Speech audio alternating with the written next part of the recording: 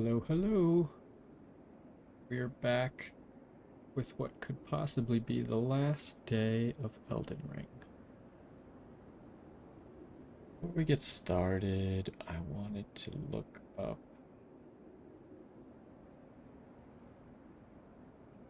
We need to do anything else with TLEA.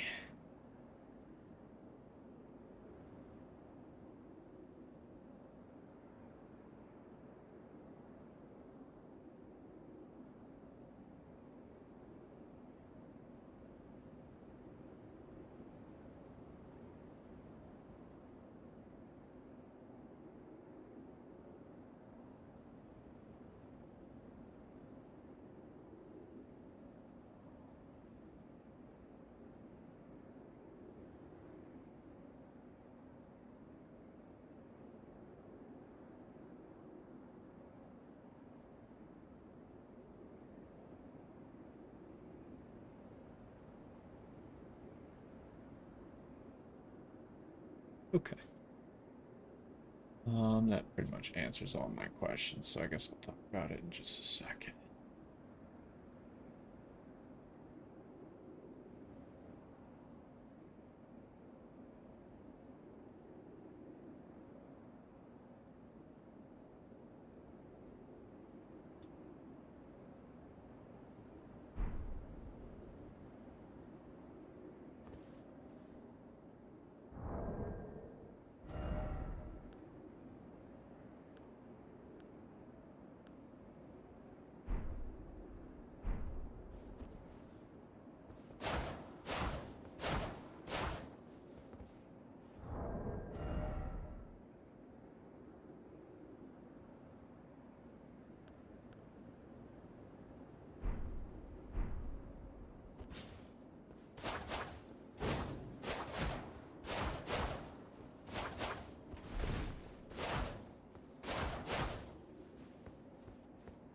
Alright, well, let's get started then, shall we?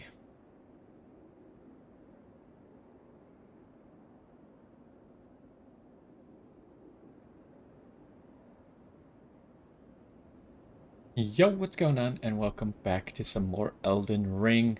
We are getting very close to the end. I don't know, this could be the final boss for all I know. We do still have Bale, who's all the way over here-ish. Somewhere around there. Um, and I was just looking up Tialie to make sure that we didn't have to do anything else for his quest. It appears like he's also summonable for the final boss, whoever the final boss is, and then we'll get his stuff after the final boss. So we don't need to do anything else with him. The only other question that I have is regarding Erdtree fragments. We are obviously one short of having them all. Now I found them all on my own, so I'm not sure. I decided not to look them up yet. So I guess we'll go into here and see what happens. I mean, for all I know, there could be one after Bale. So maybe it would be a good idea to do Bale. It seems so convenient that I had exactly 6 missing as I was entering this Anir Ilum area, right? I would have thought that there would be exactly 6 in here. So anyways, there is that. I need to pick what I'm gonna do. We'll probably do this. I don't know. Either way, it seems like Bale definitely has someone summonable, which is Egon, to do the fight. And the final boss has TLEA. I don't know if it has anyone else as well. So we'll probably do those just because they're kind of like story-related summons. For Mesmer, it did make Mesmer a lot easier, and I feel like we haven't really gotten to struggle on any of the endgame bosses. But I guess there's no real reason to like force yourself to struggle. Like, I don't want to spend like 3 hours doing a boss fight. But I also don't want it to be like too awfully easy. The one thing that I do want to go do is spend all of our runes. And did we get another remembrance after Mesmer? I don't think we did. Well, let's check and see. I never looked if there was actually gear for Mesmer. Remembrances, yeah, Mesmer was the last one. Gear, there does appear to be Mesmer stuff. Black Helm of Mesmer the Impaler, crowned with two intertwined winged serpents, slightly enhances incantations of Mesmer's flame as well as Fire Knight's skills. The winged snakes were Mesmer's constant companions. They were there when the base serpent was sealed away behind his eye.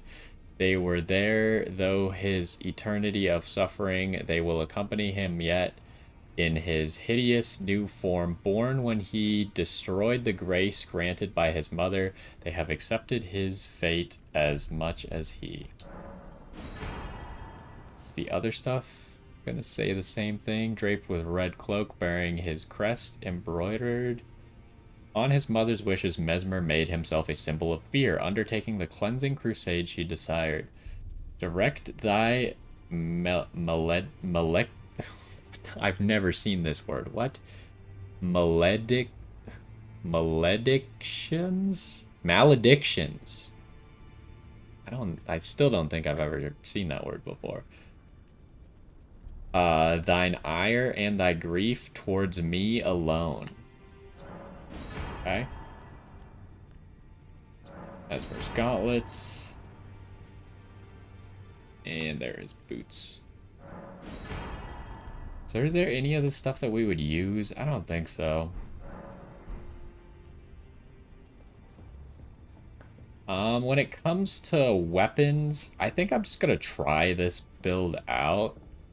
I don't really know. It's not gonna be that effective for us, because obviously we only have our offhand weapon as being actual int scaling, but I'm sure it'll be fine. Like, we're so ridiculously strong. Oh, right, we do have Moore's Bell Bearing. More. So you could buy these. I might just buy out everything that's limited in inventory. And then maybe just, like, get a whole bunch of arrows or whatever.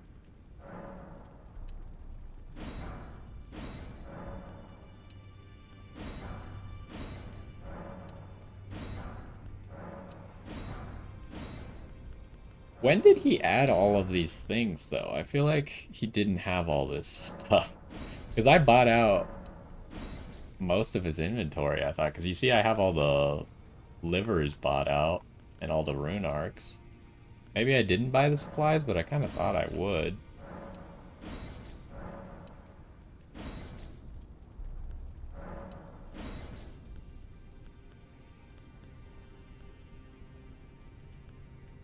What about arrows?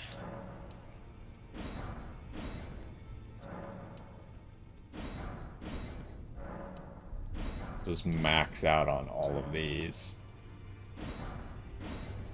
Still got 63,000 runes. What don't I have a lot of? I do not have a lot of these gravity stones. Don't have a lot of these. Don't have a lot of those. Let's get like 50 of each.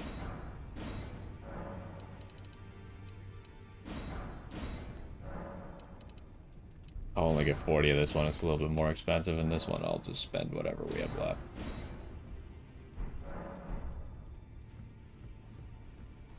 Okay.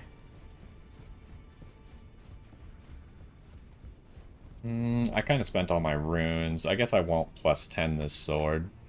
Which is kind of funny. We just plus 10 the other sword, and then I immediately swap swords. But we could always go back to it if we end up struggling. I guess after I think I've finished everything, I'll try and look up and see what the last blessing, if I did miss one, what it is and where it is. It's gonna be tough though, right? Remembering all of the ones you got. Like, how many are there to pick up? If you think the first 10 levels have 2 each, that's 20. The last 10 levels have 3 each, so 50 in total on the map. and I'm supposed to like remember. The problem is if you showed me like pictures of them, I could probably be like, yeah, I got that one. Yeah, I got that one. But if you just say it in words, like, oh, it's in this area under this tree. Like, I don't know. Maybe I did, maybe I didn't. All right, what do we got? We got Tialie. Is this the final boss and Ansbach? But both of them are outside summons. They're not inside the boss summons. I'm going to summon them both, but I might not use them. I want to see if they, like, do anything, say anything. Sometimes they give you, like, a gesture for summoning them. Out of curiosity, I wonder... Because obviously Ansbach is just right down there. We're going to run over and see if he's there while we have his summon. It'd just be really funny. I can't think of any situation where that's ever been possible before. To summon an NPC and then go to the location where they are. Actually, it might have been possible with Nefeli. I didn't do it, but he is not here. He's still on the map. He's just not here. I guess maybe when you enter multiplayer, they disappear. But maybe that... I don't know if that's true. There's probably... They probably just made it so there wouldn't be an inconsistency like that, right? They didn't just want you to be able to see two of the guy. So anyways, are we going to use these two people? Obviously, each summon, I think, increases the boss's health by 75% or something. Which is usually in your favor. Even though 75% is a lot, and these guys probably aren't worth 75% of a health bar damage-wise, just having like a distraction for you to be able to heal and stuff like that is usually worth more than 75% of a health bar. I think I want to take them into the fight with me, but we'll likely maybe throw the first fight, or we'll let them fight on their own. I just don't even know what this fight is gonna be, right? So I'll take them with me just in case they have like dialogue or something, and assuming we die, which I'm not gonna try super hard to win the first time, but if we die, I will not use them in the future. My loyal blade and champion of the festival. Both your deeds will ever be praised in song. Now, the vow will be honored, and my lord brother's soul will return, so that he may be my consort.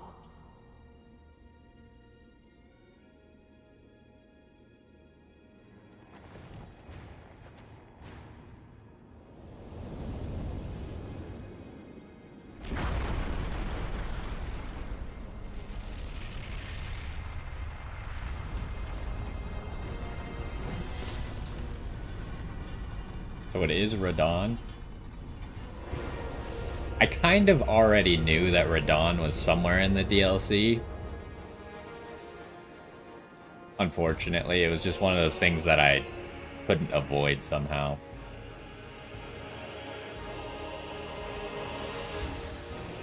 Promised Consort Radahn. So I was kind of wondering... Oh, I start like all the way in the middle. That's always the interesting part about cutscenes. There is dialogue.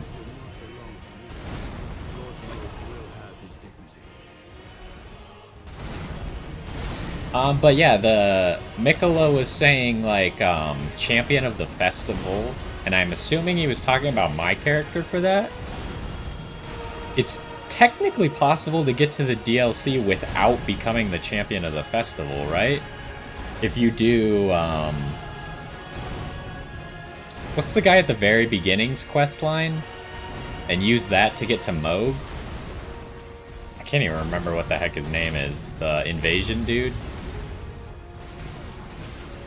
But technically, I think then you could get to the DLC without defeating Radon and becoming the champion of the festival. So Ansbach was the one who had dialogue with him. You guys can heal? Ow! Wasn't ready for that. Okay.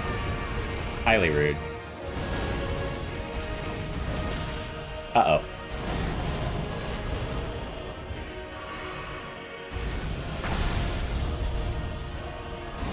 I messed up.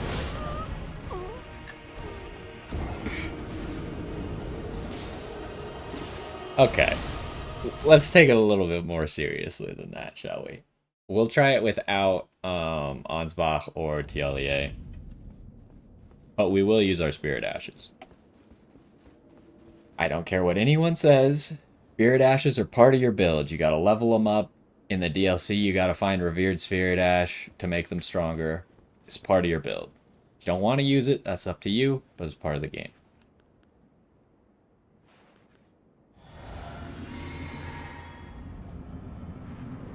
We are going to use Yolan and Ana. It's a lot better to start this far back rather than in his face while no one else can help you. Okay. Oh, I didn't really look at my build very well. Uh-oh. My bubble saved me there. Yolan and Ana are doing much better than Ansbach and TLEA. But to be fair, he did have a lot more health against them. Oh, we didn't see this last time.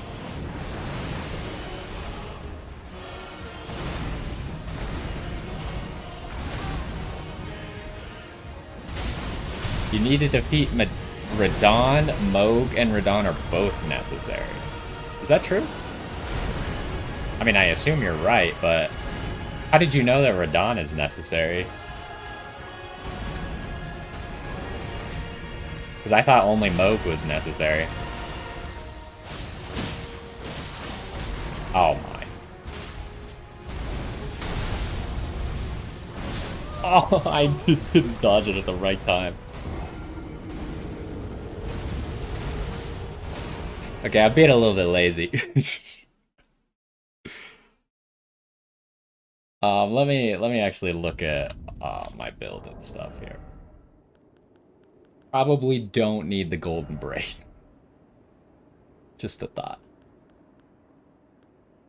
Gravity magic is all physical damage, right? I think it is. So there's no real reason. I mean, I guess the boiled crab is going to be really valuable here. Also, the one time I cast my weapon art, or whatever, weapon ash, it missed. So that was really cool. Rotten wing swords, maybe our best bet. Do we have anything else defensive? Like, I got 3 defensive options. Heard it several times about Radon and just searched Google. Did they, like, I, don't get me wrong, I believe you. It's just like, how, it didn't say that on the DLC thing, did it? I swear it just said you had to beat Moog. It didn't say anything about Radon. But I guess it would be really confusing if you somehow managed to get through the game beating Moog without beating Radon first, because you did, whatever, I don't know why I can't remember his name. But you did his quest line and got to Moog earlier.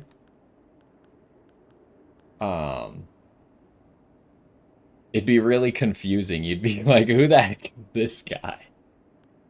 But I guess you'd just probably be like, oh, it's another boss. Like, cool. It wouldn't really be relevant who Radon was to you then. Am I just going?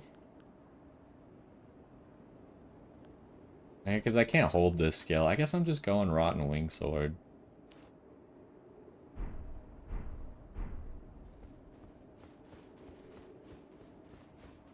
What is Radon is super weak to Scarlet Rot, right? Pretty sure that's true. If I wanted to use the Scarlet Rot halberd, um, I just wouldn't have very good stats for it. I don't even think I have enough arcane to wield it at all. But it thematically would be pretty cool. Or use like Melania, the Hand of Melania would be pretty cool. I just don't think the Hand of Melania, like the ability Waterfowl Dance, is never going to be useful in this fight, I think. Actually, he does have a few ground slams that maybe you could dodge with it. I don't know. Let me stop being stupid and try a little bit harder here. I'm just like, I'm playing absolutely terribly at the moment.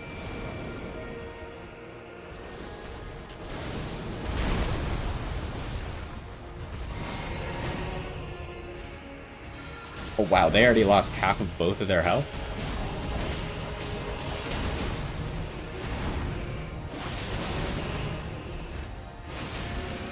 I am so tanky with this boiled crab, by the way. Oh, there's fire?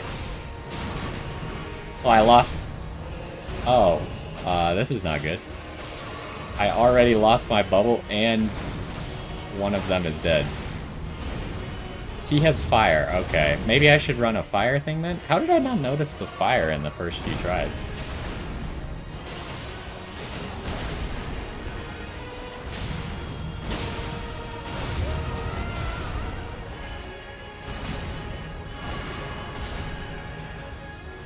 Oh, come on, man.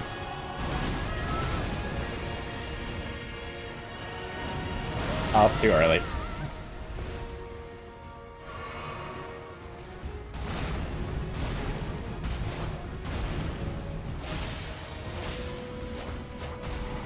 Oh, oh wow, I got lucky there. I need to try jumping more abilities. I feel like I got him to half. How did I not get him to half before this? That's crazy. He seems like he has a lot of abilities he might be able to jump. I just haven't really been, like, forced to try very hard in the DLC yet. So I just, like, I've been really lazy.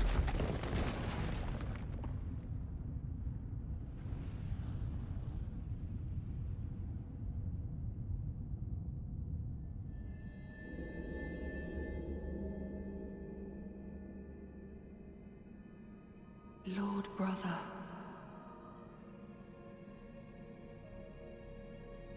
At long last you are returned.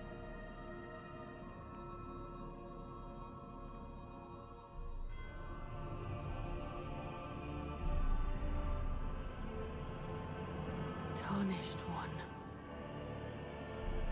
Aspiring lord of the old order. Is he gonna ride his back? If you have known sin, Like Lorien from grief for Dark the Souls Father, 3? then yield the path forward to us. This is exactly like the Twin Princes from Dark Souls 3. And my promised consort, Radahn. That's kind of cool. I wonder if you can hit Mikola. Consort of Mikola. What? Well, he definitely casts spells, just like, Crap, what were both of their names? Lorien was the older one.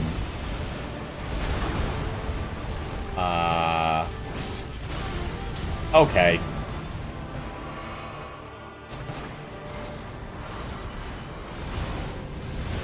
I have no idea how I dodged all that, by the way.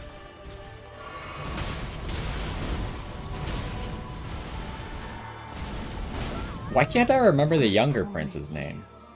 1,000-year voyage guided by compassion. That doesn't seem good. What is this debuff?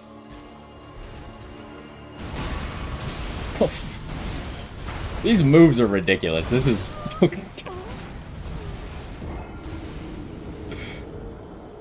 This is way harder than, Lorien and... shoot. What the heck was his name? I want to say it also started with an L.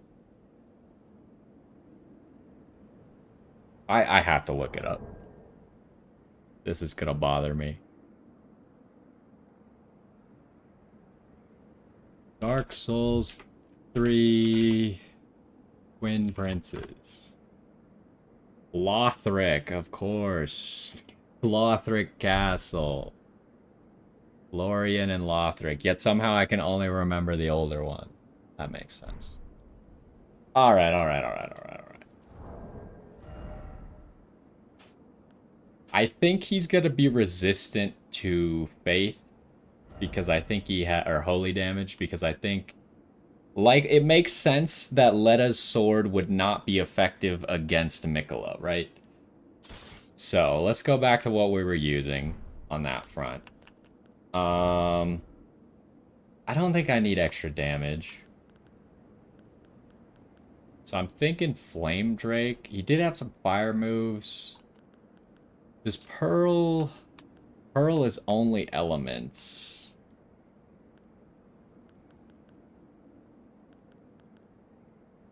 I don't know if he's doing any other elemental damage. Maybe I should just keep this. Doesn't Letta's armor have bad fire resist? No, she has fine fire resist. Yeah, okay. Should I try Tish? I need to remember to refresh the boiled crab buff as well. And maybe I should actually use Golden Vow, huh?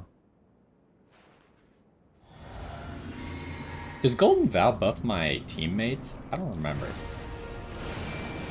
Oh, hello.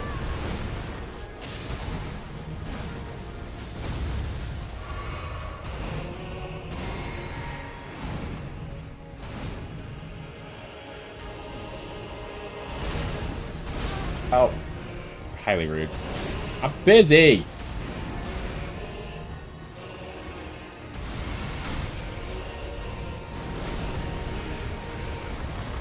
Okay, Tish is already most of the way dead, so abandoning my summon to do all these buffs and stuff is not a very good idea.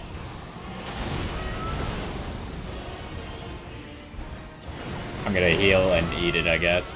That I didn't even get my heal off, so it wasn't worth it. Okay, this is not the strat. What? You can't go under that? Oh, I'm just spamming. Alright.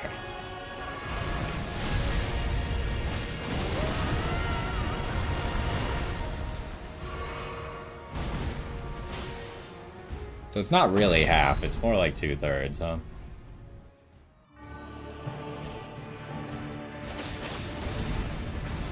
Oh, I should definitely do Faith defense, right? Because he's doing a lot of Faith damage in the second phase.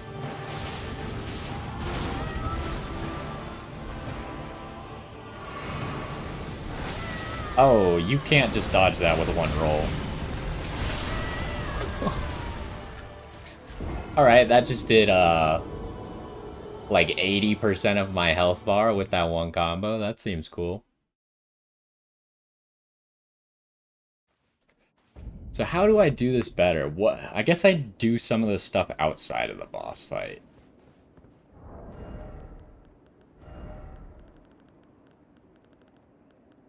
Okay, give me the golden braid. A little bit more holy damage negation.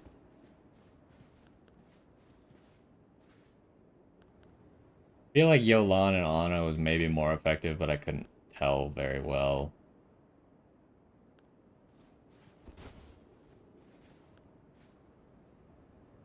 Let me do this.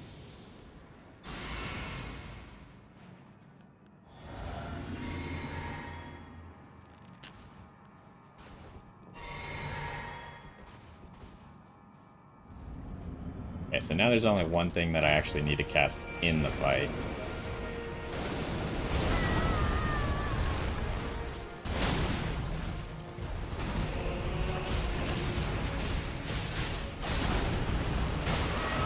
Dang it. I actually lost my bubble there. That's really bad. Oh, okay. You just have to run away from that, I guess, which is what I was doing earlier, but then I stopped running away from it.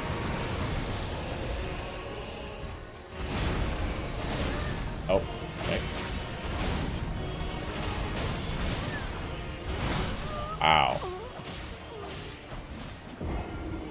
So is he healing? It feels like he is not taking very much damage there. I don't know. I'm obviously just not playing very well.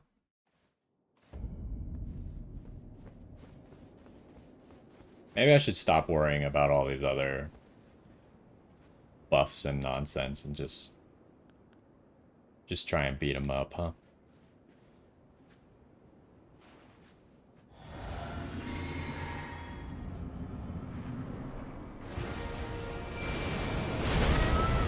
Okay.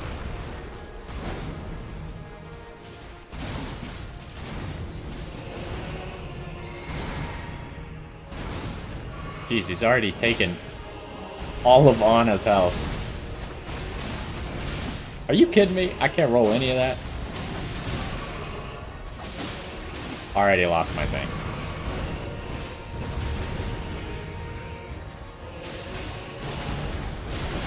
Oh, that hit behind him? That sucks.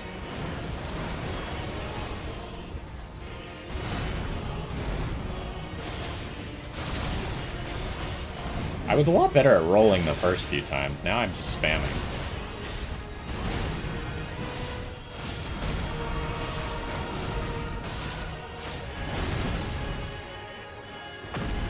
Okay, we got him to second phase with summons still alive.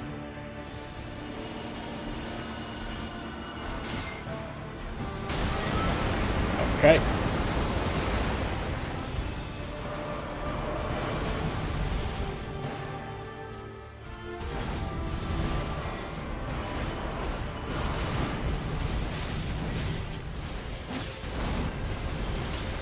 Are you kidding me? Actually missed the heal there.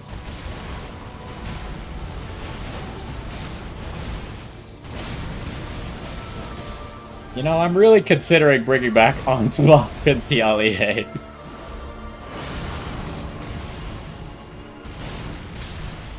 Oh, I thought I died, but it was actually Yolan that died. Oh my lord.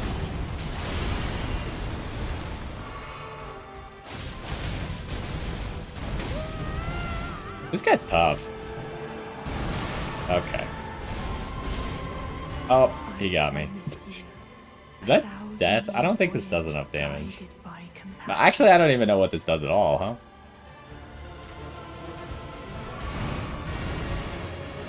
Maybe it, like, increases the damage that I take from Faith or something like that. Holy.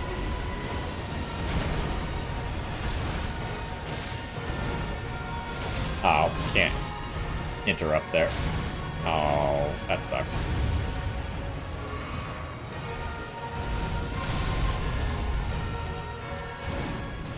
Oh, that's a line. Okay. Didn't realize it would do that. Okay. You know, we do have spells.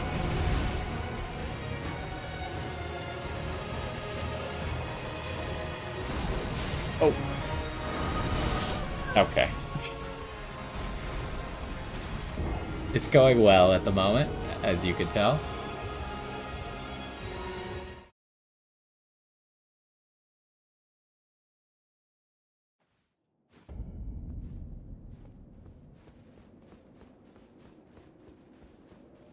I'm trying to decide. Do you think I should summon these dudes? Because the first time I fought Radahn, I did not summon anyone. And I did Radahn all on my own, which was incredibly difficult. Most people summoned for Radahn. Very few people did I see not summon for him. But this is a little bit different, right? So I don't know. It's definitely tough. Like, I haven't even really gotten past half yet. The second phase is just, like, utter chaos. There's just so many hitboxes and things.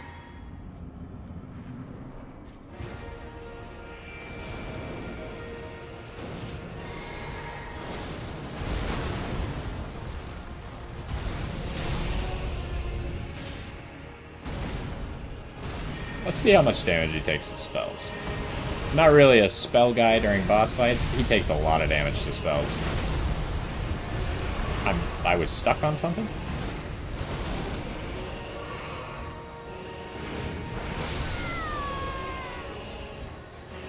Can we talk about the fact that that just one-shot me from full health? I've never, like, been under him when he does that move. Apparently, I mistimed the dodge. I thought I dodged the rocks, but obviously there's more rocks coming afterwards.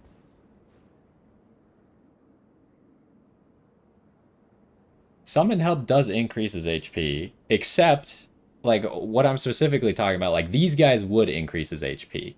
The ones in the normal Radahn fight, like, in the base game, do not increase his HP. So that's why I thought it was really cheesy. And I assume that all in boss fight summons don't increase their HP. Because if every single summon in the base Radahn fight increased his HP, literally anyone who just spam summons, it would be impossible for them to beat the fight. Because he would have like billions of HP. But like, I mean, I laid down all the stats for you. I'm just looking maybe for a second opinion on if I should do it or not. Okay. I hate you.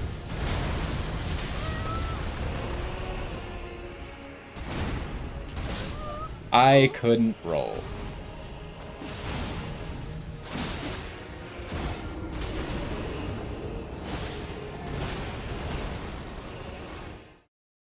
Are we actually going to struggle with a boss in the DLC?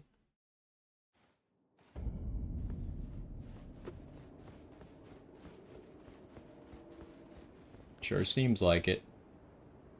In the base Radahn fight, if you do everything available before him, he is easy. Well, yeah, but if you do the Radahn Festival, then he is not easy. Because the Radahn Festival tries to get you to Radahn very early in the game.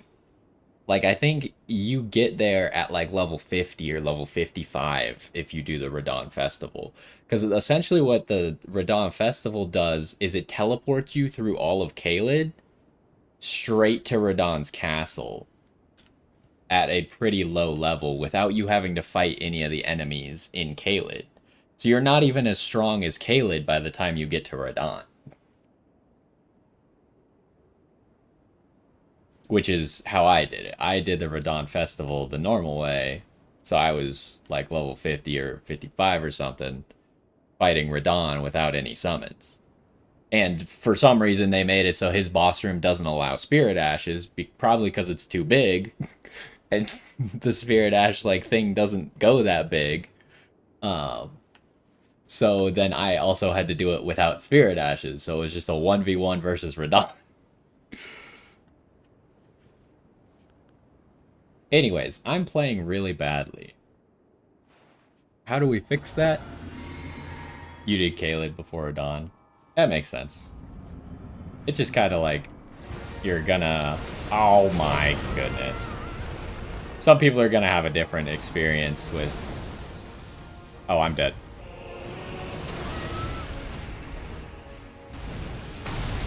Okay.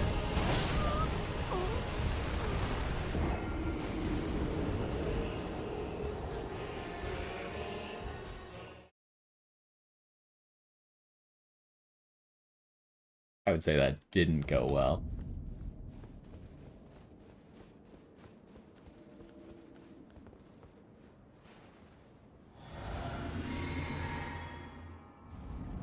It's really obnoxious. Like, you gotta just mash the button, and then you still get hit by this move. He does this move, like, 75% of the time. And you're guaranteed to take a hit if he does it.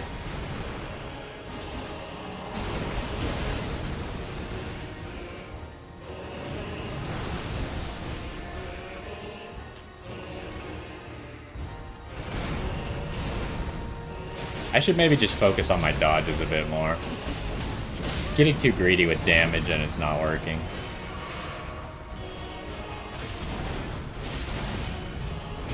I don't know what made him flip around there. That seemed kind of unfair.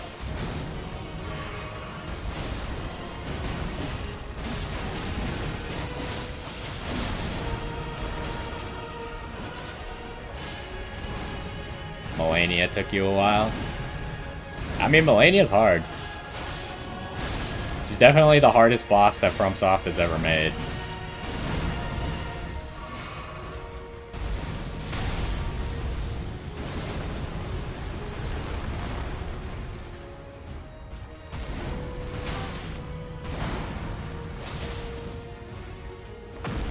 No summon, not even Spirit Ashes. I use Spirit Ashes, so I beat them very quickly, but...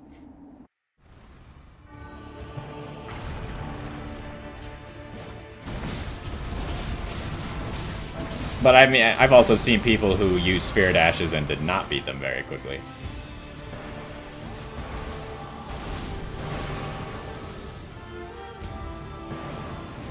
Oh, it still went for... Oh, right. Forgot about that.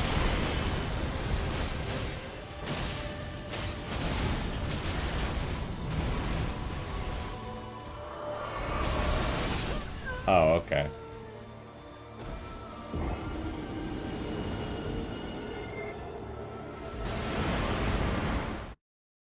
I am not doing well. Well, let me take a second and think here. Because, like, everything else in the DLC has been so easy.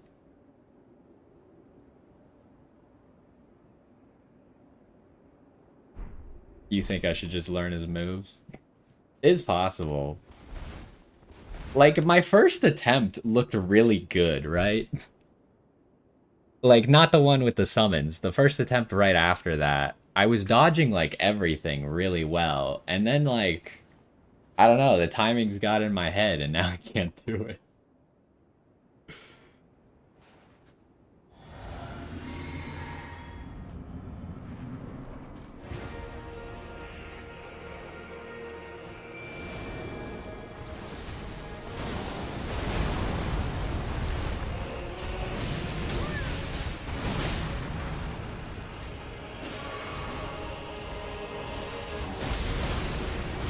Nope, he went for me.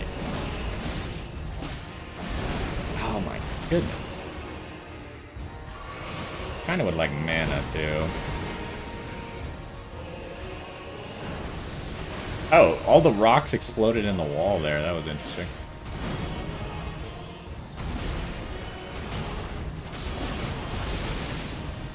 Oh, he went for me.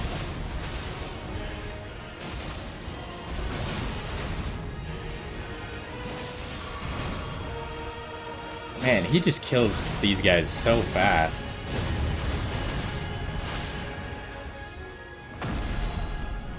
Is your armor defense helping?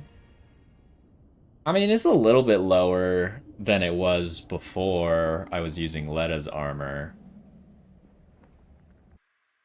So I could maybe up my defense a little bit.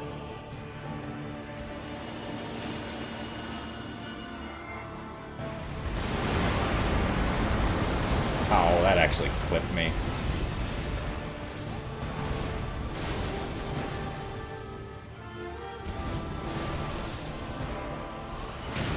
Oh, I gotta be faster.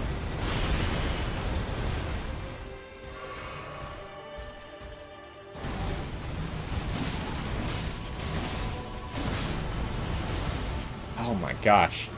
I don't know, like, which moves it hit behind him and which don't. I don't think I need the Holy Defense. I think the Holy Defense is way worse than me just having extra damage.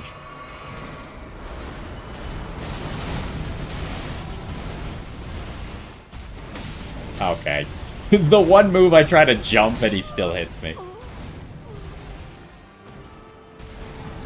My poise stat? I think my poise is like 61 or something. Maybe that's what my poise was before. Let me check.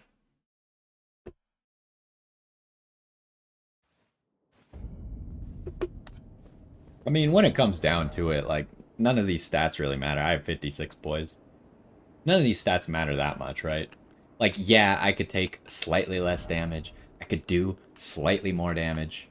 But in the end, like, what the difference is, um, the slightly more damage is maybe I have to hit him 1 or 2 more times, which isn't a lot. And then the defensive difference is just, like, dodge better.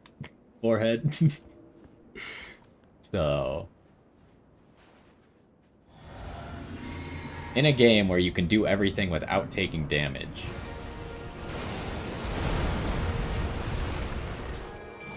that's usually just the solution.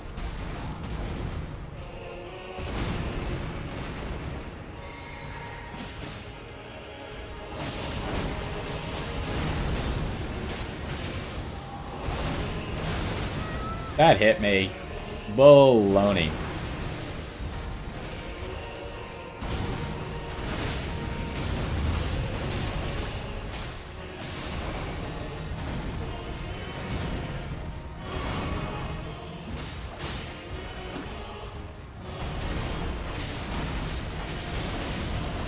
He likes to swap what side he's attacking on a lot. Or like what target he's going for mid-combo.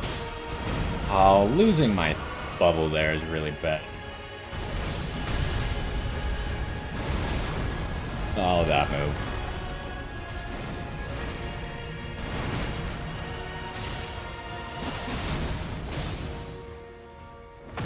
Watching level 1 runs really helped with the base game. Yeah, I mean, like, level 1 runs obviously are... They know the optimal strategy for how to dodge stuff. So just watching someone who already knows how to dodge something optimally is going to be very helpful.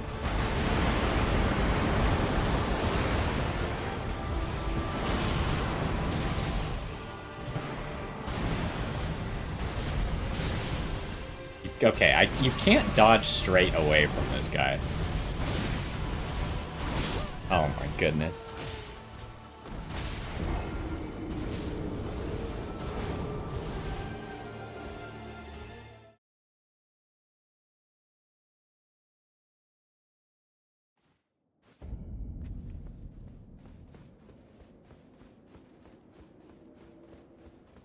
I feel like this guy, like, once you really get into this fight and there's a bunch of stuff going on, like, I mean, I guess this game always kind of feels like that. Like, it feels slightly less responsive once there's a whole bunch of stuff on the screen.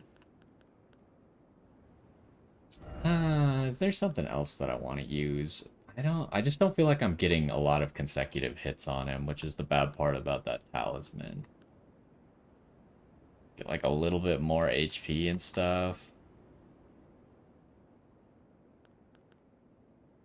I mean, probably late game, one of the best talismans is like the Great Jar Arsenal, right?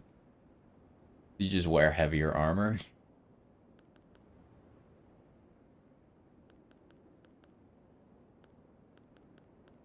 And maybe I'll just go back to the Golden Braid. Yeah. Being patient. La da da da da. Oh, come on. It didn't buffer my roll. You know what? Okay. Sheesh, help me.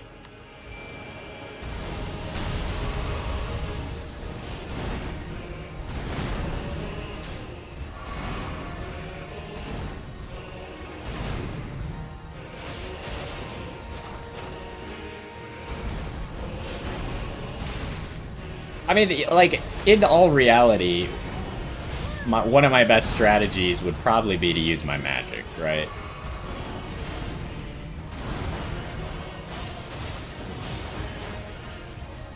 I could get a lot of damage down from a safe distance with my magic.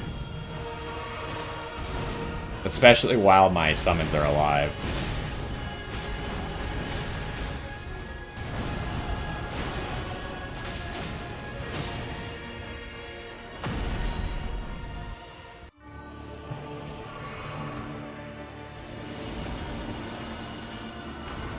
Tish, you better not get hit by this. Oh my goodness.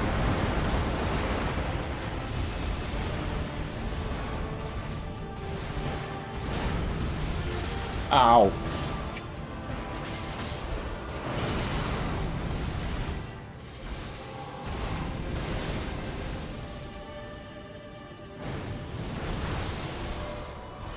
Oh, right, he does that one. I thought he did the other thing. Oh, there goes Tish. What? That actually did enough damage to kill me, even with the golden braid?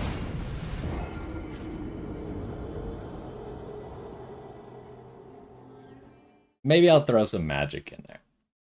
I mean, it's funny because, like, my entire build is magic. But I try not to use it very much in boss fights.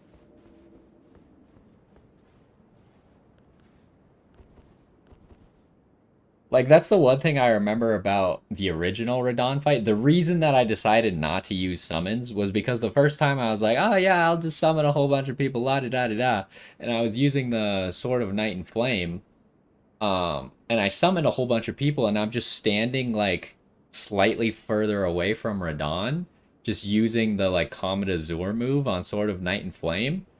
And he was dying so quickly that I literally had to run in and get myself killed because I was just gonna beat him first try without even, like, playing, essentially. It was just, like, so laughably easy.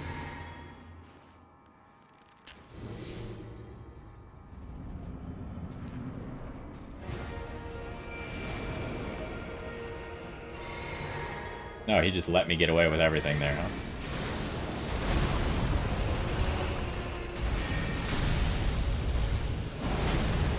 Like, let's see if I just try using some magic. Because all I have to do is keep my distance. Oh my, really?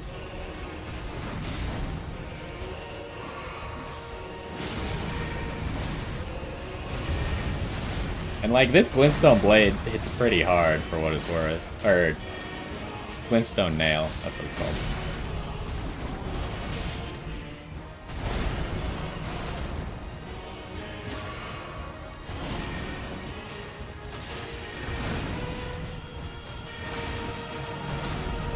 I wonder, can I hit him while he's up there? Yes, but gotta not get hit while doing that. No, wait! That move better not still be on the ground after all this, otherwise I'm gonna be pissed. It's still on the ground! That's not fair at all.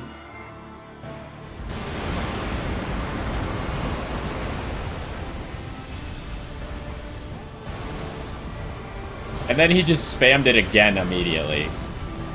What a nerd.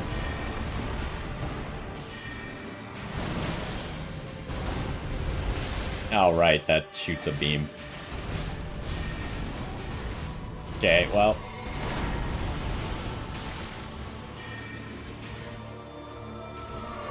He's definitely a little less aggressive from a distance. Well, maybe that was just because I still had summons.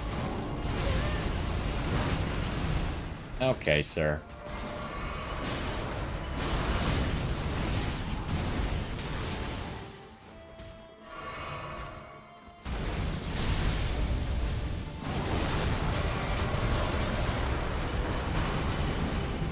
Oh my goodness. Alright, alright, alright. I am not making any progress right now, huh? We've literally been here the whole episode and I have done nothing.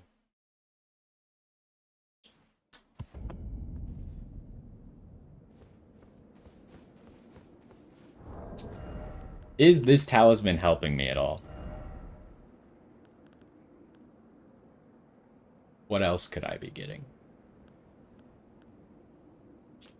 I could use strength.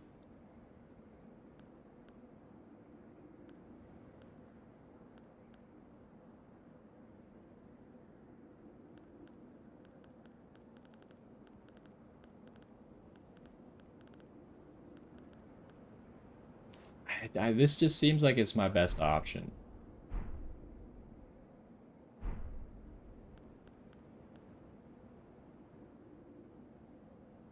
I can't really figure out who's my best summon option. It's probably still Tish.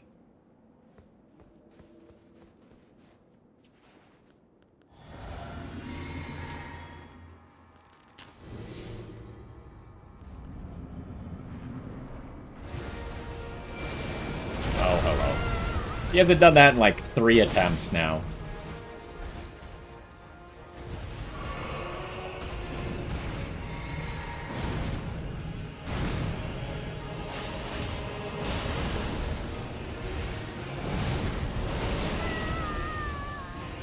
Okay, a lot of the rocks are gonna get deleted here.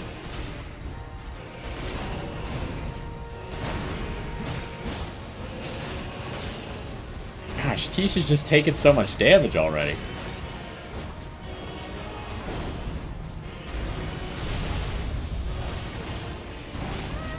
Wait, did I really run out of stamina there? Or what happened? Why didn't I roll?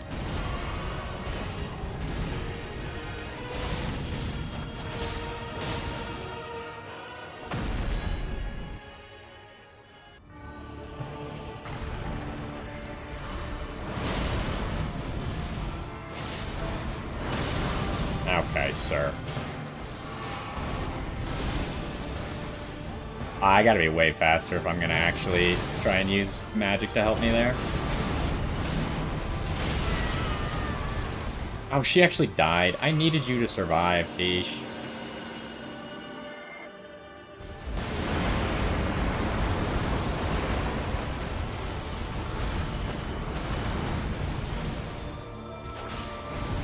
Oh, I'm not two-handing the sword. Okay.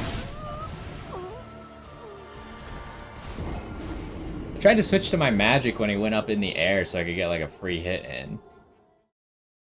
Is it true if you put a certain spell in your inventory, your spirit ash will heal? Never heard of that before. Doesn't mean it's not true.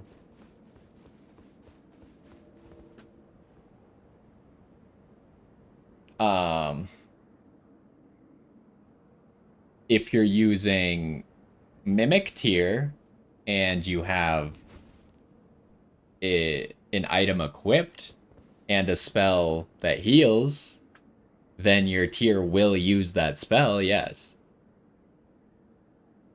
So that part is true. That's why, like, I would always put boiled crabs on my consumable bar, because your Mimic tier would use the boiled crabs. It would use anything you have on your consumable bar. So you just, and it wouldn't take from your inventory, it would just take from its own inventory. So you could just, like, give it a whole bunch of stuff to throw at the boss or use, and it would just use it. Although sometimes it would use them, like, it would just use 2 boiled crabs in a row, and you're like, alright, guy, come on. Can we be a little bit more effective here?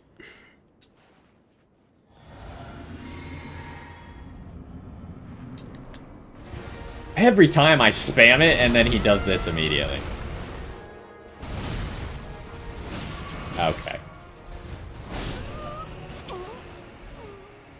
I think if you spam, then he instantly does the gravity charge.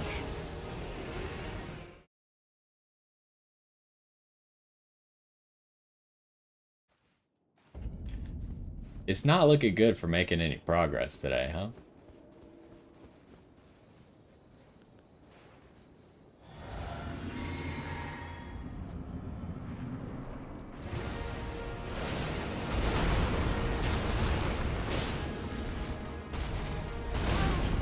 Okay, I had to dodge that. That was kind of bad.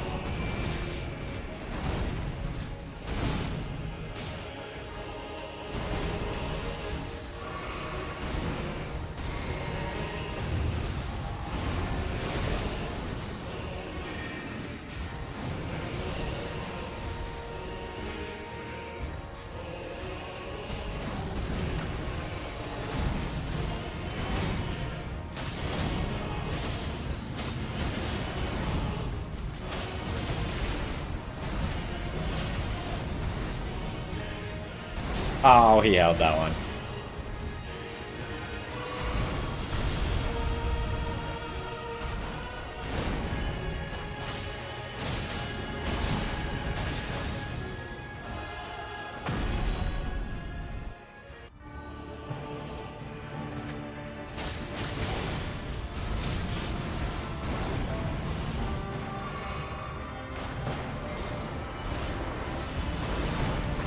That move reminds me a lot of Melania's up in the air, like dashy thingy.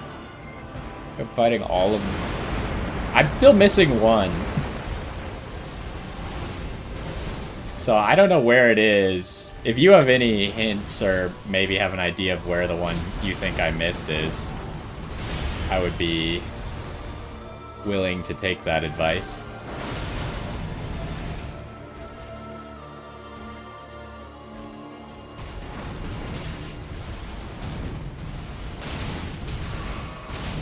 Are you kidding me? I messed that up so bad.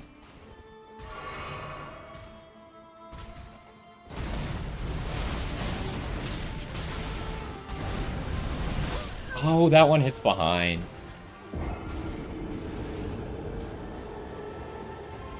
Yeah, because I feel like I explored everywhere for them.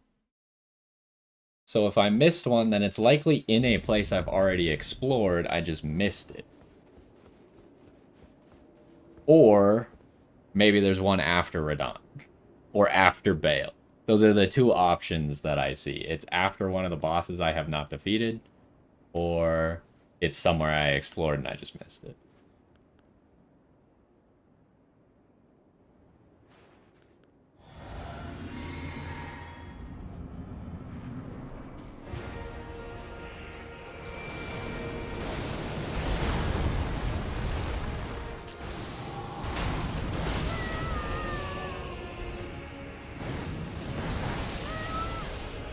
Ow.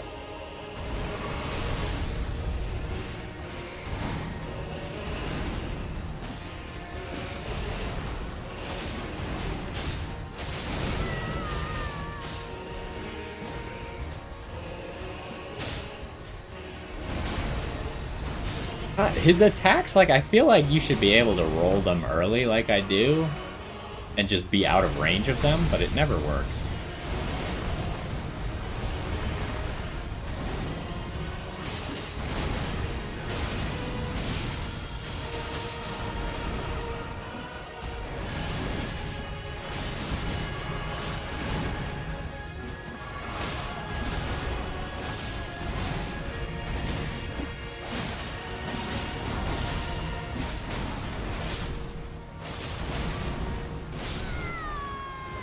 Gosh dang it.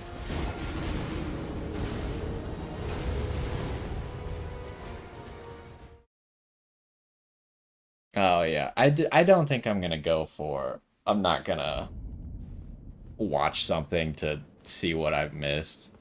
If I missed one, the only thing I would be concerned with is if there's an actual area in the game that I did not find. If I just genuinely... This happened in that one village, Marika's hometown. I missed the braid the first time I went there, but luckily I went back.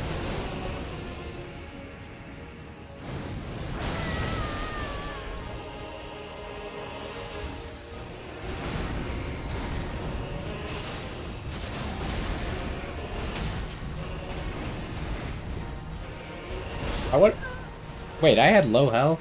I didn't even realize I got hit enough. I was gonna say my strategy might be to, like, wait until phase 2 to use a Spirit Dash. I don't know. I'm just not playing well today, I guess. That's unfortunate. Because I don't really know what to fix about my gameplay.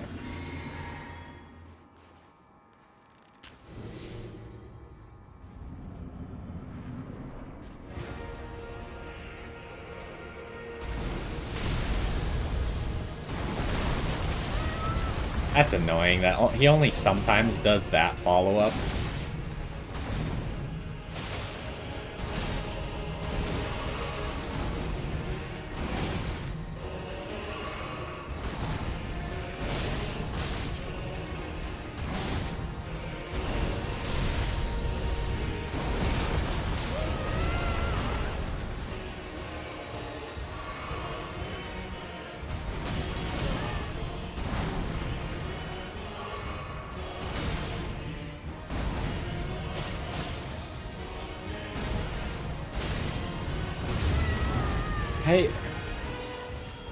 I just feel like my moves aren't buffering correctly.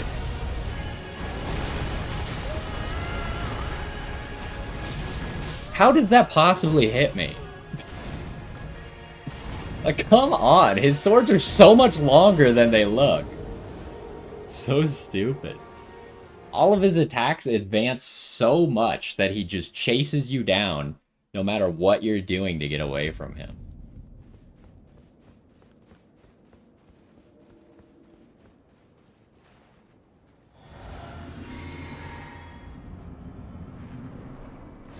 Oh my gosh, I pressed it right after he pressed that.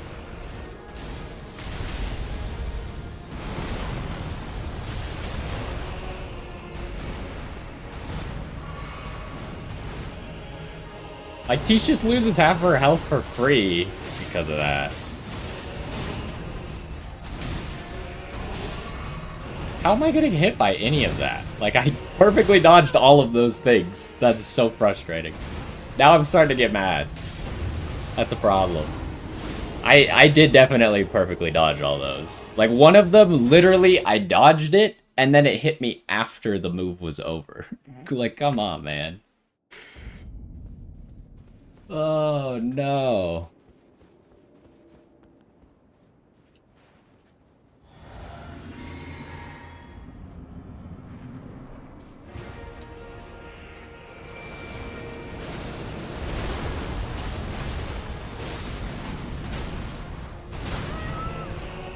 His tracking is also way too good for a boss.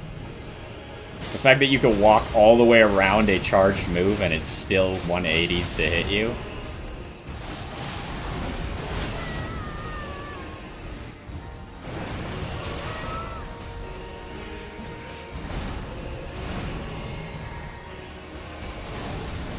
Yeah, how are my Spirit Ashes so weak against this guy? Like, I have a Revered Blessing plus 10. And you're telling me that, like, these guys can't even survive, like, 12 seconds against this guy?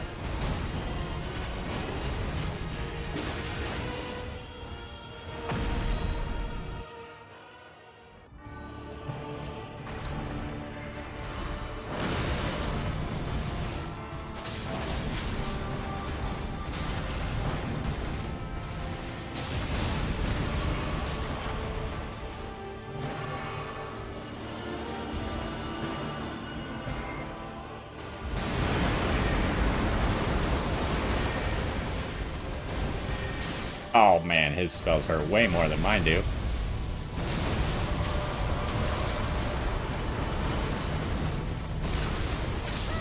Okay.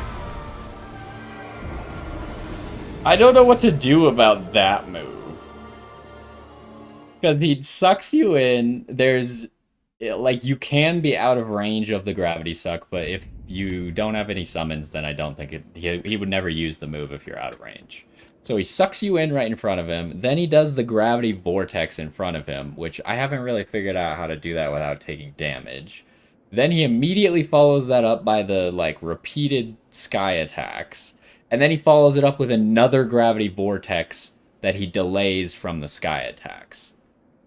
Which is way more than 100% of your health if you're just getting hit by the chip damage from the vortexes and you're dodging everything else. So I'm not really sure what to do about that move except have a summon.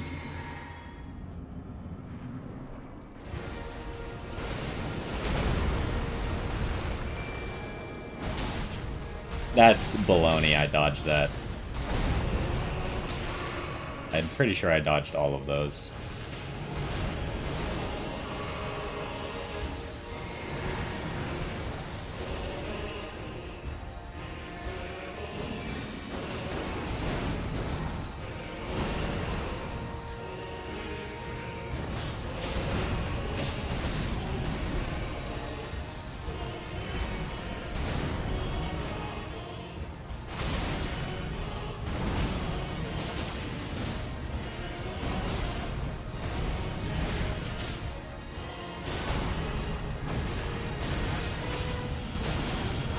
I didn't phase transition him? Dang it, I went for it thinking that I would get the phase transition before I got hit.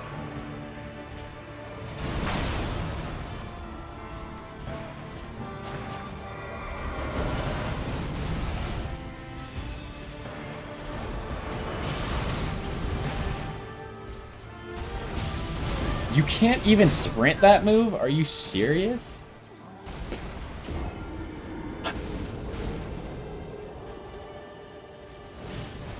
His range is too long. Are all of these moves, like, jumpable? Or, like... This is crazy. If that move's not jumpable, then it's not, like, feasible to dodge that move.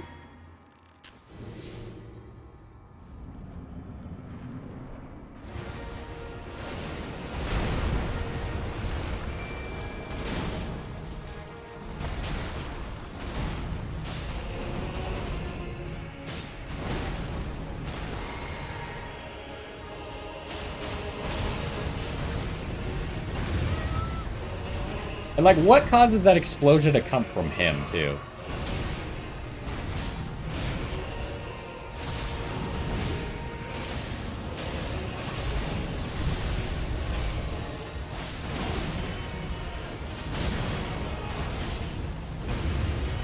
Uh-oh.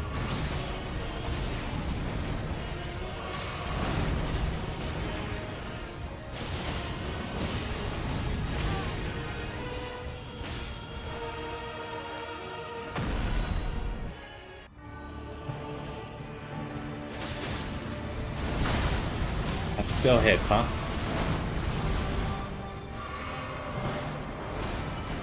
Oh, you could run this move? Except for the end of it, apparently?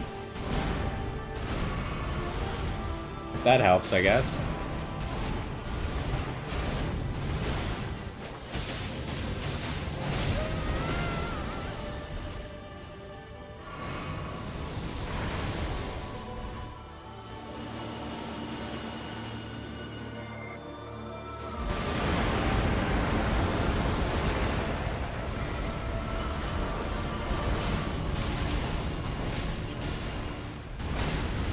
Oh my goodness.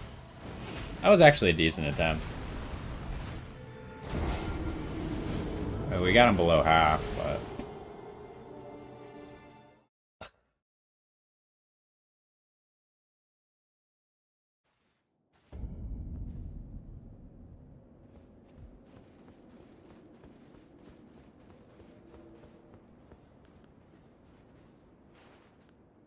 Seems like we're gonna be here for a while, huh?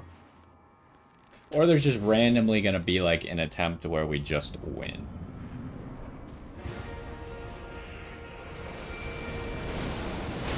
Oh, come on.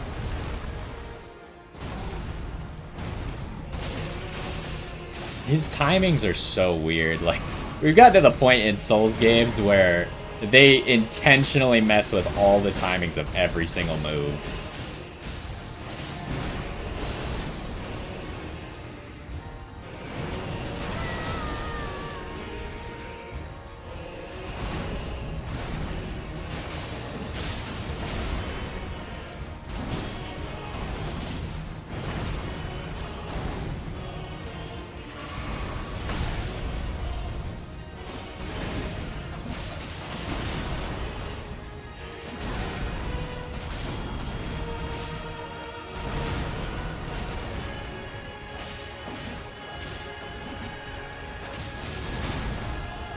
Oh no, I didn't mean to reset my auto attack. It's unfortunate.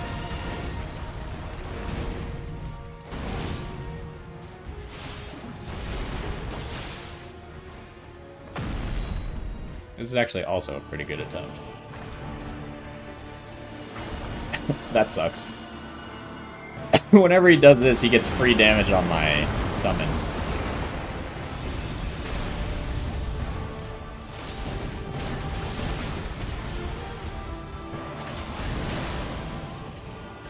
I didn't really need to heal there. All I did is get myself locked into taking other free damage.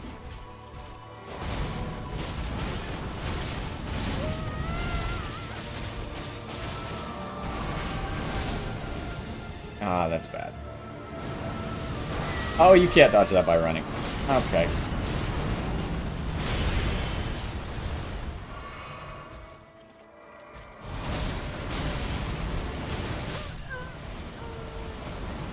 Dang it. making no progress. Is literally, I'm getting him to like almost the exact same spot every single time. And we're not doing any better than that. We're learning a little bit, but I'm not learning enough to make any meaningful progress.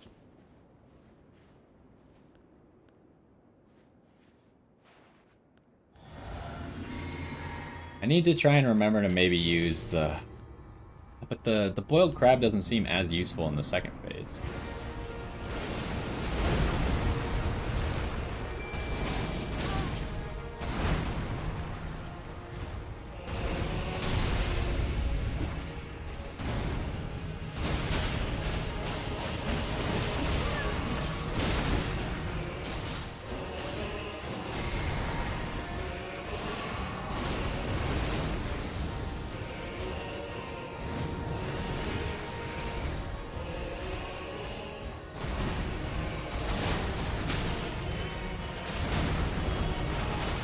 That hits behind him.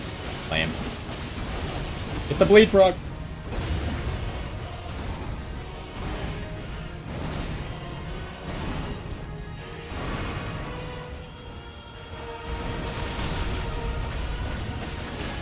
Oh, that wasn't enough damage.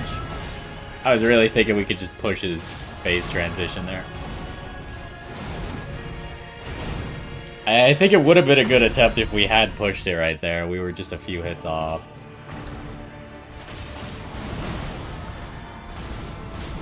Oh, what? He did the grab while he wasn't facing me? That's what I mean, like, what is up with that?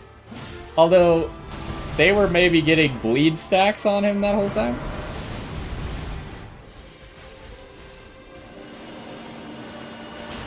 Okay, hit his foot. Okay, don't go for a hit, I guess. It's just always bad.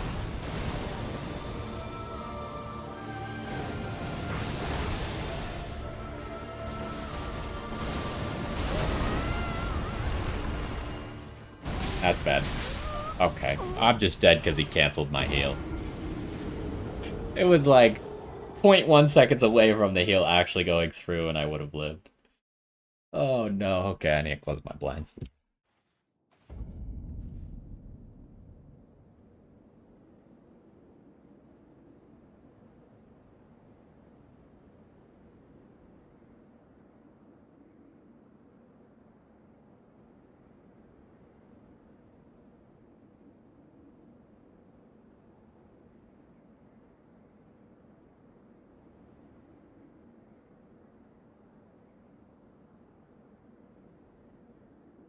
Blinds have to be the most inconsistent mechanical device man has invented since, like, the 1800s.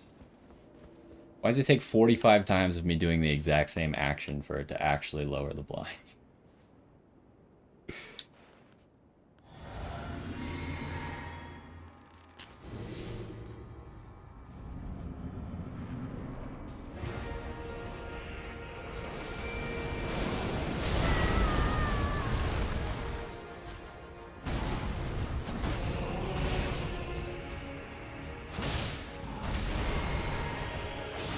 How is one of them already at half health? He's done 2 attacks.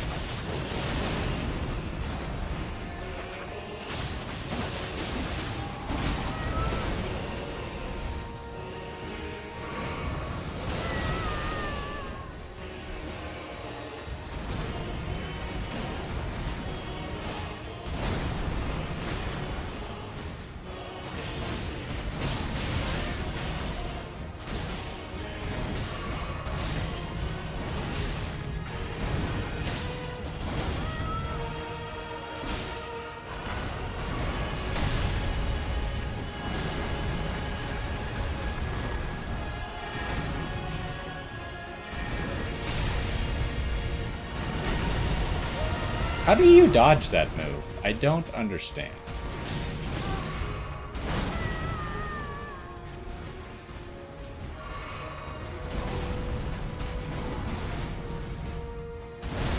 Oh, that one he just lunges forward so you can't run away from it.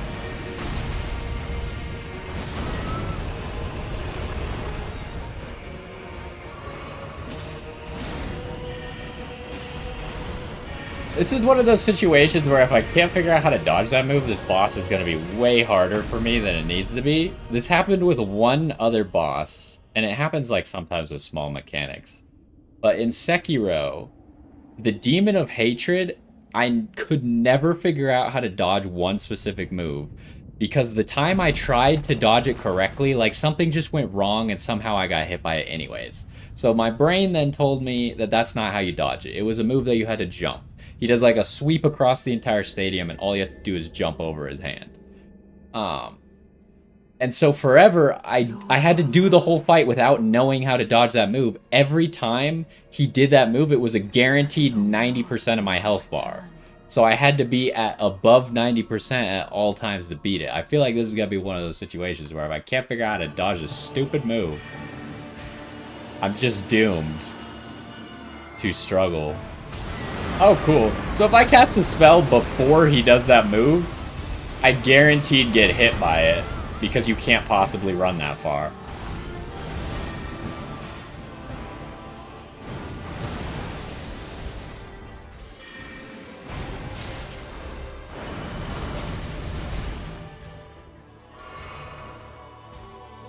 Also, I feel like my streaming software keeps saying that it's overloading in this area.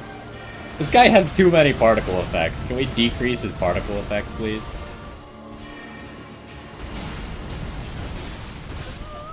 I can't. I am making no progress. I think Tish has had better results. Out of all of our testing, why I'm fighting Radon?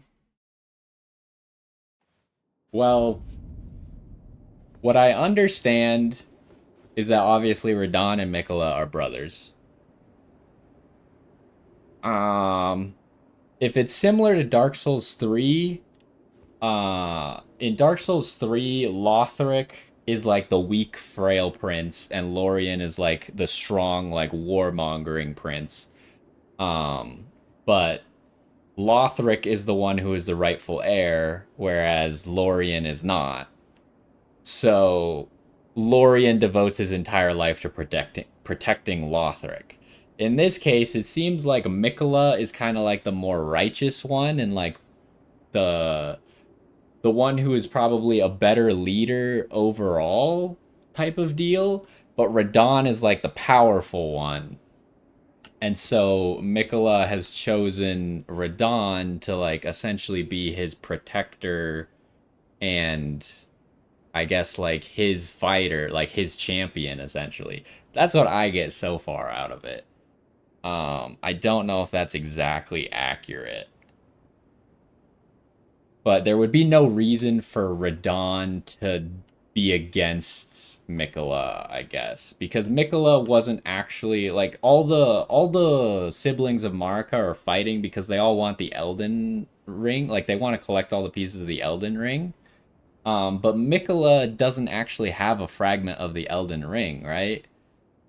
Or a great rune, I guess is what we're talking about. And so there would be no reason for Radon to actually like have any malice towards Mikola because he's not trying to get a great rune from Mikola. Although I don't really understand that part because Melania's great rune is not part of the Elden Ring either. I don't actually the Elden Ring is not really related to it's kind of related to the great runes but not exactly because you don't need all the great runes to get the Elden Ring. I don't know exactly how it works, because Melania does have a great rune, so I assume Mikola would also, by proxy, have a great rune, but we've never been able to see his great rune. I don't know, there's a little bit much on the actual lore understanding for me. But it would make sense that if you were going to choose one person to fight your battles for you, you'd probably pick Radon. Especially since Melania is dead. But I guess Melania doesn't necessarily need to be dead, right? I hate you.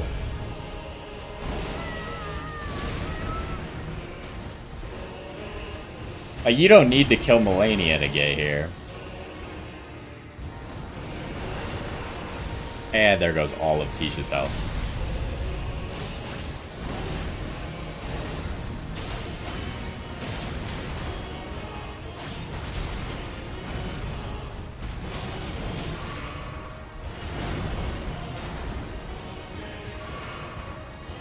Yeah, I don't know why he wouldn't just... What? You could get knocked down from that? What was that? I don't know why he wouldn't just pick Melania. Because Melania is, like, more directly his relative than Radahn is. I think Radahn is, like, a half-brother. Whereas Melania is, like, his twin sister, literally. Which is why she devotes her entire life to protecting him.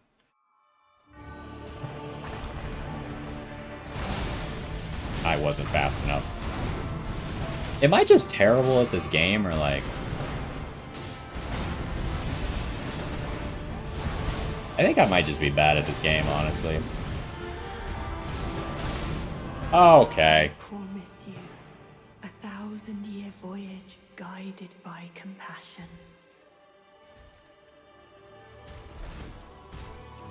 I still don't know what this does. It might be like the Calamity debuff from Dark Souls 1.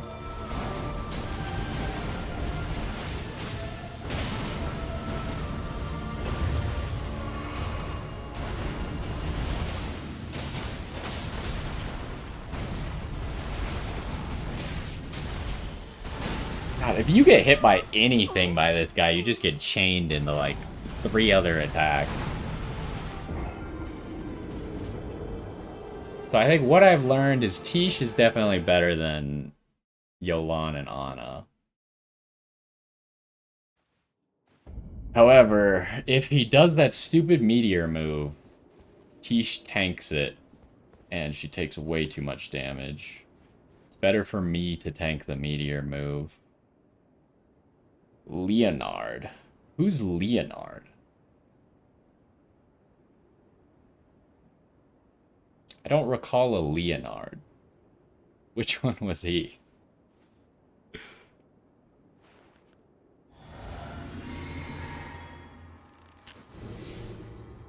I keep skipping Tish and going to Yolan.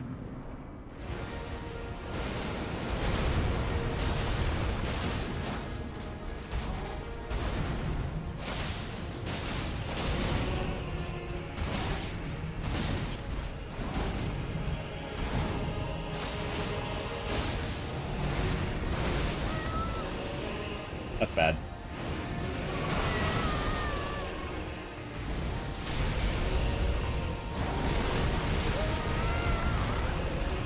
Radahn. Oh, Radahn's horse, of course. I thought it's not Leonard, right? I thought it was like Leonard. Or is it Leonard? I didn't think it was Leonard. That doesn't sound right, but maybe it is correct. I'm just stupid. Maybe it is Leonard, actually.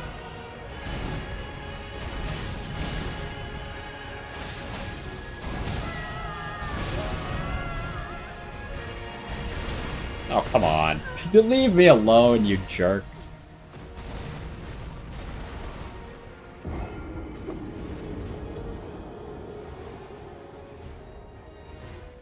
I'm gonna fill up my water, this isn't.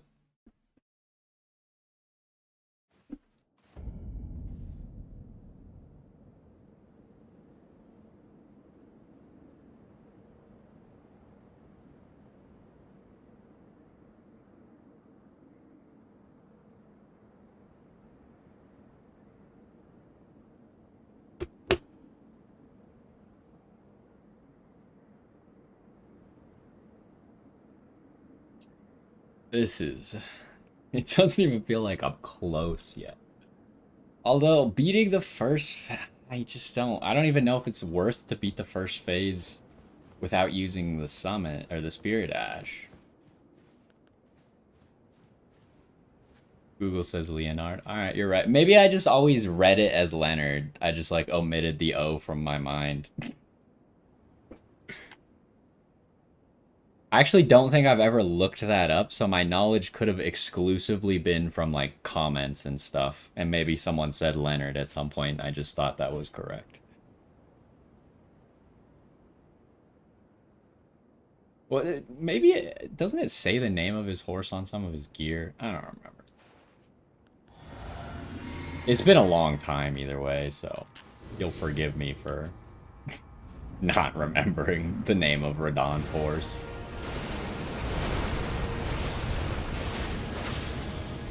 Oh.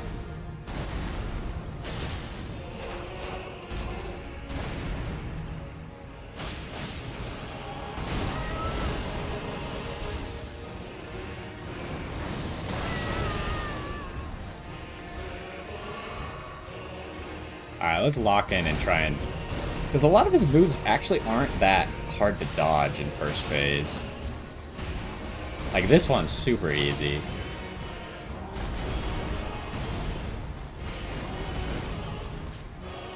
Oh.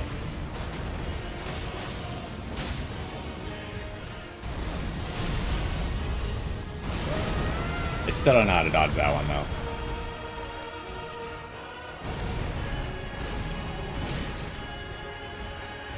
Gosh, he runs faster than you, too. This was such a good fight, but I can't get a heal off. Yeah, I pronounce it the same as you, so I misread it, too. Fair, fair. That was such a good fight until I just couldn't heal. They definitely did a good job in the... Well, maybe it's not a good job, but making bosses so they never let you heal.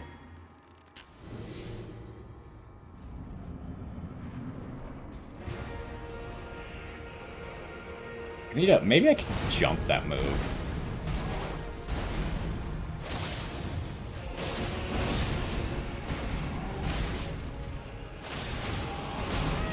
Okay, can't jump. Well, maybe I could jump that. I think I just didn't jump fast enough.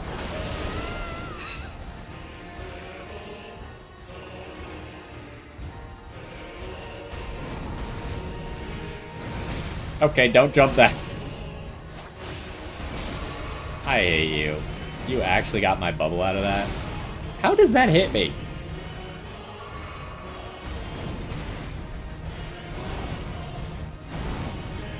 He has another hit. I need to internalize that that's like a 5 hit.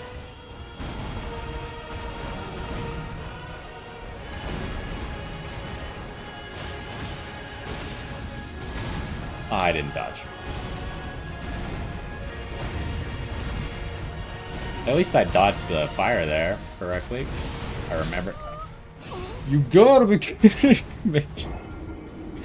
His moves hunt you down too hard. Like, come on, man. Really? Like, you can't roll away from him and feel safe. The only way to dodge is towards him. If you're rolling away, you're getting hit anyways.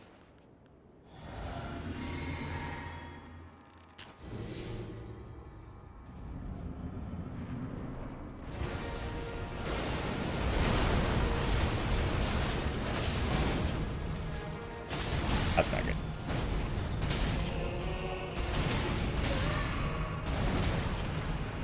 It really used my bubble there. I wasn't even low enough, I don't feel like.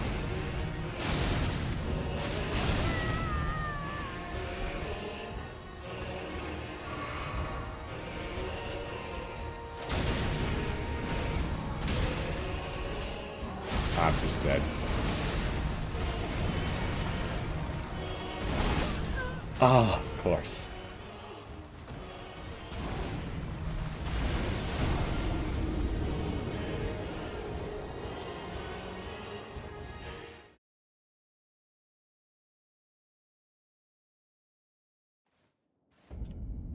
So let me think. The gravity move, I have seen that we can roll the gravity move while he's pulling you, which might be the strat to not get pulled at all, but that's like exact timing. I don't think that's reliable.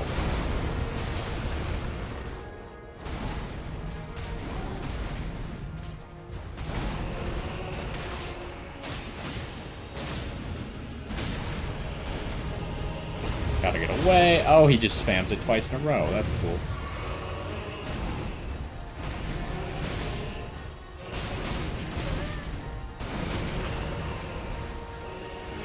See, look, my bubble survived there. I don't know how he got me low enough for the last one. I just... And the fact that you don't know if he's gonna do that, or just go back into a different combo, makes it so difficult. Do the jumpy flip. Yeah, that one.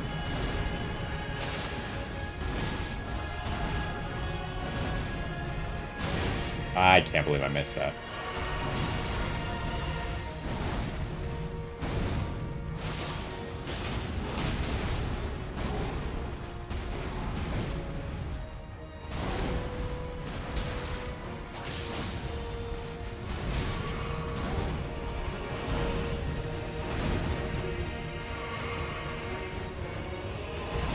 Ah, that catches you?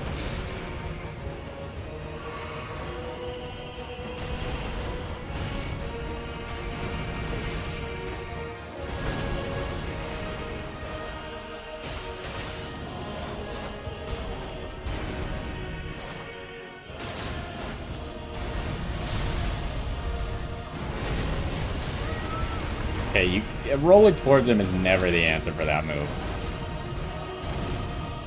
I can't believe I did that. I forgot it was a 5-hit combo again, and I dodged, or I tried to drink after 4 hits.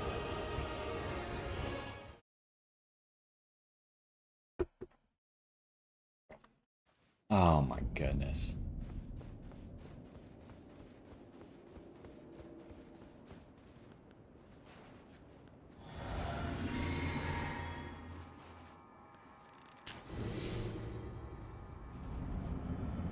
Oh, we do have great runes. We could always pull out the great runes out of the pocket.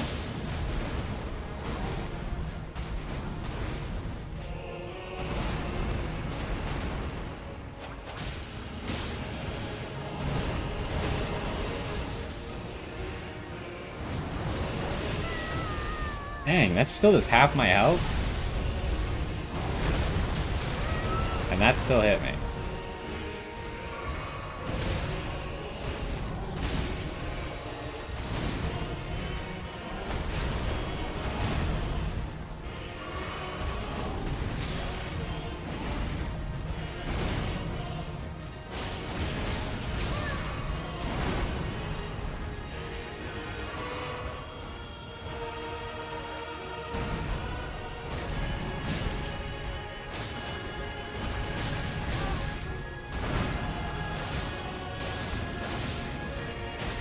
No, I buffered 1 extra attack. Oh, I live.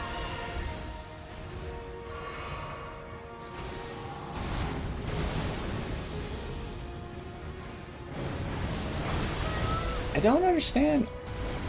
Do I have to... And then he just spams this immediately, so I'm guaranteed to die. It's so annoying. Can't even get him to phase 2 without the Spirit Ashes.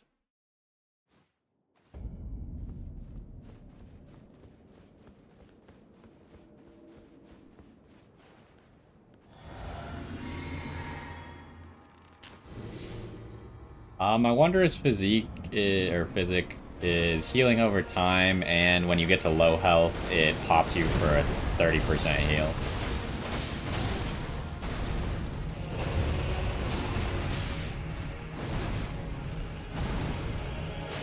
Just kind of like a generally good one, but it doesn't make me do any more. I'm just dead. It doesn't make me do more damage, it just makes me more survivable.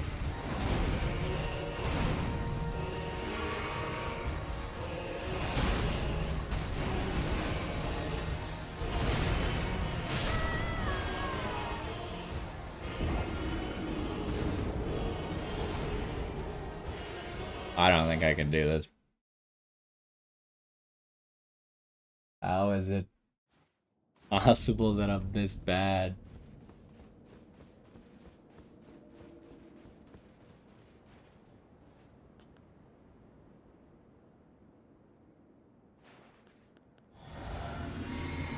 Yeah. Just using multiple things that make me slightly harder to kill.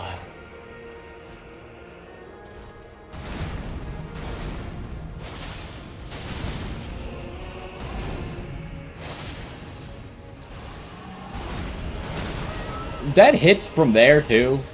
Come on, man. Okay, you can just run that.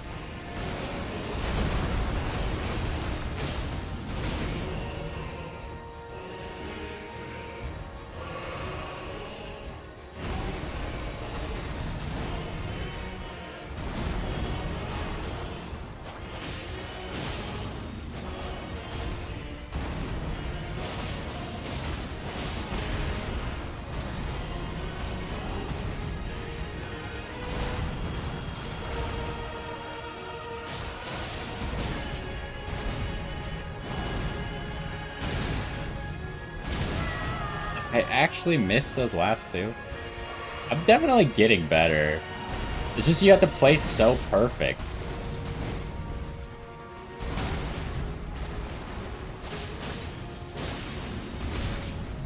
Now I'm dead.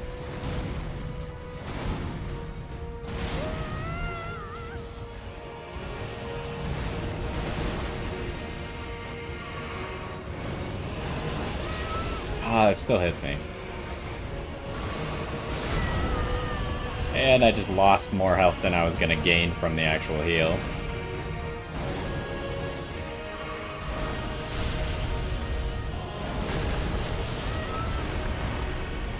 I always forget to try and jump that.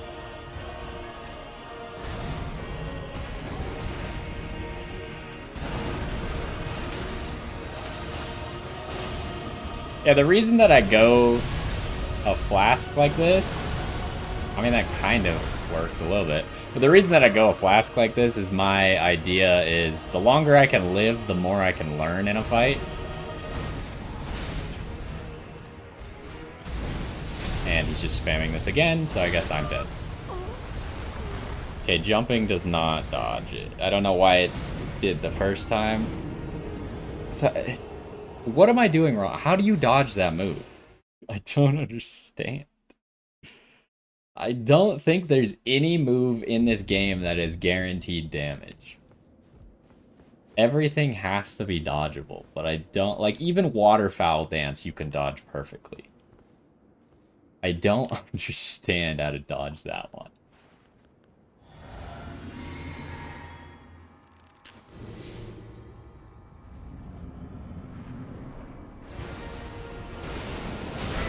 I dodged. I don't agree.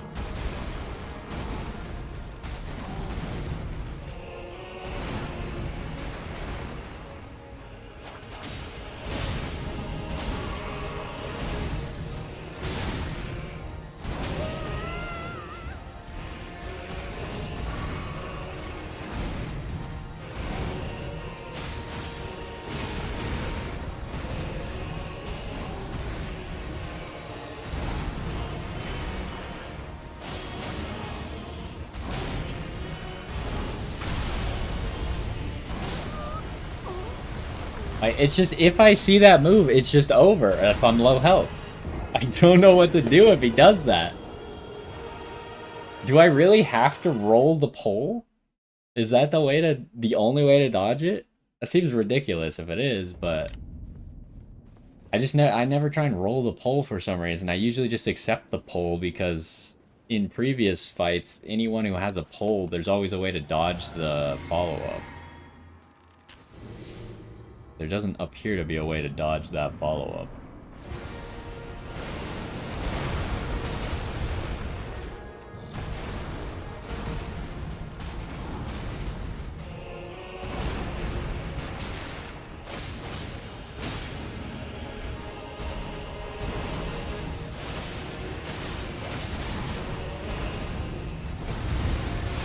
Oh, I didn't try it again.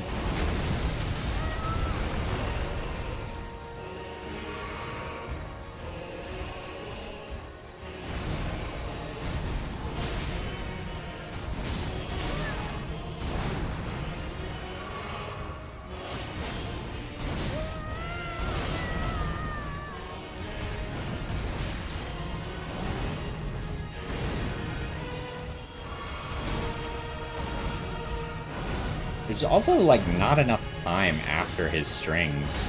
He just, like, goes for more strings too quickly. It's just, like, it's very slight, but it's slightly too quick. Like, my swords actually can't get in... Oh, I forgot again. But my swords actually can't get appropriate damage in between because there's actually not enough time because my attacks are too long. It's because I'm using this specific weapon.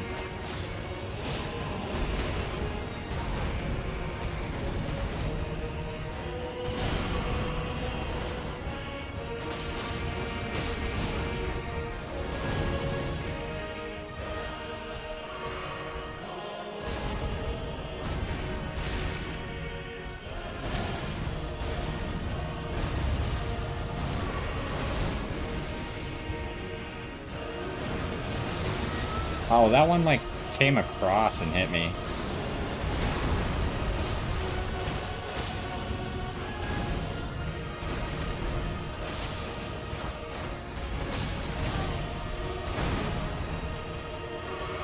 Yeah, I've used, like, too many flasks.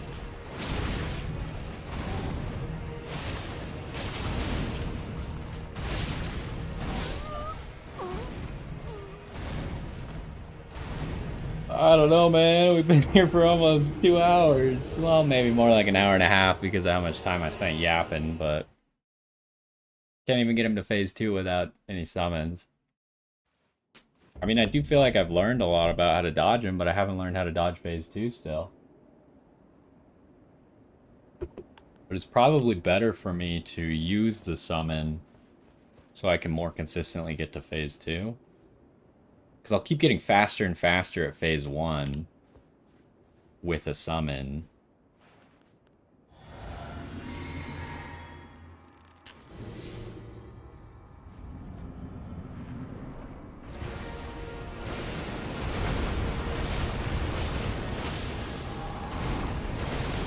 Oh, he clipped me with that, so now I don't get my summon?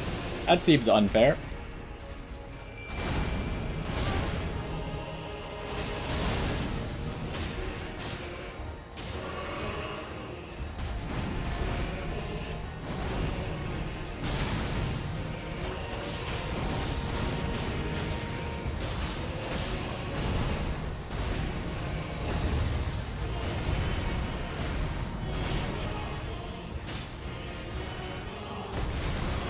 I actually got hit by that, that's annoying.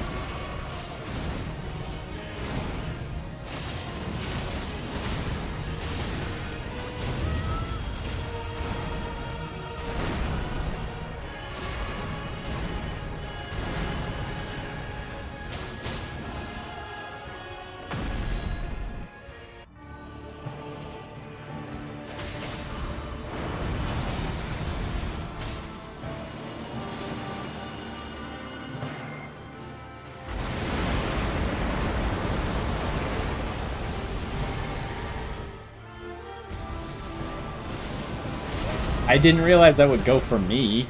He wasn't even facing me. That's bad.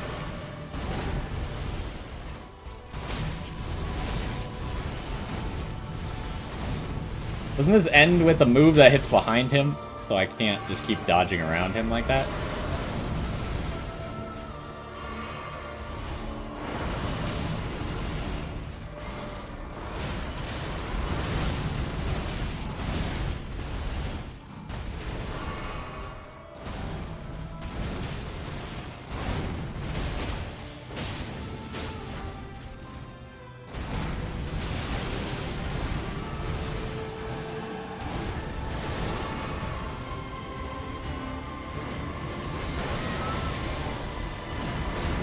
Oh wait, I should have just stayed on the ground. I could have invulned all that.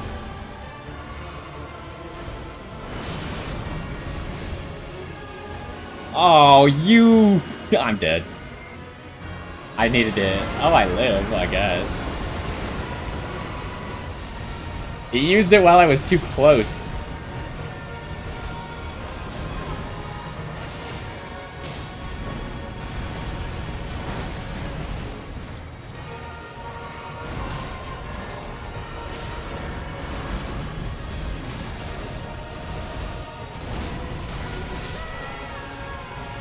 I mean, I guess that was my best attempt yet. But not by much.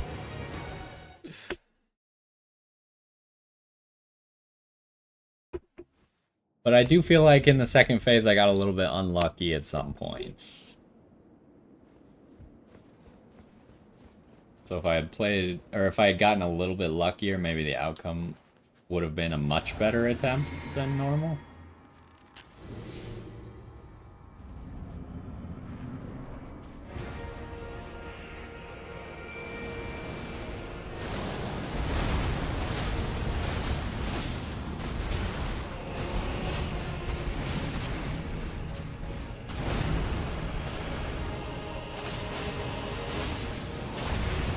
If I could tank really hard for Tish in the first phase here, I think that would be good. How did Tish lose so much health, though? Like, it doesn't even make any sense to me. She hasn't even really been hit at all.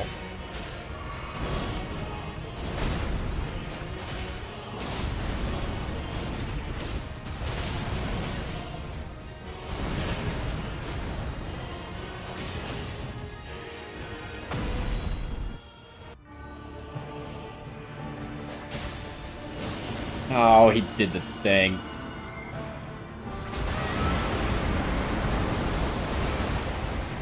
That can hit you while you're on the ground? That's not good.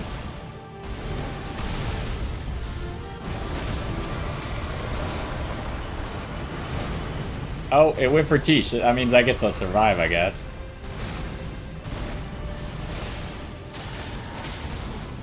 Oh, that was the... I did roll, I thought. Dang it. Tish. Oh, that doesn't hit while he's in the grab animation.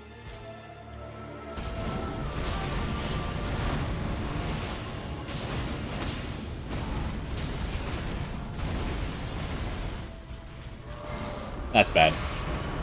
At least I got my heal off, I guess, first. Oh, Tish. I needed you to survive.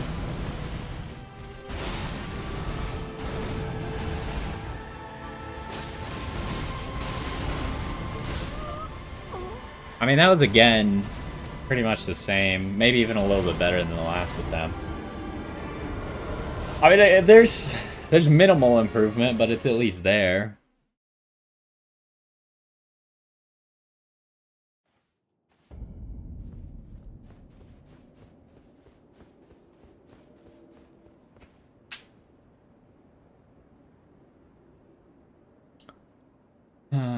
I mean, I can definitely do it with this setup, but is there anything that I should change?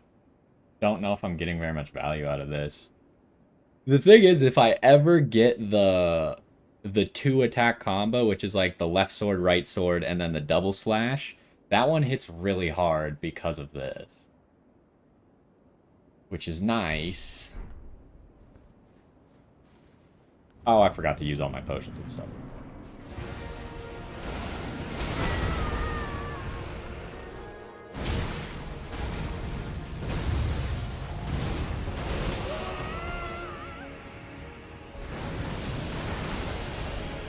Well, I somehow lived that. That's cool, I guess. That sucks.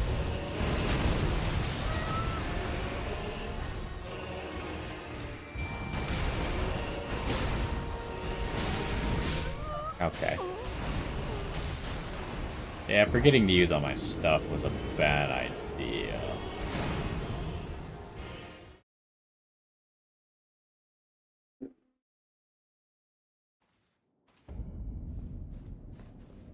It's starting to look like we're not going to finish this game today, huh?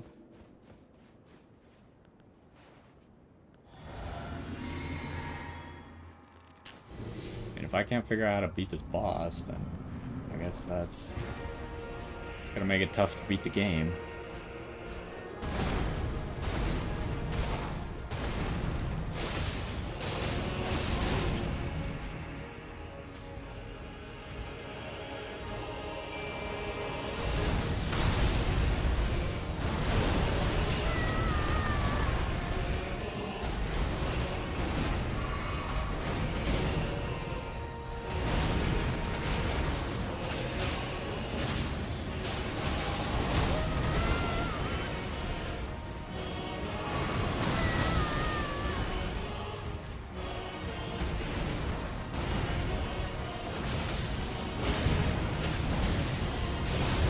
That didn't get him to base transition.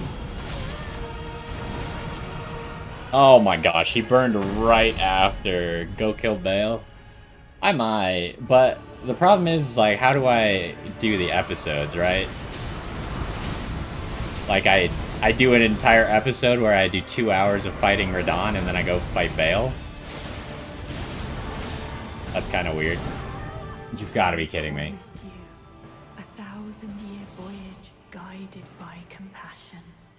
Like, if I don't beat Bale quickly, then what, it's a 4-hour episode because it takes me 2 hours to kill Bale? Like... That's bad.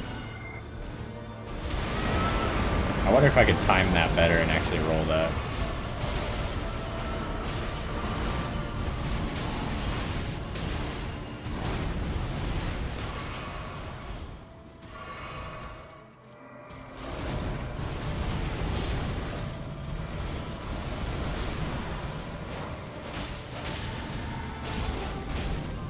You could do the grab twice? Does it just like insta-kill you if you get grabbed too many times? Oh, what was that noise? Oh, yes. Yes, it does kill you. It does insta-kill you if you get grabbed twice. My heart was stolen. What do you mean? You get a special emote for that? That's crazy. Alright, new guide. At least this video was good for something. How to get the let us go together gesture. That's what I was trying to do the whole time. I wasn't just terrible at the game. I was trying to get the let us go together gesture. Oh, you watched the invisible rainbow bridge? I was thinking about making a short of that one too, just like cutting it together of me dropping a whole bunch of rainbow stones and then messing around on the rainbow bridge.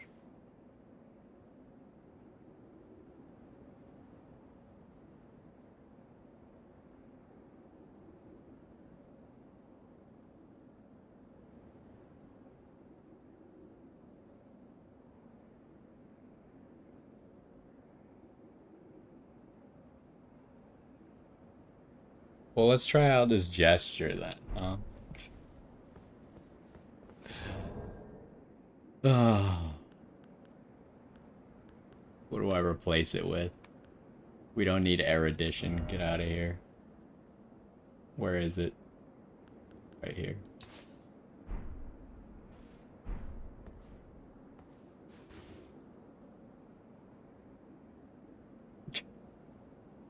This is my new guide on how to get the let us go together gesture.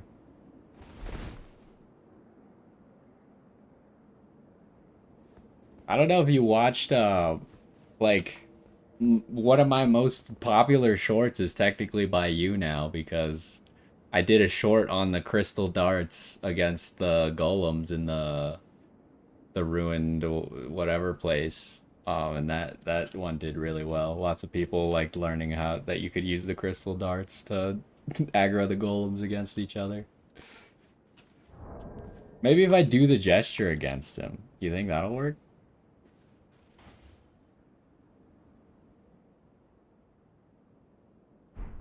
Hold on. Let's rethink our lives here a little bit.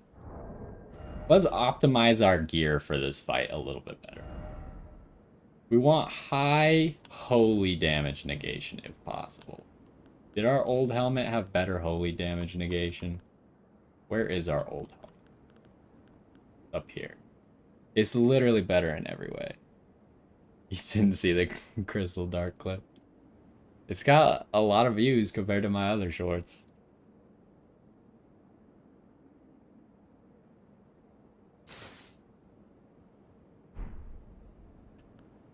We're keeping this because this does good stuff, right? Like, this makes us... I think it makes us do more damage. I don't know. Like, it says it makes us do more damage, right? It says slightly strengthens attacks following a dodge roll or backstep as well as dash attacks. That seems pretty good. Malekith's arms. They looked pretty good with this, but...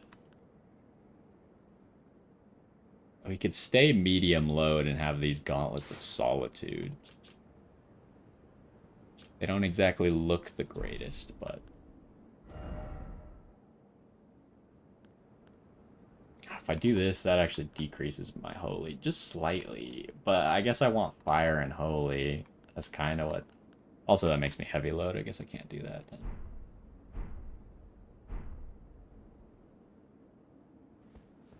I mean, we could go back to my old strategy. Should I try it? The more health talismans, since I never run out of flasks. But it's not about me running out of flasks. I hear what you're saying, and I'm considering it. I did think about it earlier just because of the situations that I'm healing in. It's not about running out of flasks. It's about getting a bigger heal out of the flask. Now, the point that you could make is every time I'm healing, I'm at about half HP, which is getting me to full anyways, even if I didn't have that talisman. That's a valid point, which is what I was considering. But it's not that I need more flasks, it's that I want my one heal to do more for me. It's about the time, it's not about the resource. So like if I only have time to drink one flask, whereas sometimes like you can double drink, but not really in this fight. It's not, you don't have time for that. So you make a valid point, and we should consider switching this out because where I'm healing. But the situations where I am like 10% health, this is helping a lot because it means I'm only drinking one flask and getting to like 75% health rather than only getting to like 60 and probably having to drink another. But like, is that the thing that's going to make the difference between us winning and not winning? No. So there is also that. What if... Can I even, like, do my old build with this gear, or am I too heavy then? I think I'm too heavy, right?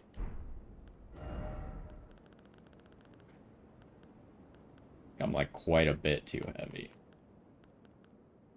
Yeah, I'm way too heavy if I do that.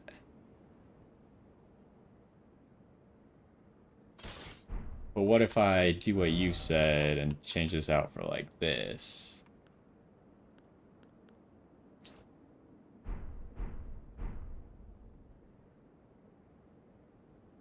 It's not hypocritical. You're just trying to suggest the most effective thing to switch out. You just have to like analyze what is good and what is bad about it in this fight. If your reasoning is only you're trying to get more flasks essentially, that is not the issue that we're having.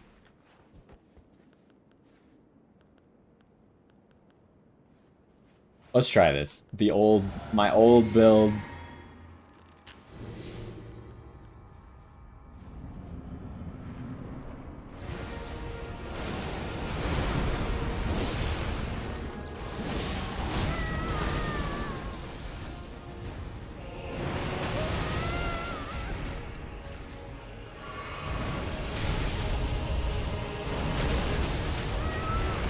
Gosh dang it, you jerk.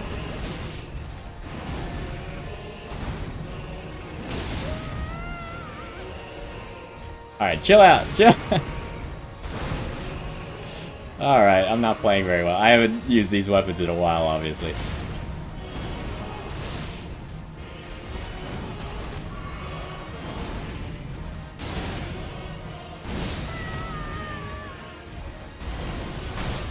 You really just use that immediately again? Okay, hold on. There's one other thing that I forgot to change if we actually want to be true to this build.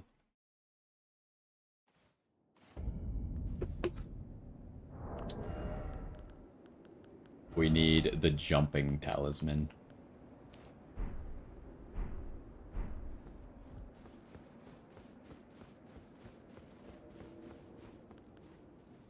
That one was also kind of bad because there wasn't a good opportunity to actually summon Tish.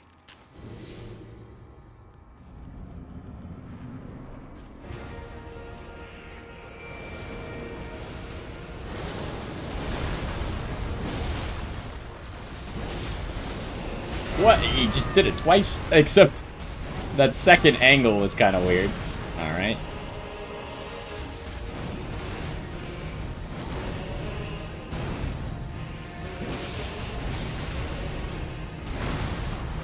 We're about to learn how easy it is to stagger Radon here. Tish is almost dead. That's crazy.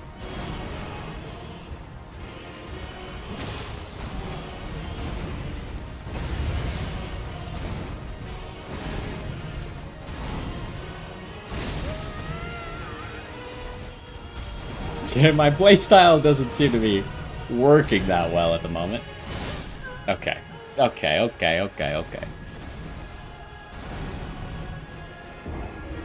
We need to try this without the summon because I think Tish is gonna take a lot of damage. I don't know, but I think this build is gonna be a lot better at actually just beating him up. Let's try it.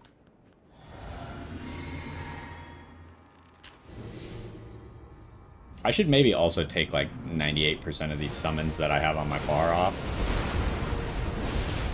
Okay, let's just not go for too many jumps.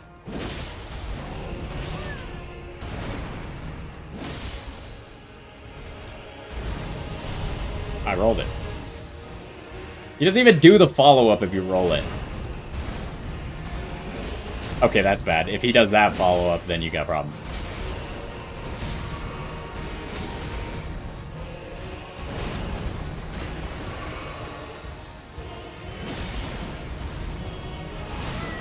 That really hits, even though I'm behind you. I should have just done a jump attack, huh?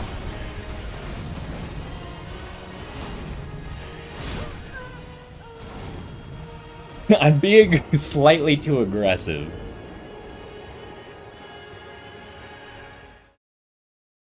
I'm so close, I feel like not really, but like it feels like at this point I'm probably good enough at the fight that in theory I could win on any attempt. This is also not working. I thought it would work a lot better. It's actually not that effective.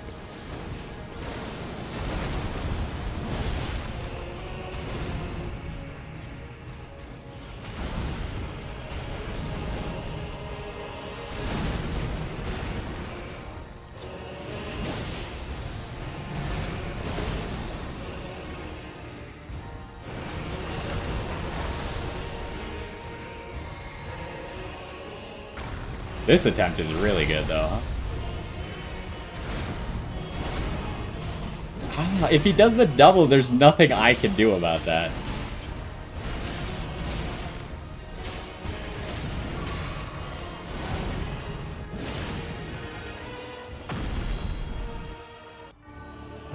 I'm gonna heal.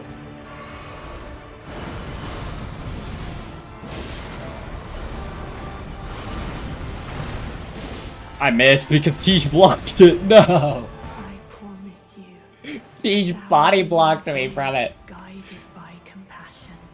Okay, don't get hit by that again. That hit me. That's unfortunate.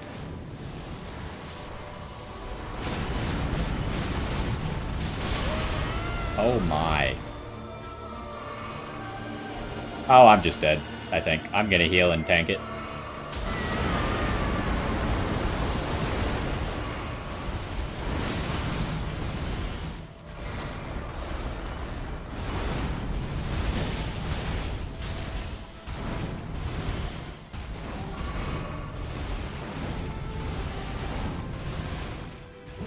That sucks.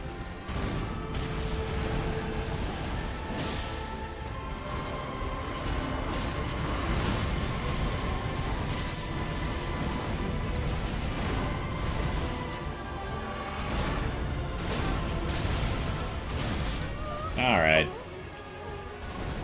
How did I do so little damage? Oh, it was Tish, wasn't it? That's Tish's fault. That's the I don't think I can afford to use Tish. Because when her debuff falls off like that, he gets 10% of his health back, which is too much. 10% of his health, unfortunately, is like 10,000 HP.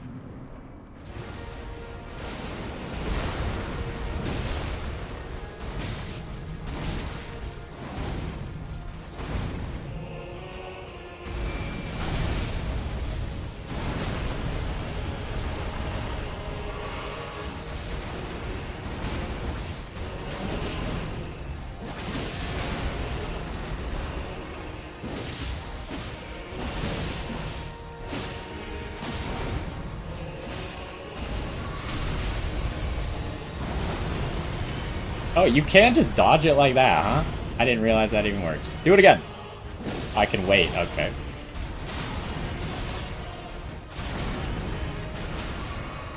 Ah, he actually popped my thing.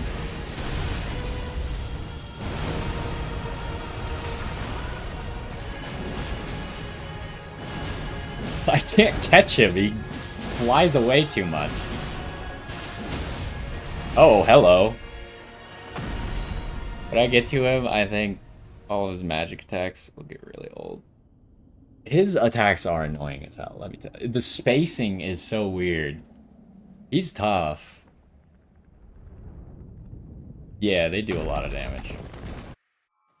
How am I health-wise? That's bad. I guess I'm tanking it?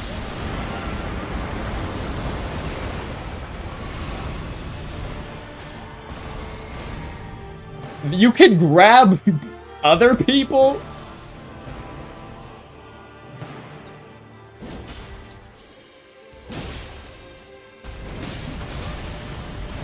I assumed that I was the only one who could get grabbed. Apparently, he can also grab the other people. Yo, just let him grab you again, Yolan. You'll get the gesture. This is going so poorly. I might be the worst player of all time. I just don't want this episode to be too long, but it's already too long. Like, I don't know what I could do about it now except suck less. If I could somehow suck less in the next 20 minutes, that'd be great.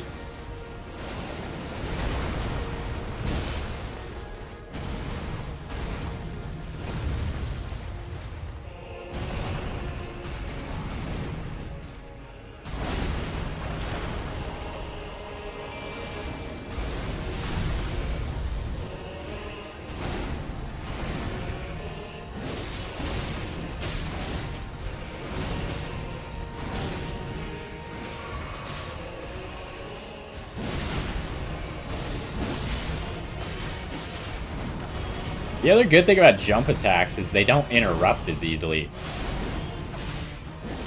So, like, sometimes I could just jump through his attack. Really? You turned around for that?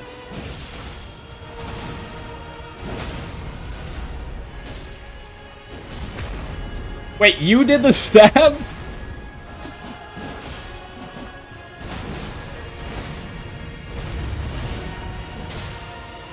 She did the critical hit on him?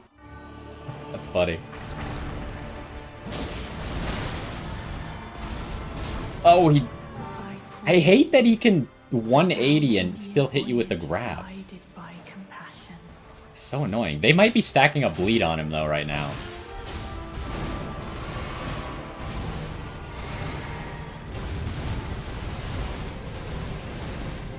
I need to remember to actually buff my weapon as well. Well, that's bad. I guess we're tanking this, huh? I missed. One of them lived.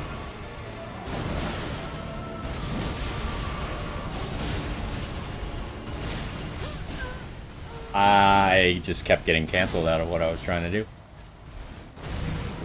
So obviously this strategy will work too. It's just...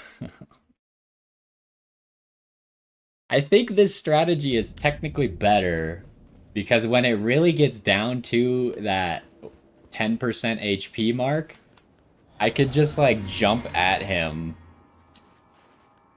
and he won't be able to stop me from doing damage to him. That's bad.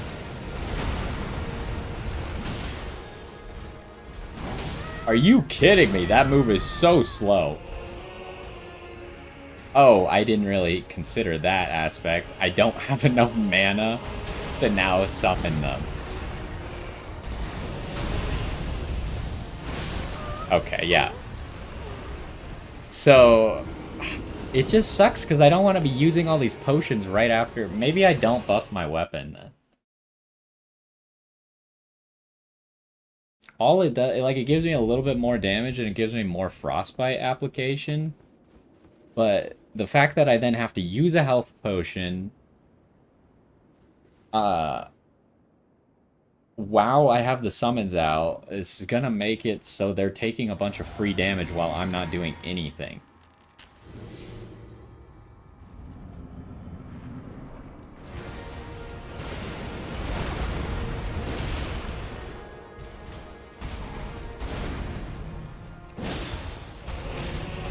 Oh, he actually canceled my jump there. That was weird.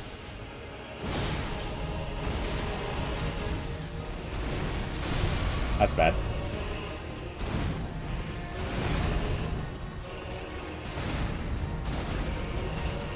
That's bad. Didn't get punished, though.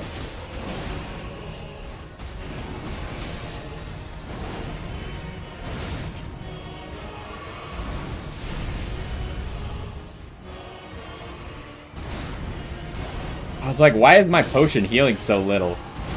Took off the stupid thingamajig.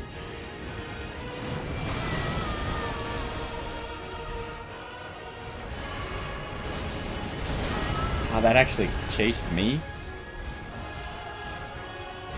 No, roll! Why aren't you rolling? Why did my character roll?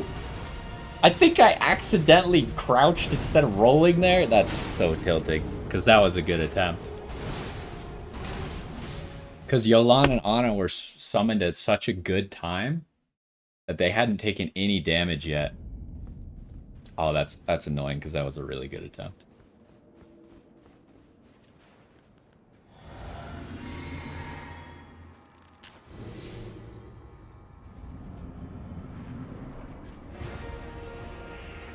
Okay, he's not doing anything, so... I hate that. He could do that after I've already started my action, and there's nothing I can do about it.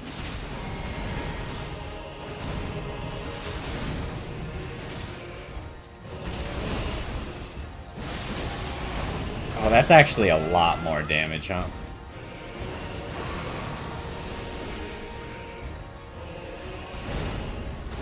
Oh, I rolled it the wrong time.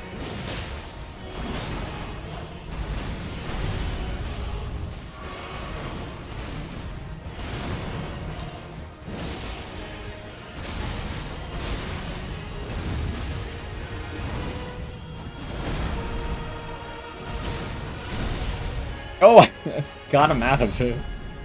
Alright. That hit? I disagree. I'm dead. I was like, it literally hit me while I was rolling. Like, are you kidding me?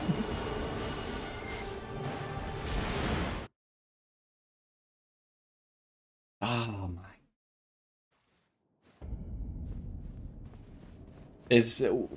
It was maybe a bad idea to change my playstyle. Like, I obviously didn't regress on knowing his moves, but now I'm playing a completely different playstyle.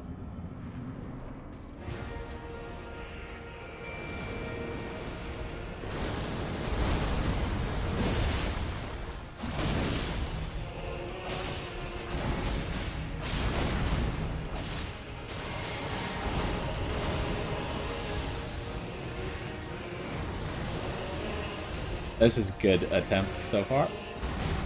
Started off really strong.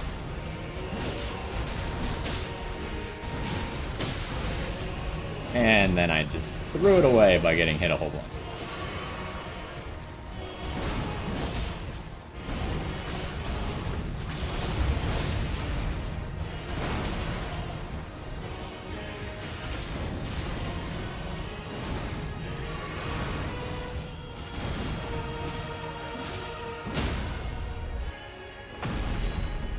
turn the crouch button off when fighting bosses. I really don't run into that issue a whole bunch. Just sometimes. Whenever he does that move, like, I see the little encoding overload error on my OBS.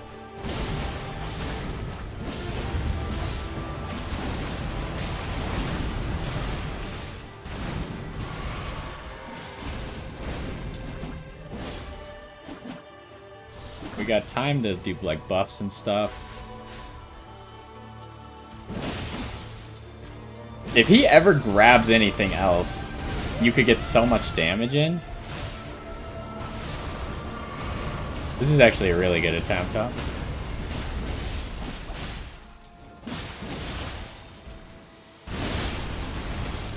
No! He killed all three of us in one hit!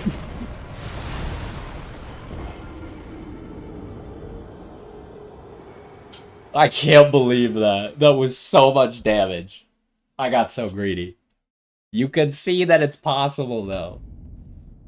Imagine I just dodged backwards, but I still lose Yolan and Ana there. But while their dead bodies are on the ground, he might still swing at them, giving me the chance to heal up and actually maybe win that fight if I play slightly better.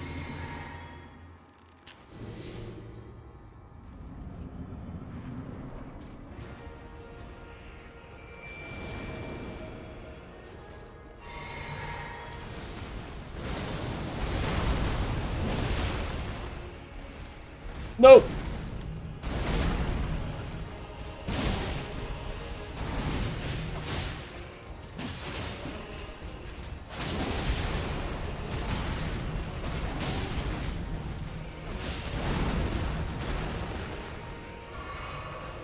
Did I get the buff?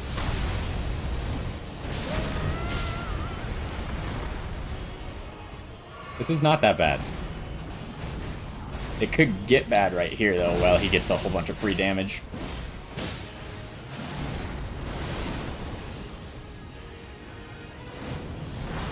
Oh, he did go for me. That's unlucky.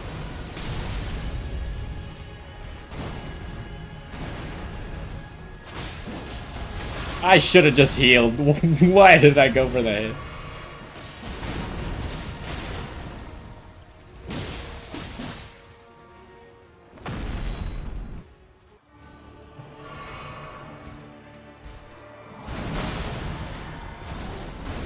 Okay, we dodged the grab. That's bad. I'm just tanking this, so I'm chucking that at him, I guess.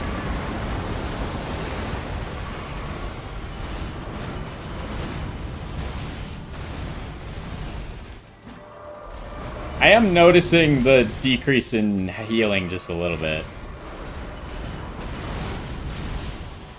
That's bad. I don't know how to dodge that if he does that at point blank. That was such a good attempt, too. Ah, dang it.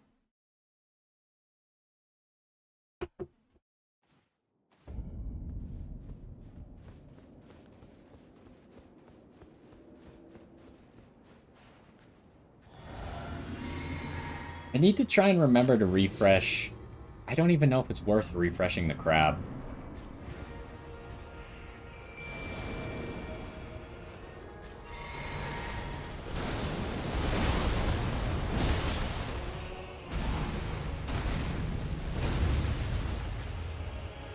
I need them to start hitting him.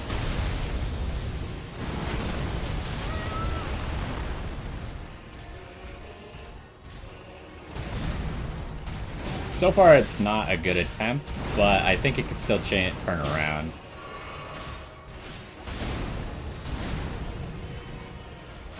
I can also do this. Oh, I'm slightly out of range. That's really bad. I just messed up the whole attempt.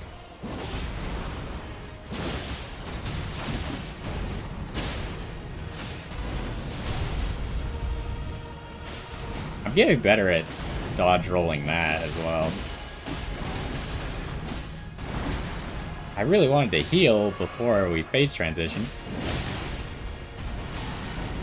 Now I'm just gonna die.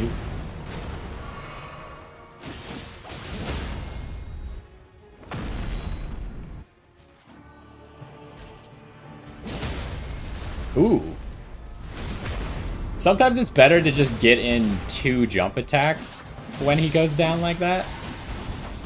That's me? I hate you.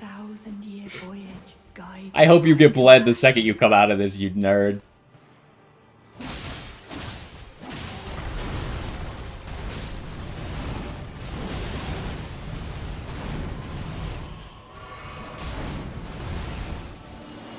Oh no, I'm not running immediately. I might get hit.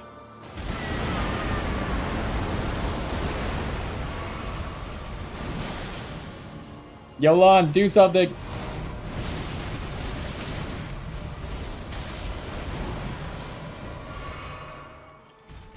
That's bad.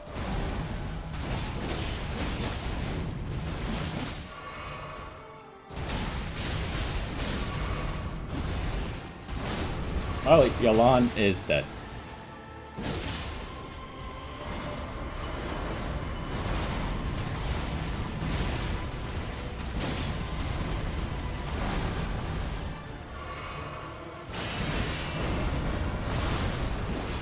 I don't know this move.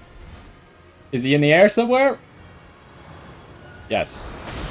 Oh! Okay.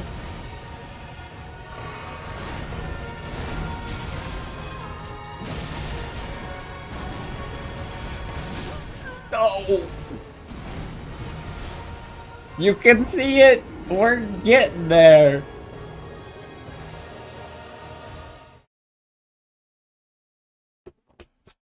I'm about to run out of water again, though.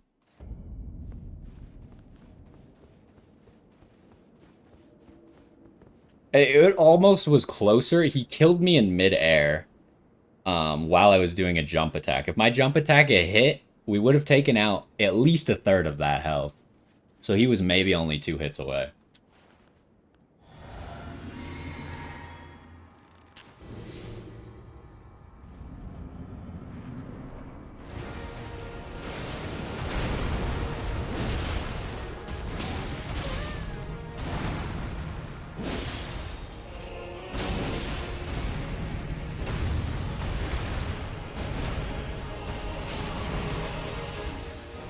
No, I messed that up so badly.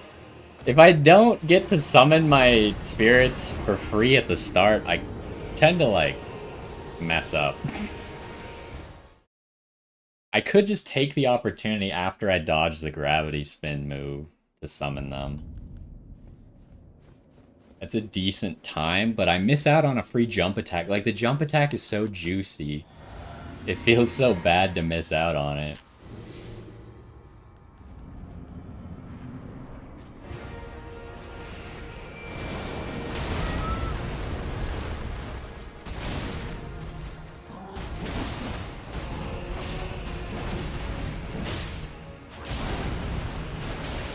Oh, I actually got hit.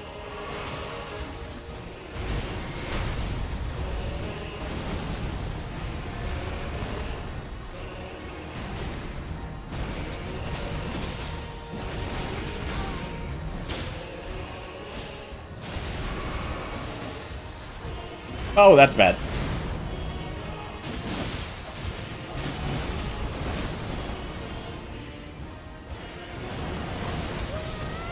That's fine, actually. I'm fine with me being the guy who gets targeted by that.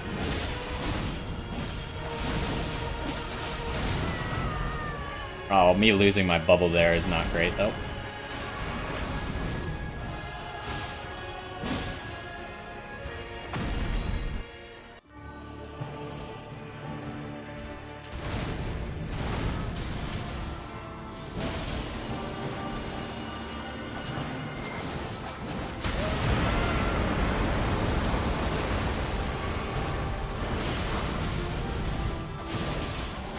He hasn't been staggered yet. Yeah, that's what I was gonna say. He's about to get staggered. Oh, we could get the 1 jump attack into the thing.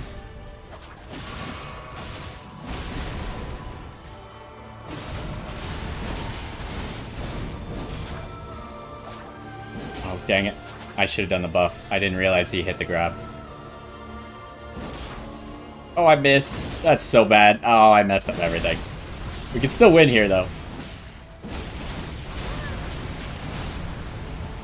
Just play well. Play well. Okay, he's doing this. He did it from over there last time. I don't know if he'll... Yes. Okay, that's pretty hard to dodge. Let's go, nerd! I did it!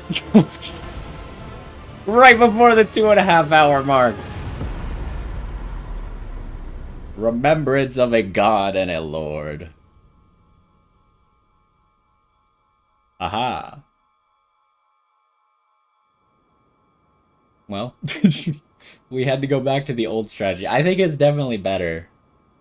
This is the thing that I think makes strength builds so much better than any form of dex build, is because of how much damage you get out of a single instance. Like, if you only have time to get in one hit, you see that I'm getting so much damage out of a single jump attack. Plus, jump attacks make you, like, while you're in the air, you're dodging some things. So, like, jump attacks are one of the strongest things in the game. But if you're using, like, strength-based weapons that could just hit so hard, granted, these aren't exactly strength-based, but it's the same idea, because they're int-scaling great swords. But yeah, it makes it a lot easier when you only need to get, like, one attack in. You saw at the end there, like, he's got 10% HP left. I do a jump after my dodge, so that one's free. And then I'm full health, so I'm like, whatever, I'll just tank whatever he throws at me. So I do another jump. It takes him to like 1% HP, like he's on a pixel. And I'm like, whatever, I'm just trading with you. And then I win, so... That's what I could not have done that with the other swords. I would have lost if I played greedy in that situation with my other weapons. It's only possible because of the weapons that I was using. Man, I am just covered in blood. Oh, man, we did it. What do we got? Remembrance of Radon, consort of Mikola, hewn into the Erdtree. The power of its namesake can be unlocked by the finger reader. Alternatively, it can be used to gain a great bounty of runes. In their childhood, Mikola saw in Radon a lord. His strength and his kindness that stood in stark contrast with their afflicted selves. And so Mikola made his heartfelt wish that Radon would one day be his consort king. So this is the lore behind it. Mikola saw Radon as a lord, his strength and kindness that stood in stark contrast with their afflicted selves. So essentially, they're just like half-siblings that Mikola very much adored Radon. And maybe... I mean, it almost seems like like the end of Sekiro situation, where oh shoot, what's Ishin? Ishin is forced to fight against his will because it was Genichiro's wish, essentially. So Genichiro chooses Ishin as his champion, and since it's a wish that he gives his life for, Ishin is forced to oblige the wish. And it might be one of those situations where Radon might not actually care about Mikola, but like Mikola's sole desire was for Radon to fight for him. So Radon, even though this might be like Radon is forced to fight for him. I don't know. I don't think it ever it maybe something in here reveals their relationship. Maybe some of the gear we'll find from this remembrance will reveal the relationship, but it kind of seems like that. Oh man, what a boss. Okay, so I didn't check earlier if you could use Torrent in this fight, because obviously the other fight, you can use Torrent. Touch memory. Does that end the game if I do that? Hold up. This seems like a very much end the game button. Let's explore this room. Obviously, Radon's original room is very big, and it has a secret dungeon in the corner of it. There's like a giant gate up there. This kind of feels like the end. I think if I touch this memory, it might end the DLC. But, like, the DLC is not the end of the game, so it wouldn't put you into New Game Plus. Oh, you can't go up this. Okay. Can I ask you if there is another boss I missed you fighting? That you missed me fighting? You saw me fight Mesmer, right? Even though that was the first time. I mean, do you... Is it only main bosses that you're concerned about? Like, last time before I fought Mesmer, I obviously fought Death Knight. I think you came in before I got to Death Knight. So I think you saw that as well. As far as main bosses, I mean, I haven't fought Bale yet. So you haven't missed that, but I haven't done it. Um, I don't think so. What else is there? Was there a boss? Did you see Letta? There's a chance. I don't know if you were still around when I was fighting Letta. Right before Radon and Mikola here.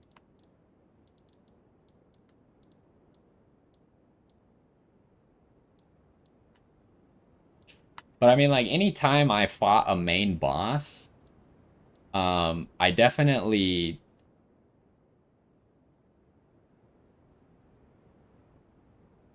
What?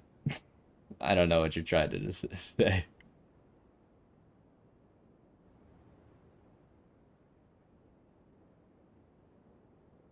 This is a late game boss. Anytime I fought a main boss, though, I definitely named the episode, like the actual episode of the series, after the bosses. So, if you if you think there's one that you missed, you could just go look at the names. Spill it if I didn't. Okay. Um. So there's Bale. I'm gonna touch this because I don't know what it does.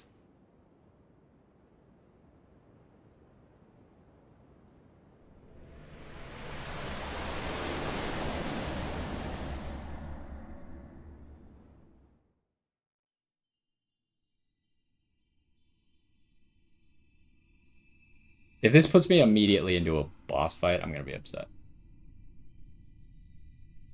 Here's more lore about Mikola.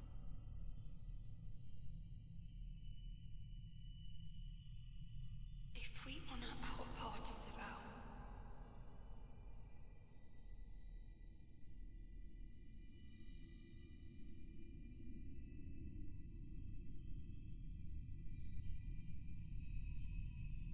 promise me you'll be my consort. Okay, so they seem to have made a vow to each other. Although we never get to see Radon's half of the story. We don't know if he accepted the or like Make the world a gentler place. we don't know if Radon agreed to it, but presumably he did because we fought Radon.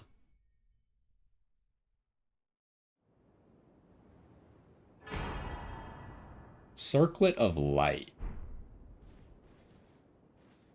I kind of expected to like get teleported somewhere or something. The circlet of light which adorned Mikola's head as he returned in divine aspect, it has begun to fade into nothingness. Slightly boosts intelligence, faith, and arcane, while also boosting the power of Mikola's light. The circle was to be the very foundation upon which Mikola's age of compassion would be built, should it have ever come to pass. This seems like a really good item for me, huh?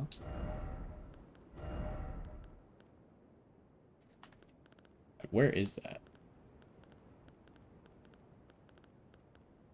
Not up here? Oh, it is up here. It just didn't... How much are we talking? Oh, it only gives one of each? That's not that good, then. Could be okay, like if you're a low-level character. It doesn't look particularly cool.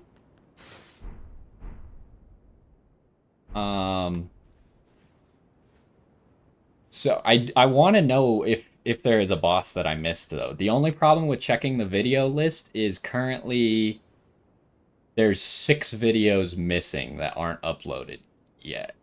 Actually, no, it might even be 7. 6. It's 6. So you wouldn't be able to see the titles of the last 6 videos yet. But let me finish up the episode and then we can talk about it. How about that?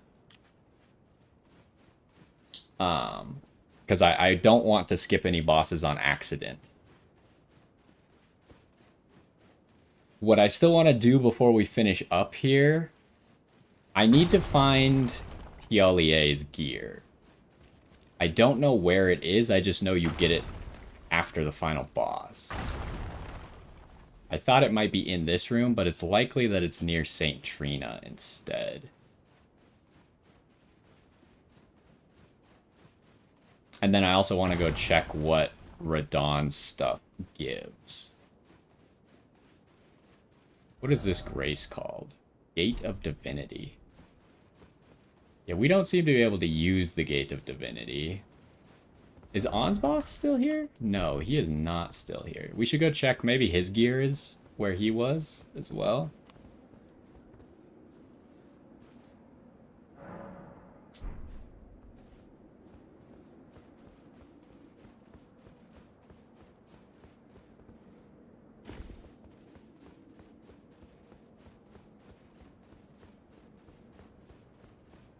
No, I'm gonna have to look that up then. I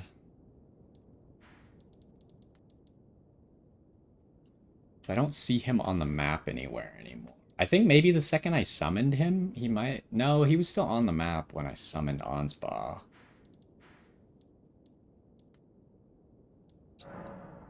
Let's go here and check if Tialie is here.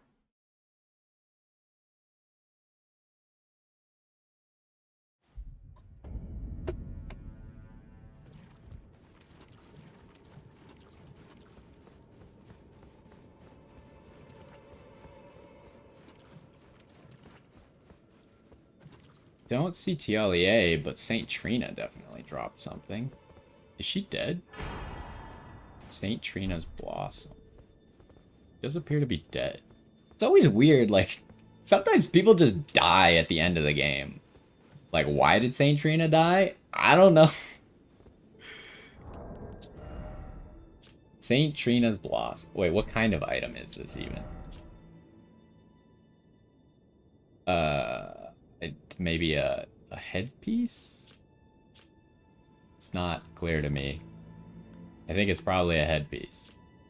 St. Trina's life withered and fell as fleeting as the seasons.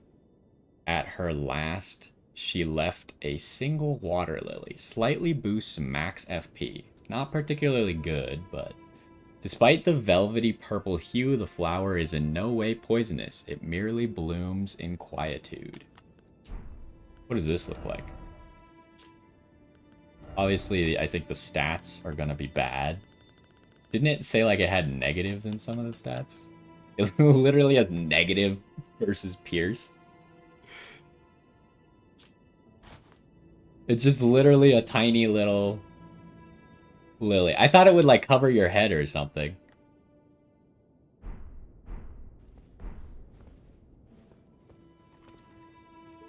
So, where the heck... we might have to end... Let's go do the Remembrance, because I don't know where to get TLEA stuff, and I don't know where to get Ansbach stuff. So I might look those up in between this episode and the next one. Because I don't see it. Should we visit the Hornsent Grand Dam? I don't think she cares. I think her quest was kind of done when we killed Mesmer. But maybe she cares. Or maybe she died now that we beat Mikola.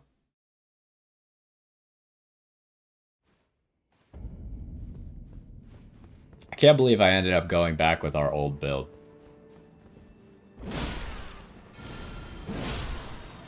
I think for fighting Bale, I'm going to change up the build. Okay, she doesn't have anything. And I think I know what I'm going to do. It's going to be fairly similar to this, but a completely different type of damage, which should be interesting. Yeah, table. So we have 5,000 runes. I'll probably just spend them all right now. Oh, wait, no, but I need to save some runes if I'm going to change my build. So I guess I won't spend them all right now. Before the remembrance, let's see. Do we get, like, Radahn's Gear 2.0? We do. Oh, it's like young Radahn. The golden helm worn by Radahn in his younger years, proudly displaying his heroic red hair. It is fitting attire for a lion. When Melania, Blade of Mikola, let the rot flower blossom in Aeonia, Radahn heard a murmur in his ear. Mikola awaits thee, O promised consort.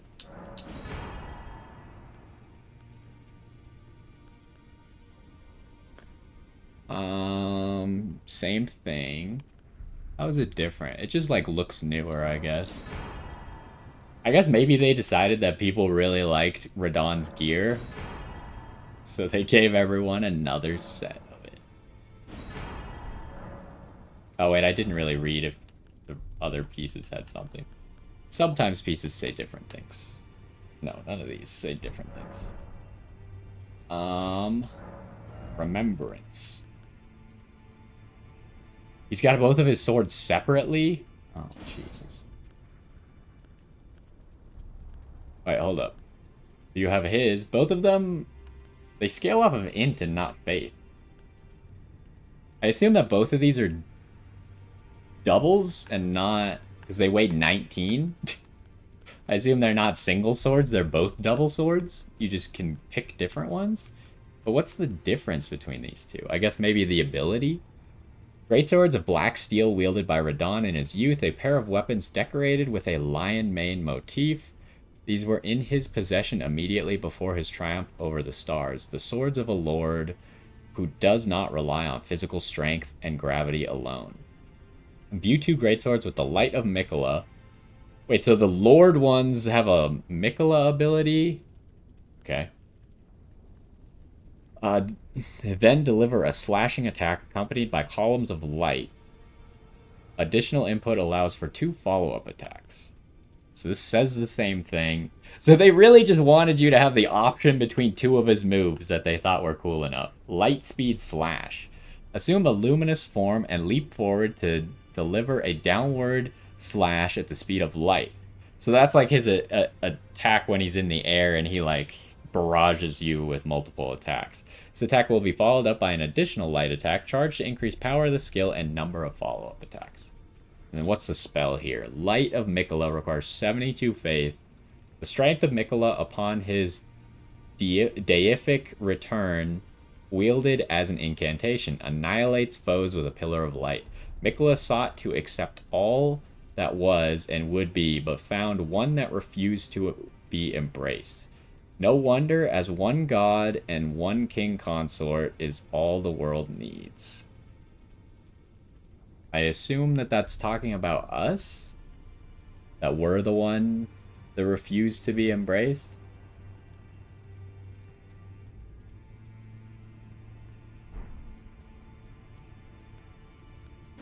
But anyways, I don't really have the stats for these. I would probably use this one. This one sounds better. The slash sounds better than the jump up in the air attack. I was going to make a judgment immediately. So yeah, I guess I'm going to do some quick research because we obviously still have Bale. I need to figure out if there's a boss that I missed. And I want to get the gear of Ansbach and Tialier.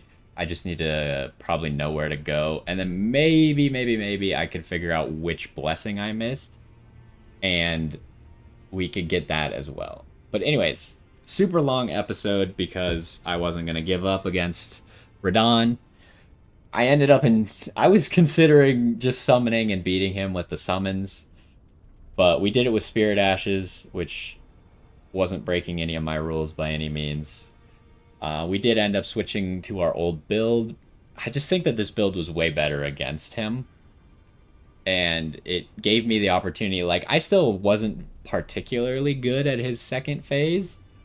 But this build has the potential to just kind of win, even if you're not necessarily good enough, because it's a high damage, like strength style build that does heavy stagger damage and stuff like that. You saw that we never staggered him a single time before I started using this build.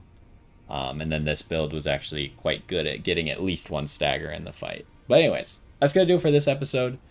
Um, Probably one more to get everything wrapped up, but we'll see how hard everything is and what we still got to do. But anyways, hopefully you enjoyed, and I will see you next time. Okay. Let me take a quick bathroom break and fill up my water. And then we need to figure out what needs to still be done besides bail. I'll be right back.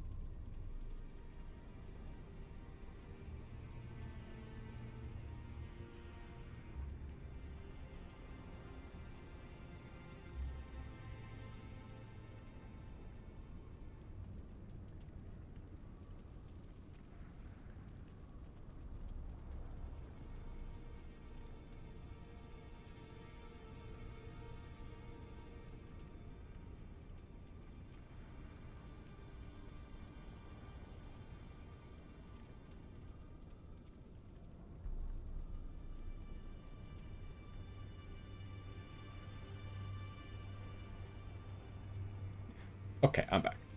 First things first, what name of Radon do I use? Radon, consort of Mikola is what the remembrance says. So I'm going to use that one.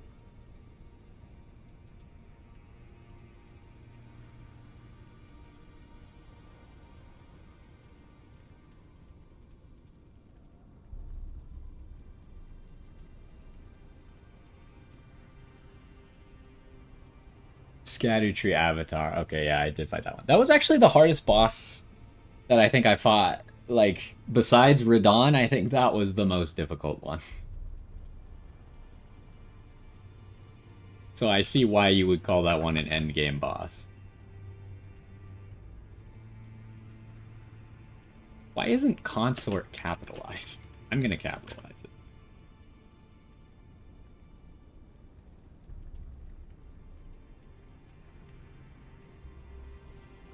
And I realized one of my notes I put in my phone is labeled wrong. Fix that real quick.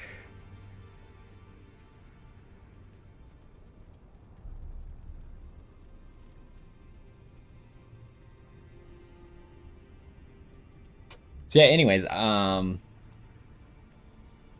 so you don't think I missed a boss then, which is a good start.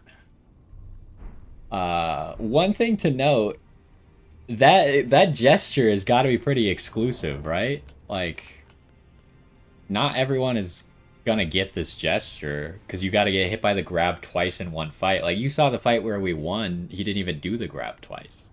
And if you have a summon, there's a chance that the grab hits the summon instead of hitting you. So you gotta, like, the fact that I accidentally got hit by it twice is kind of crazy.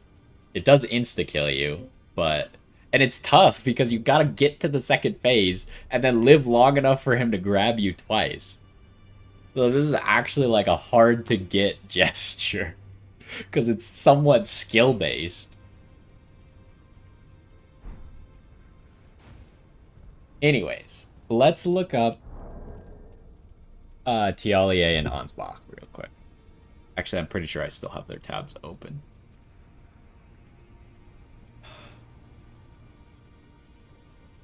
Tialier.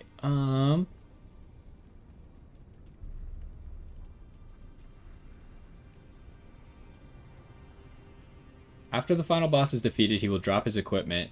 You can get the following items near the entrance. I didn't see that. Did I miss something? And what about Sir Ansbach? It's optional to summon. After the final boss is defeated, he will drop his items near the entrance.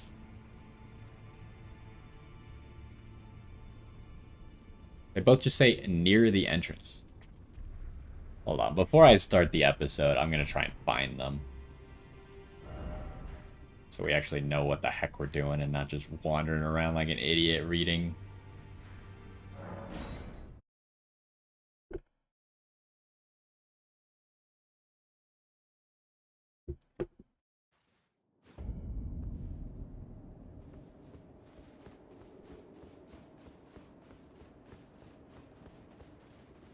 Oh.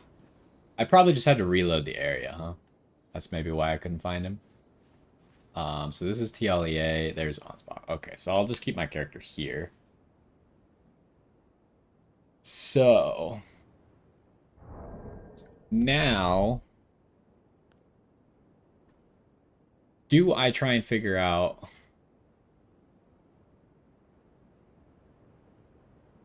Erdtree fragment locations?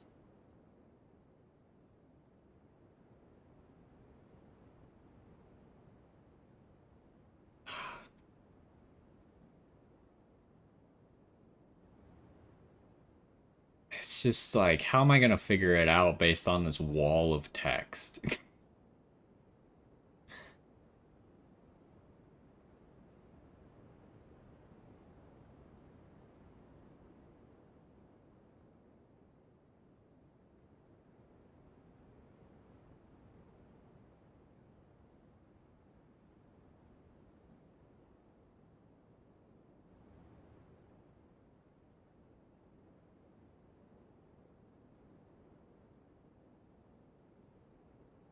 I think it's going to be too hard for me to figure out without putting in a bunch of time.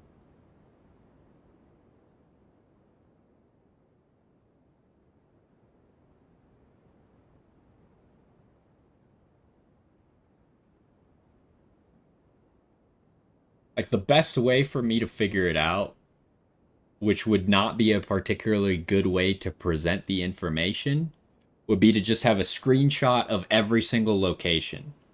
And if I could quickly look at all of the screenshots of all the locations, I might be able to recall which one I haven't picked up. But it's just not realistic.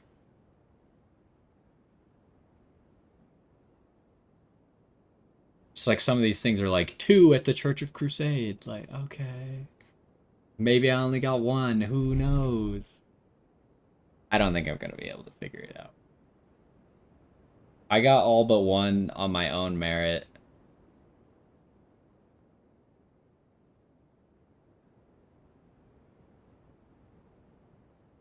I'm just gonna have to be good enough, I think.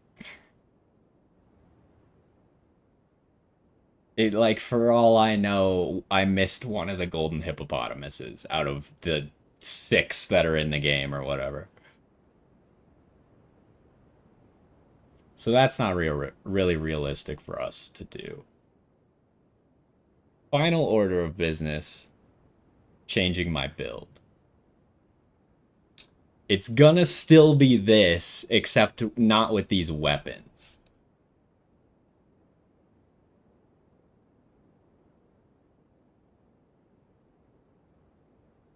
And I might as well just give it a try. Maybe it'll suck and I'll be like, all right, I'm not doing this.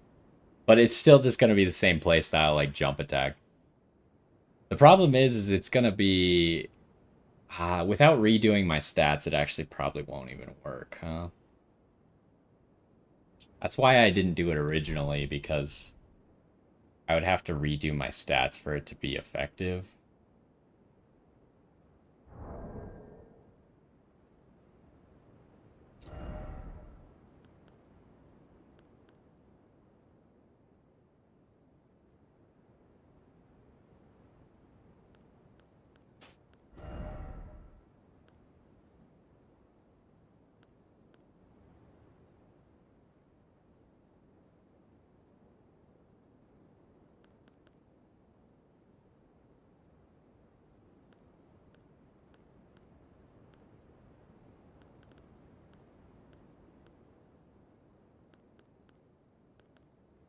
don't really know what... Oh, I didn't mean to do that. I'm not exactly sure what I should do.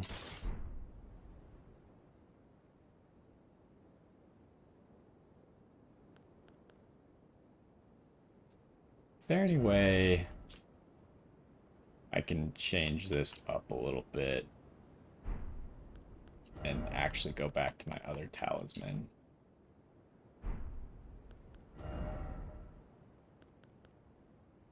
That's not quite good enough.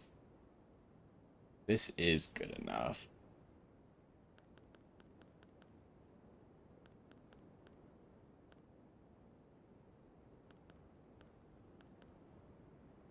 .9 also does it.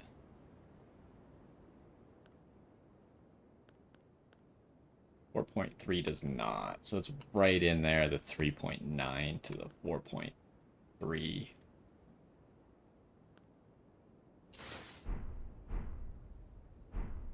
Oh, but this only works because I changed my helmet. Eh.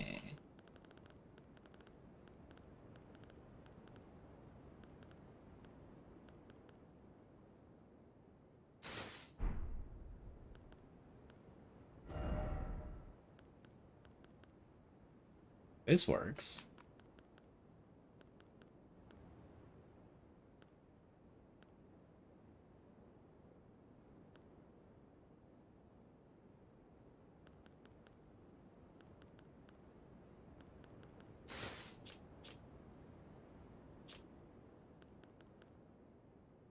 Better out of these.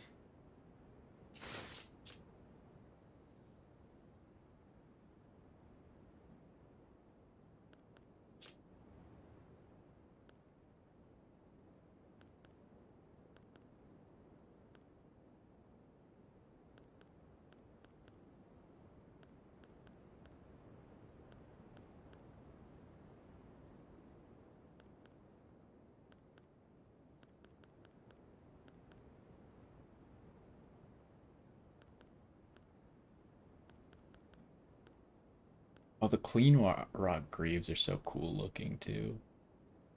Death Knight stuff. That doesn't look that good.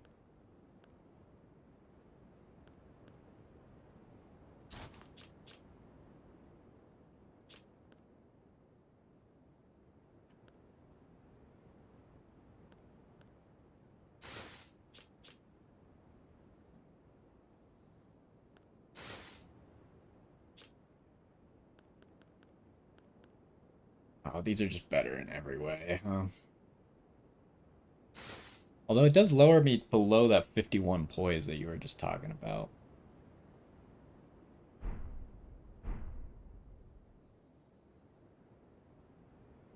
Is there any way that I can get this build above 51 poise?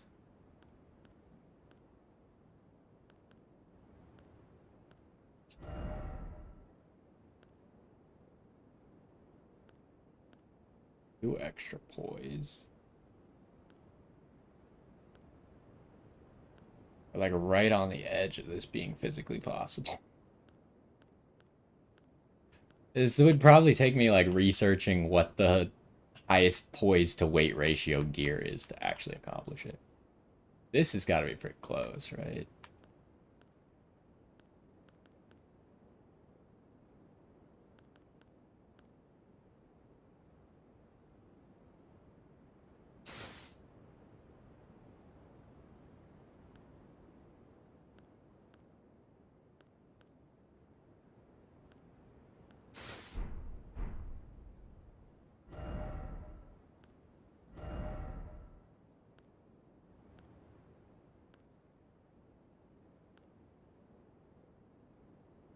That's just slightly too heavy.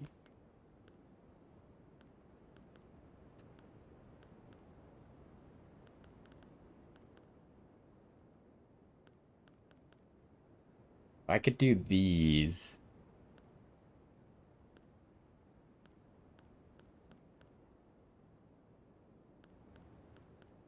Even these malformed ones are really close.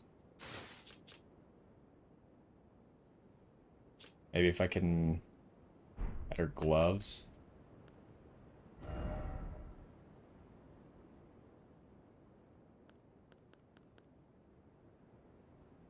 Ah, it's so close. There was a gauntlet you missed. Maybe you didn't like the style.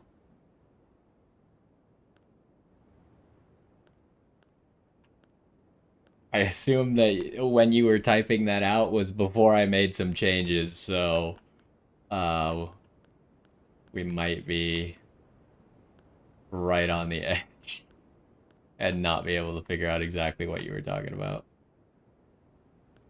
But yeah, it's very likely that if I skipped something, I either didn't. Oh my god, 63.8 is not low enough. Black knife. Oh, black knife is heavier than that.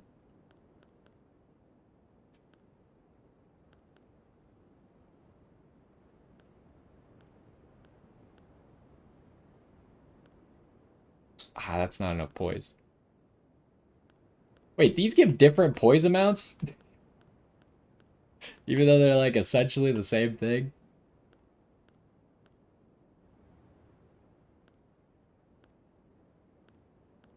There's gotta be like a gauntlet that does it. Slightly, slightly off on the poise. We're at the it doesn't give enough poise marker. Is there a reason behind 51 poise? Like, is that for PvP? Because I don't really care if it's for PvP. Spend some runes to level your carry. I think I'm just gonna stay at flat 200. It's honestly like it's not even a big deal, right? I'm just we're in between episodes and I'm just messing around with the gear. It does not matter to me a whole deal, but I just was seeing if it was possible. And it probably is. It's just like the ones that I've picked just don't happen to work.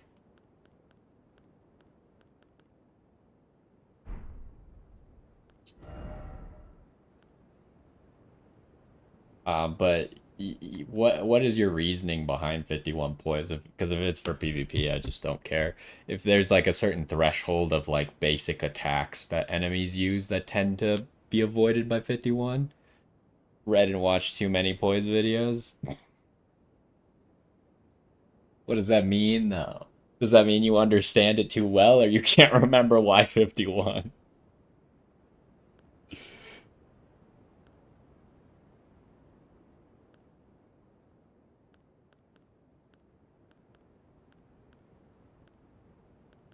Hold on a second. These are slightly lighter.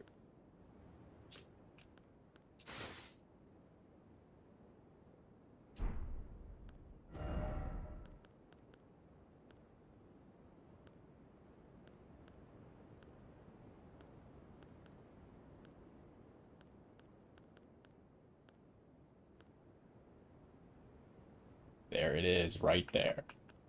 Right on the money. Can't use the black ones, though. I wanted to use the black ones. Gauntlets of Night, we'll probably use those.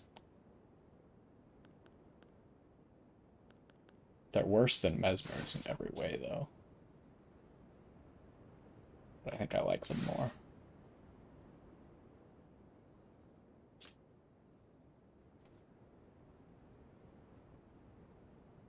Or it's from soft number.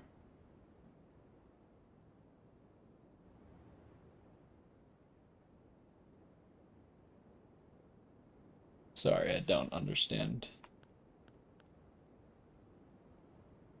But we did figure out how to get to 51 and still be medium load with this build. Which is going to be really funny when I just change builds or something, but this works. It doesn't look too terrible. Looks alright. I wanted to keep the helmet and the body if possible, right? Obviously, I do like our other helmet that I've been using, but it's too heavy.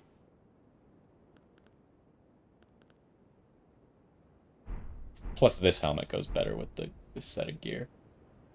I wish it wasn't, the legs weren't quite that color. There's a YouTube, there's an hour-long video on poise. Yeah, I mean, I just don't care. Even if there was a good reason for it, it probably doesn't even matter that much. but we found it, so we'll hit that sweet spot. So, is there anything else you can think of that I should do? Is there like something in the DLC that you did that you don't remember me doing? Because this is probably going to be the last episode we're about to do. And if we end it, probably not coming back to pick up like some random thing, but if there's some random thing I can add into the video, I would do that. It's good that we have Ansbach and Tialier's stuff here, so we'll be able to show off where to get those.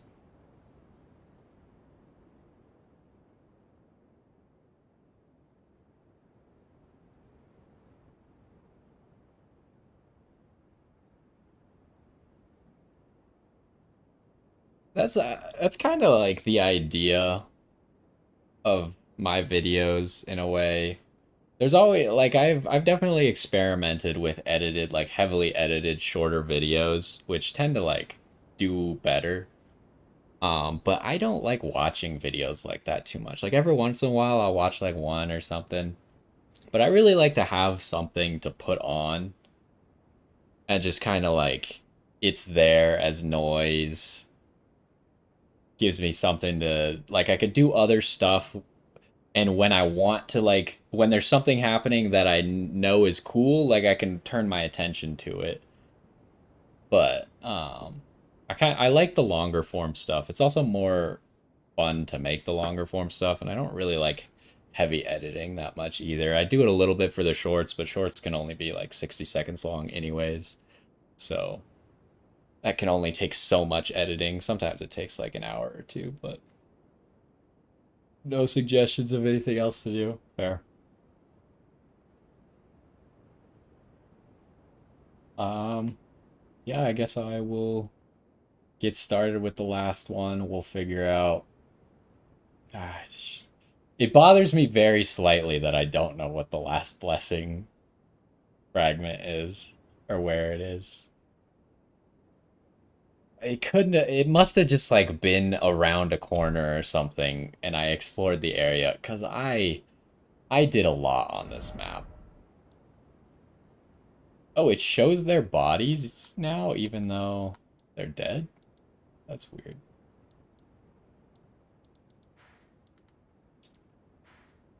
Well, there is something. Remind me after we kill Bale to go to the Dragon Communion Priestess, if you remember, and if I forget. 'Cause there is something to do with her. Also, what the heck's the chalice for? Why is it even on the map? Hold on, we gotta look this up. Maybe it has something to do with Bale. But the chalice was never used for anything the entire game. Erdtree chalice.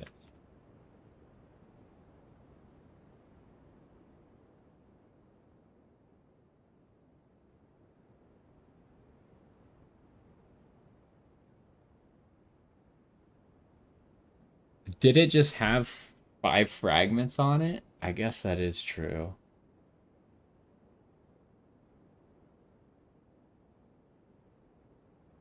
Yeah, I mean, someone else is bringing up that it's a named spot on the map.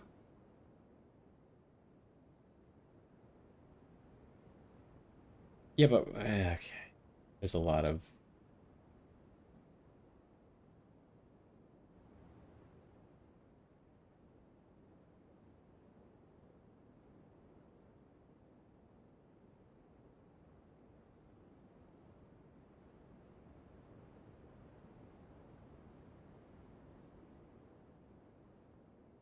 Let me go check the actual wiki because a bunch of people just yelling at each other that don't know what it does isn't helpful. Yeah, I already know how to get there.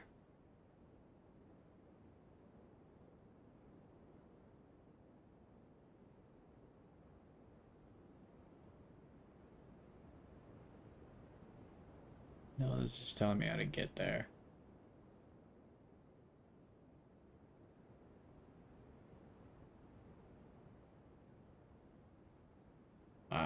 know. If there is something no one seems to know. I guess we're just going to bail, huh? Alright, well. It is what it is. Let's finish up the game. Hopefully bail isn't as hard. Although if Igon is inside the, which you said Igon is in the boss as well. My friend told me that I need to summon Igon for bail because it's cool. Um, hold on. Before we get started here, you wanted me to not summon Igon for the first fight. What does that mean, and what is the reasoning behind that? Like, is there an actual good reason, or you just want to watch me die? Because you just watched me die for 2.5 hours to Radon, so...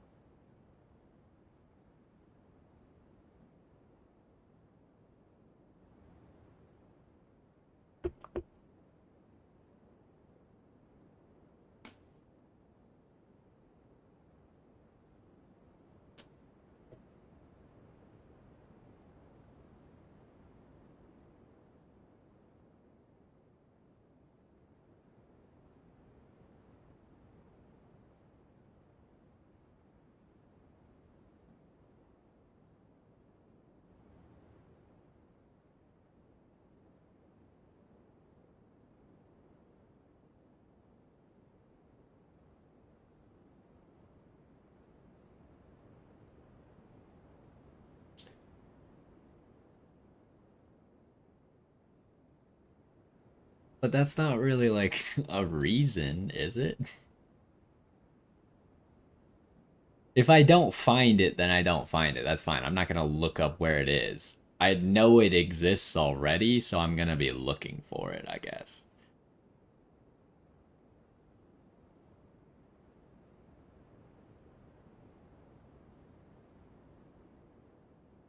His golden summon point is sometimes hard to see. Okay, maybe I misunderstood or something, but I will try to find it. I would like to summon him because I heard that it's cool.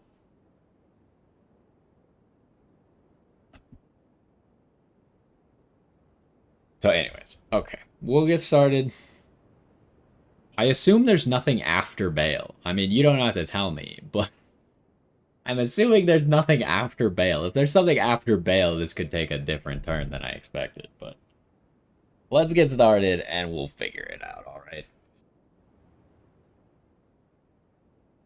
Yo, what's going on? And welcome back to some more Elden Ring Shadow of the Erdtree. We just defeated Radon, Miquella's consort, and we only have one thing left that I could figure out. I looked up where to find Tialier and Ansbach, and it turns out they were in this room, but we had to reload the room, which is why I didn't find them. Actually, their names are now here as well. I also messed with my gear just a little bit to try and get this talisman back on and still be 51 poise and still be medium equip load. We're right on the verge of everything.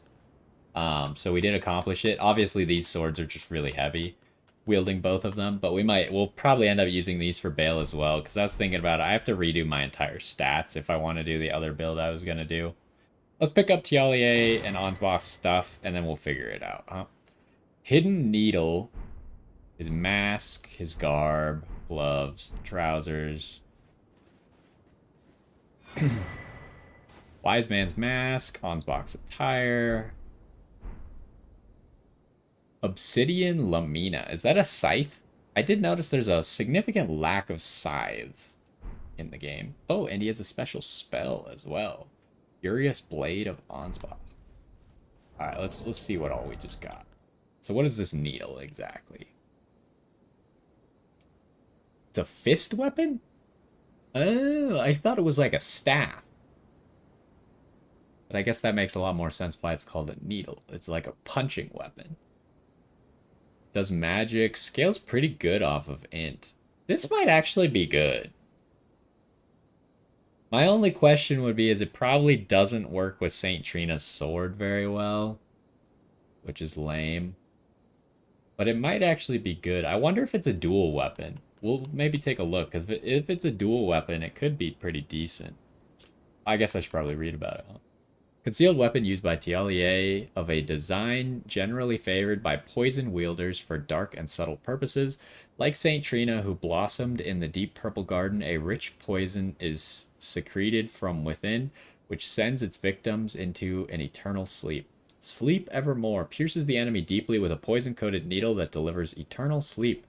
If the follow up strike lands upon a foe who is already in a state of slumber or eternal slumber, it will deal significant damage. Interesting. Obviously, something like this is probably not very good against a mainline boss because they're probably not going to make a mainline boss very susceptible to something like sleep. Mask upon which is carved a tranquil, sleeping face. The silver hair is arranged in the same style as St. Trina's, increasing arcane. Just once, TLEA was granted the sweet repose of velvety sleep. The remainder of his days would be spent, the remainder of his days would be spent to recapture it. Also increases arcane, huh? Additionally, countless needles are sewn onto the exterior, apparently for talismanic effect. This does not give anything, and this does not give anything. Alright, what about Ansbach? Iron Mask of Sir Ansbach, giving the appearance of a quiet, wise, old bearded man. But an old fear lurks beneath, together with the cold, unflinching discipline that once honed his blade, now employed to enhance blood oath and dynastic skills. Attire of Sir Ansbach, the embroidered chest of the pure blood knights has now all but faded away, slightly enhances blood oath and dynastic skills. Ansbach understood that keeping his oath to his old master was not an act of logic, nor would it bear any justice, but it was for these very reasons he was unable to let go. His stuff actually looks kind of cool, huh? Slightly boosts those skills again. Also boosts those skills. Okay, what do we got here? We got a Reaper. It requires Arcane and Dex, causes blood loss. Signature weapon of Pure Blood Knight Ansbach, a viciously keen and slender scythe made for combat. The obsidian edge relies not upon trickery to fulfill its violent purpose. Only well-honed skill is required to rip and rend through foes, sowing blossoms of red upon the battlefield. Dynastic Sickle Play, a finessed evasive skill that creates space to maneuver. Inputs dictate direction of the backstep, follow up with a strong attack to perform an advancing upward slash. It reminds me a lot of Bloodhound's step. Press strong attack again to bring the weapon back down. Interesting. What do we got here? Incantation. Requires more arcane than we have. Cleaves through enemies with blood flame blade. Summoned from side of hand. Produces a blood flame blade from the side of the hand, then lunges at enemies to cleave through them. Charge to increase the number of slashes. Markedly different from the finesse swordplay of the Dynast. This is an aggressive last resort of an incantation that gave rise to Ansbach's fearsome reputation. It actually sounds like it could be a pretty good skill for PvP. Especially if you could throw people off with the timing just by holding it for longer and stuff. So really quick, where are fist weapons at? I just want to check if this is a double weapon or not. Fist, fist, fist, fist, fist. They could have been up. Nope, they're here.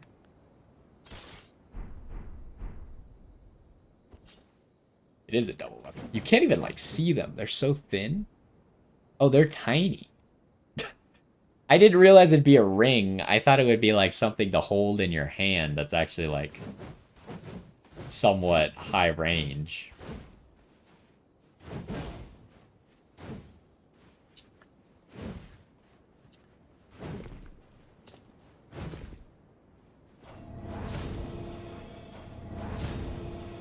Wait, how do you do the follow-up attack? Oh, Jesus. Delivers if the follow-up strike does it. There doesn't seem to be a follow-up strike. Does it just mean, like, if your next strike?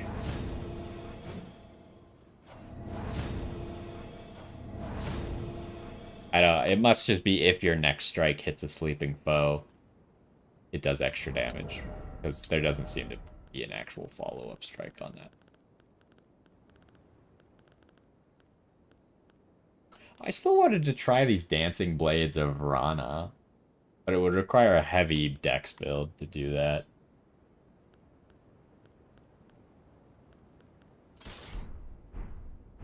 Anyway, so that's where we find Ansbach and Tialier's stuff. And now I guess it's off to Bale. Which I believe is just here. We have never gone into this boss fight. I don't know if there's anything after Bale. Or maybe before Bale. It seems unlikely because we're at the peak. Wasn't there a boss gate here? Maybe I just assumed this was a boss. But it very likely is, right?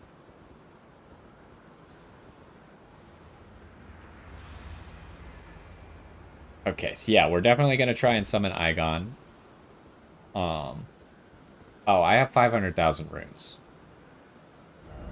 I'll be a good boy and go buy a bunch of materials with it so that way I don't have to worry about losing 500,000 runes. Like, even though I don't care about runes at this point, it still hurts me to lose things. Like, people just have a, like, propensity towards not wanting to lose things.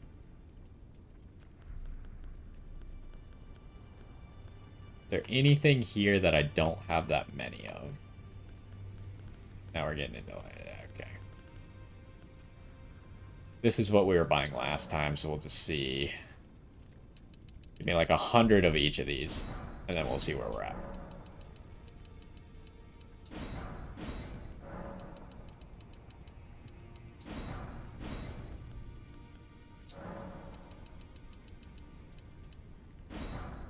So yeah, as far as changing build goes, I think it's not gonna happen. Whatever, I'm just buying all of these. Can't be bothered. Okay. What I was thinking about changing my build to, but it would require completely different stats, is Romina's Glaive combined with a Poisonous Pest Glaive, and then like High Arcane. And maybe, because we're level 200, we kind of could take some liberties with our stats. Maybe High Faith as well. It would obviously mean we couldn't have any Intellect anymore. But I think if I'm going to do that, it's probably going to be like a post-game, like helping people out, Faith build. Rather than use it for our main playthrough. If I was going to change builds, I should have been doing it more often. I guess I could still do it right now, but it's going to be a similar playstyle to this because I think it would just be relying off jumping attacks. Because I don't know if I really like the glaive moves outside of the jumping attack one. But anyways, let's see what's going on here, shall we? Will we get beat up? Oh, hold on. Let's take a look at our gear. The only unfortunate thing is the Claw Talisman is pretty integral to our playstyle. But I have a feeling... I mean, 8% fire is actually not very much. So maybe I don't even care about having 8% more fire resist.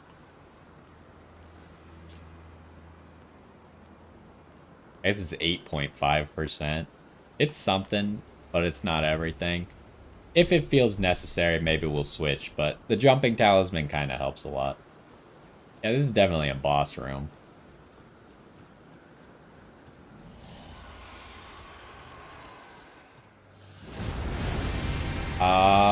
Tish probably.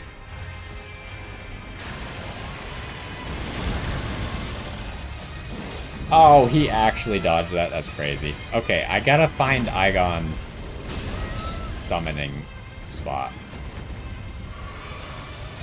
Tish, distract him. I swear I dodged that.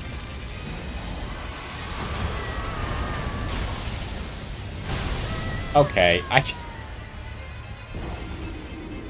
Good first attempt. Very good. Didn't even see his summon sign. Didn't even really move away from the door. Very good. Very well done right there, I will say. Honestly, give me the boiled crab as well.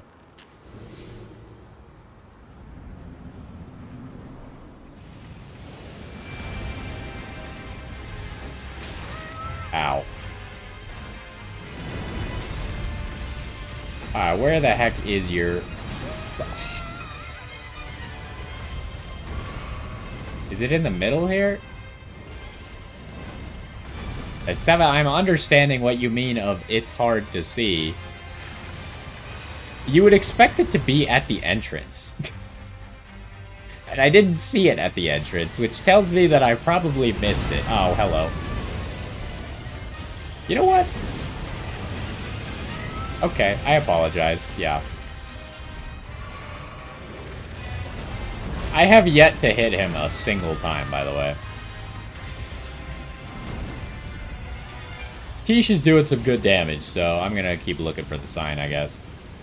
Oh, hello. Where the heck are you? Oh, there it is. It's literally right in front of the door. Oh, hello.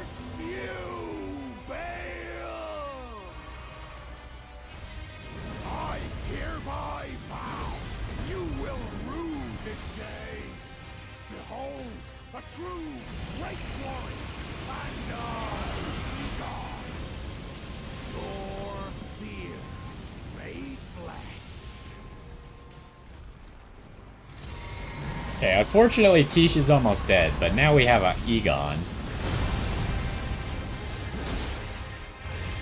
Okay, Tish is now dead. Wait, he's missing a leg?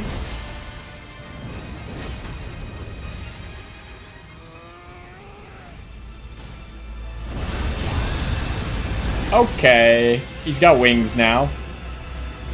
Ow. So I'm thinking that the fire talisman might be usable here.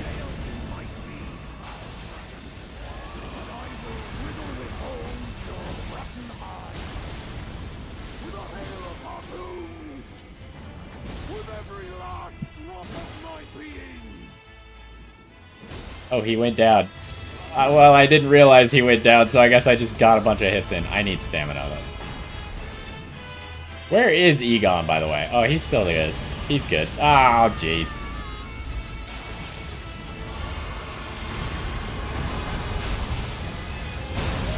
Hello.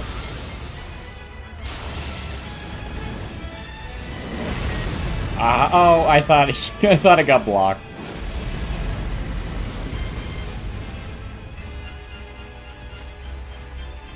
How are you doing, Egon? Okay. Ah, a calamity sound.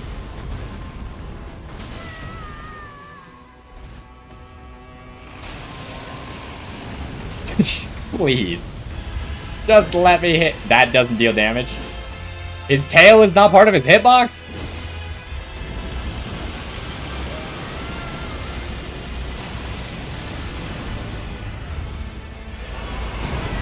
Hello. I'm just really drinking my way through this fight, huh? Okay. Calamity sound again.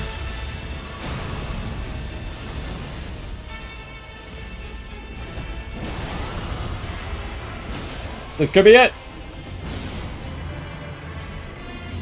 We frostbite him right at the end.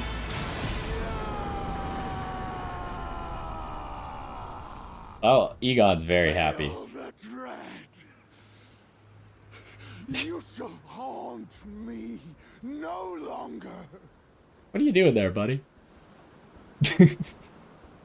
He just keeps two-handing and one-handing his, bow. Well, I feel like I did nothing. That fight was all Tish and Egon. I just spent the entire time on the ground, constantly getting hit, and then healing, and then getting hit again.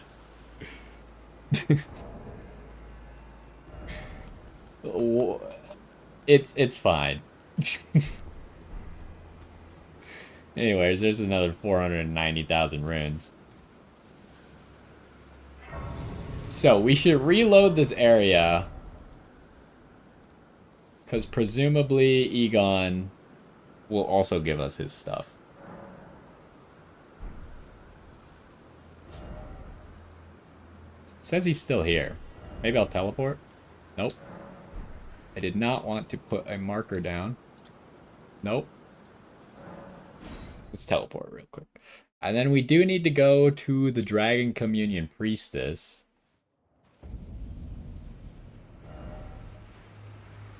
It says Egon's still here. I can get rid of this marker, I guess.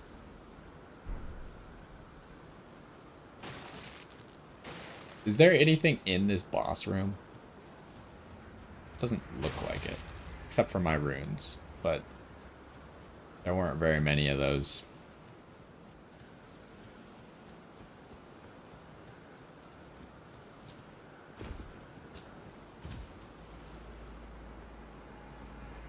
Check the entrance to the boss room. But really, I think we gotta go down to where we found Egon originally. Well, not even originally. We found him long before this, but...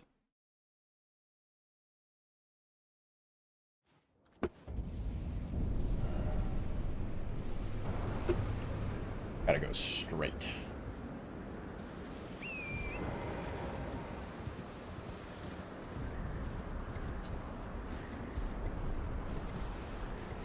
So yeah, definitely struggled with Radon a lot more than that. Radon was hard, man. I can't believe they made the final boss of the DLC the hard one. That guy was tough. He had a lot of health, a lot of really difficult, annoying moves.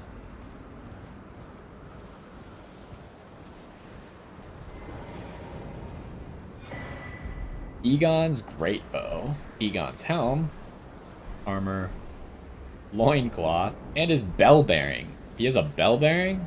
Maybe he has special arrows or something? What does it require? Some strength. It is a great bow. Drake hunt. Egon's Drake hunt. Weapon of Egon, the Broken Drake Warrior. A great bow fashioned from 2 dragon bones bound with coarse rope, covered in gashes left by claws. Imbued with Egon's obsession, enhancing the power of Egon's harpoon. Skill of Egon Drake Warrior. Ready the bow before unleashing a twisted shot with a great bellow that considerably enhances its power. Helm of the Broken Drake Warrior Egon, from a set of armor comprised of miscellany of parts. This tattered protective wear is shaped like a bugle? Bugle? The poor scavenger of battlefields found honor through Dragon Communion. Filthy belongings are attached to this tattered piece. No more than a mishmash of tatters and remnants stripped from a corpse found in the aftermath of a battle. Great. Alright, what's he got here? It gives you Egon's harpoon, which is probably the arrows. Oh wait, the heart. Heart is down here. The biatrial heart of Baal the Dread. What does biatrial mean? Does that mean it has like two pumps, essentially? Dotted with horn-like gravel stones and glistening with deep red liquor. Forge upon this at the grand altar of Dragon Communion to absorb Baal's power, the purest form of communion, in the words of its priestess. Alright, well, let's go to the Dragon Communion, I guess. Is she the last? Okay, there's still the Hornsent Grand Dam. Is there anyone else left on the map? Or is everyone now dead?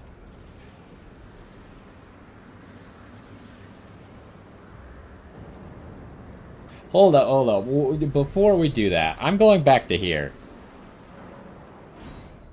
Because there was something here. If this is where the last fragment was, that would be really funny. But there was an item here already, I'm pretty sure. So there's something that was weird about this area. That never really came to fruition.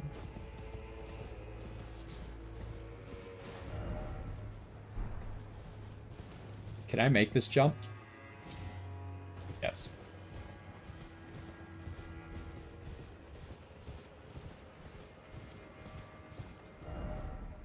So there was this tree where we got Oh Mother.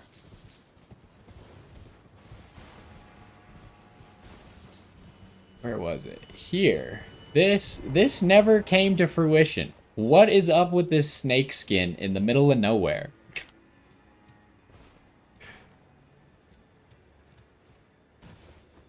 Like, we never saw any giant snakes, except for Mesmer. This is just like here. I expected like this jail or something to have giant snakes, but I don't think we ever saw a giant snake. So the only reason that could be is that they're trying to say that Mesmer came here at some point. Which seems like it would be exclusively lore-based and not at all mechanically based within the game.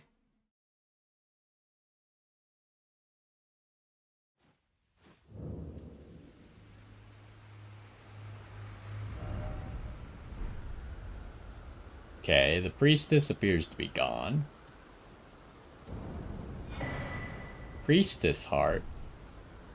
Flowerstone gavel.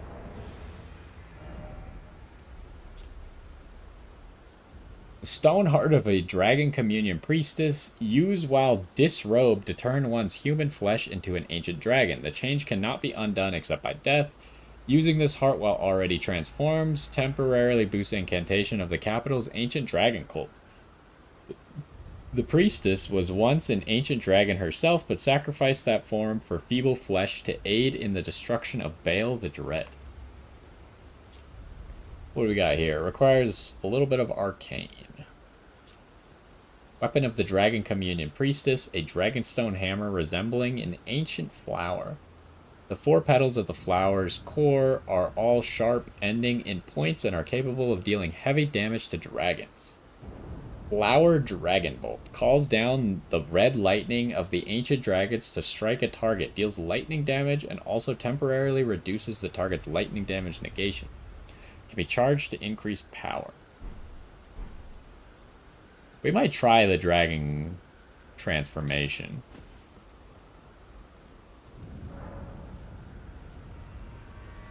Communion with Baal.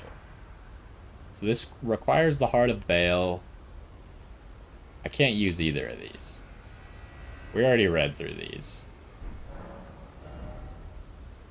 And then requires 3 dragon hearts to get you Ghost Flame Breath. Was that really the only other thing? Like, you got 2 options for Baal, which you can't even, like, Baal is not a remembrance. You can't duplicate Baal and get both of them. So you can only get 1 per playthrough. And then, like, this, there was really not another. I expected a little bit more. I guess the form change is the only other thing. Alright, let me... What gear do we have on? Oathseeker, let us... Gauntlets of Night and Crucible Greaves. Let's take everything off. And then...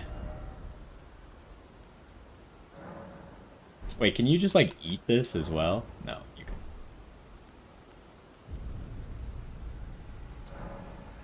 Wait, how do I do this?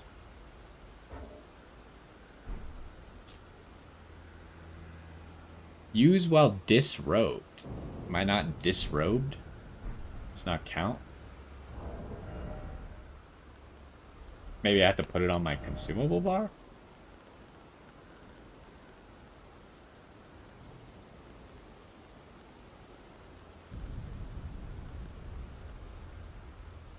We also have the Lamenter's Mask, which is another transformation.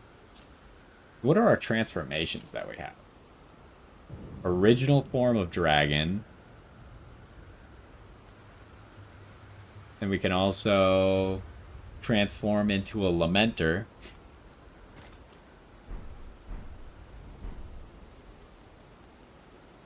It says I can't use it.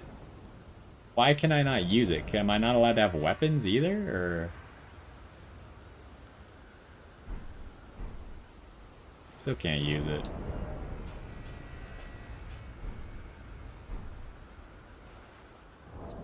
And I not have talismans? No. How the heck do I use this thing?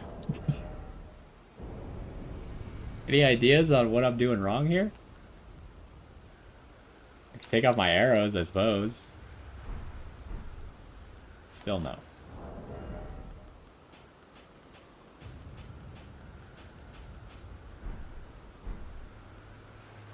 I have nothing. What do you mean? How do I use this thing? It just says I'm not allowed to use it. Do I have to have like a certain level of arcane to use it? Is it because I don't have enough arcane?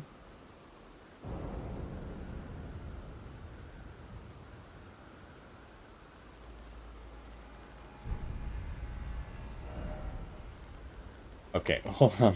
While I have nothing equipped. Oh, it didn't remember all the things. Oh, jeez.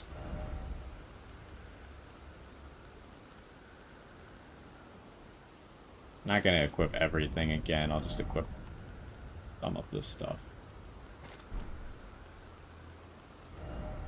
Ah, that's annoying that I unequipped everything and it didn't even work.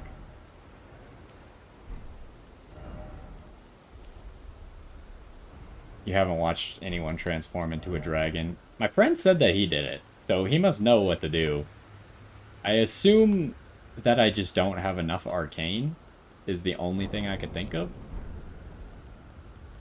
But let me get all of my gear re-equipped, because usually the gear shouldn't matter. It should only be the clothes.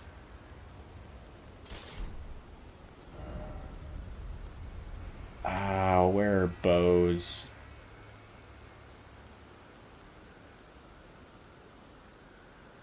I never even really used this bow. Like, I probably didn't even need it on my hotbar, honestly. So I guess I won't put it back on. I probably could have saved some weight by not using that.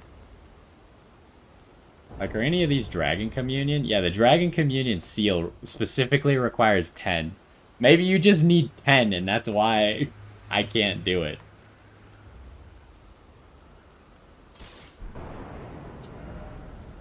That would not be too surprising to me.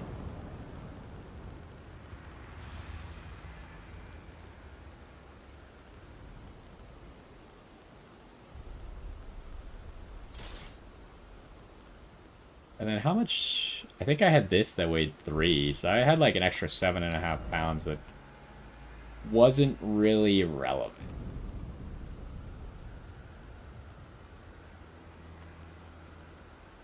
Where are the basic arrows? There they are.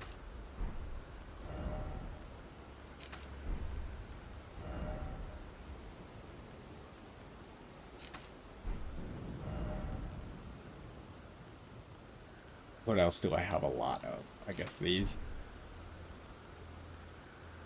Okay, let's try a different one, shall we? What about this? Can I do this? No, I cannot do this.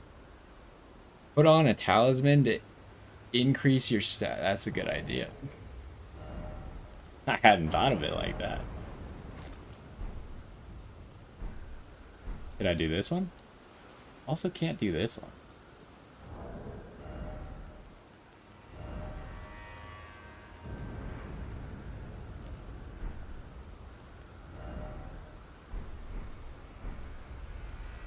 That did not help, apparently. Well, not for this one, at least. Who knows if this one was requiring arcane. No. Okay, we gotta look it up.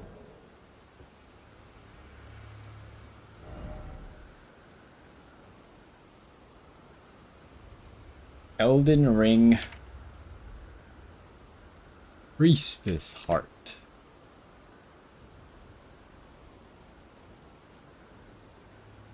You must be wearing no armor. The item must be used once. It doesn't say anything.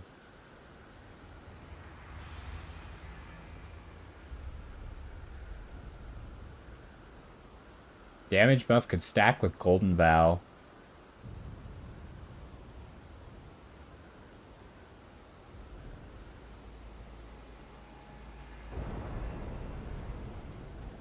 Am I stupid?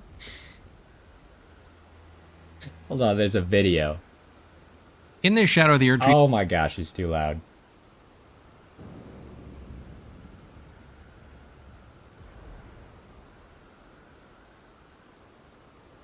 Full screen mode is unavailable.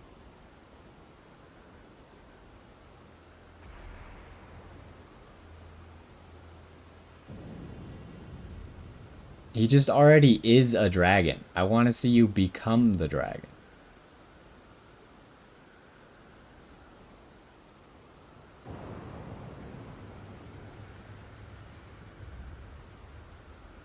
Am I just too stupid for this?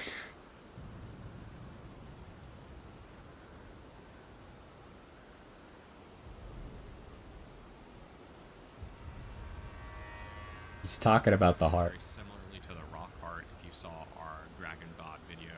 What this does is this transforms you into a Dragon Priestess. It will give you a flat amount of damage negation at 7% across the board, which isn't very much. And it will also give you some resistances. You'll notice your resistances go up, so you'll have more resistance when using this. It's also very, very light, so you're going to be light rolling with this build, which is good for dodging. You're going to have very, very limited protection, and you're not going to have very much poise. You actually have 0 poise with this build. So you're going to get interrupted easily if you are attacked during your animations, and that's another good... He's not showing it to me. Am I in a safe zone? You are correct. This is indeed a safe zone. I think you solved the mystery. This is a safe zone, and therefore usable items are not allowed.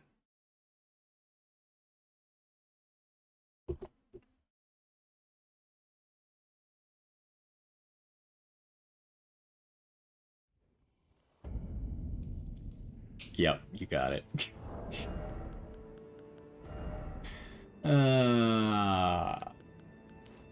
You know, we all have those moments where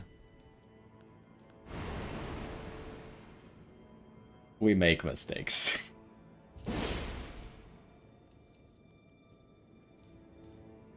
I wish it would get rid of these things so I could see. Looks a lot like the Dragon Priestess. I kind of wanted to see what all the transformations look like, but I have to die. How do your resistances look at this? It's not that bad.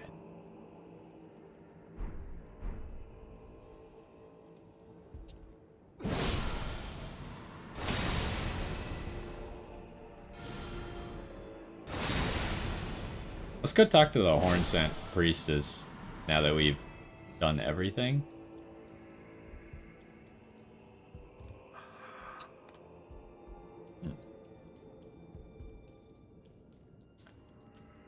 What's the best place for me to kill myself right next to a grace? Probably here. That makes a lot of sense.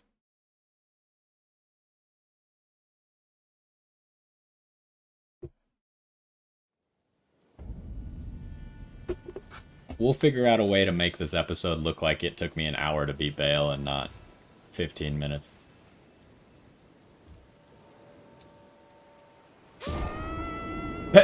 Did you see that the character transformed back into the normal form while I was still dying?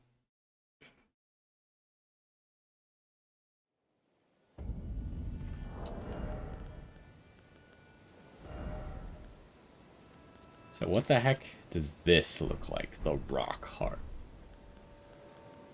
Oh, I passed.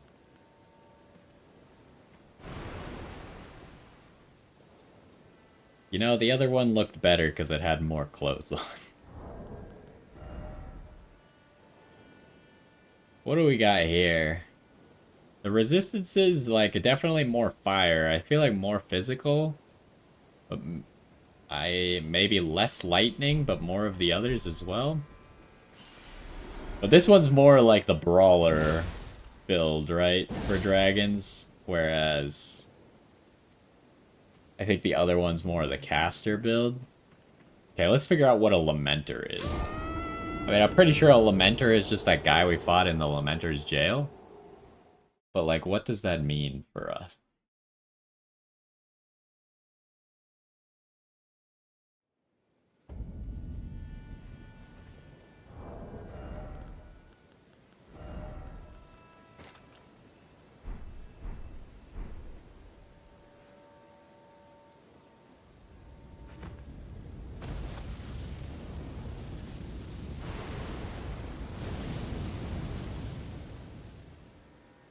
Okay.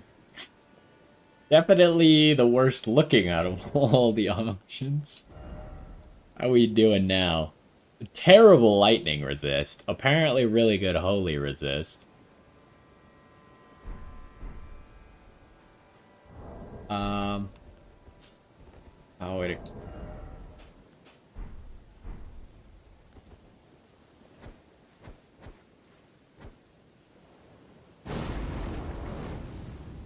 What does this do? Right.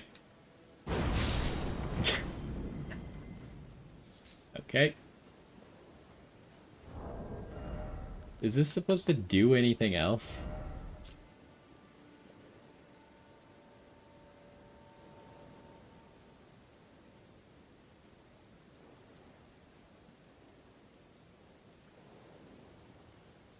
Hey, I don't even know why you would want to be. Like, unless this attack is just really good, which it didn't really seem to do that much damage, I don't even know why you would want to be a Lamenter.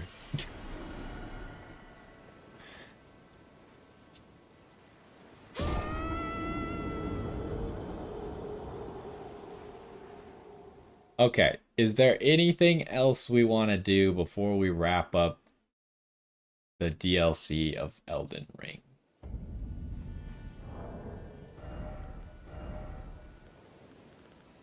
I feel like that's probably it, huh? It was good. Radon was hard. He was very difficult. We did eventually pull through after switching our build to what was probably a slightly more effective build against him.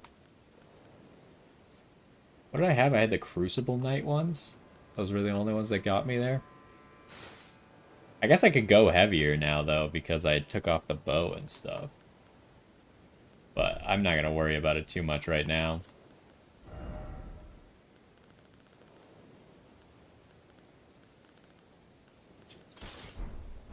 Here's the weapons that we used most of the time. The Renala's Twin Blades.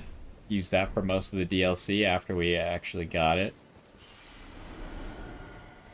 And then for Radon, we switched back to what we originally started with. But yeah, I mean, I had a good time.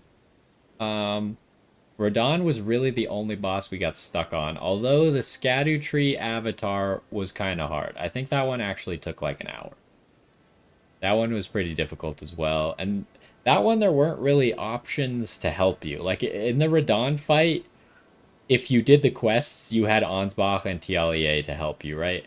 I don't think the Scattertree Avatar had any summons to help you. So if you're playing offline, and the Spirit Ash was not very good at surviving to the third phase of the Scattertree Avatar.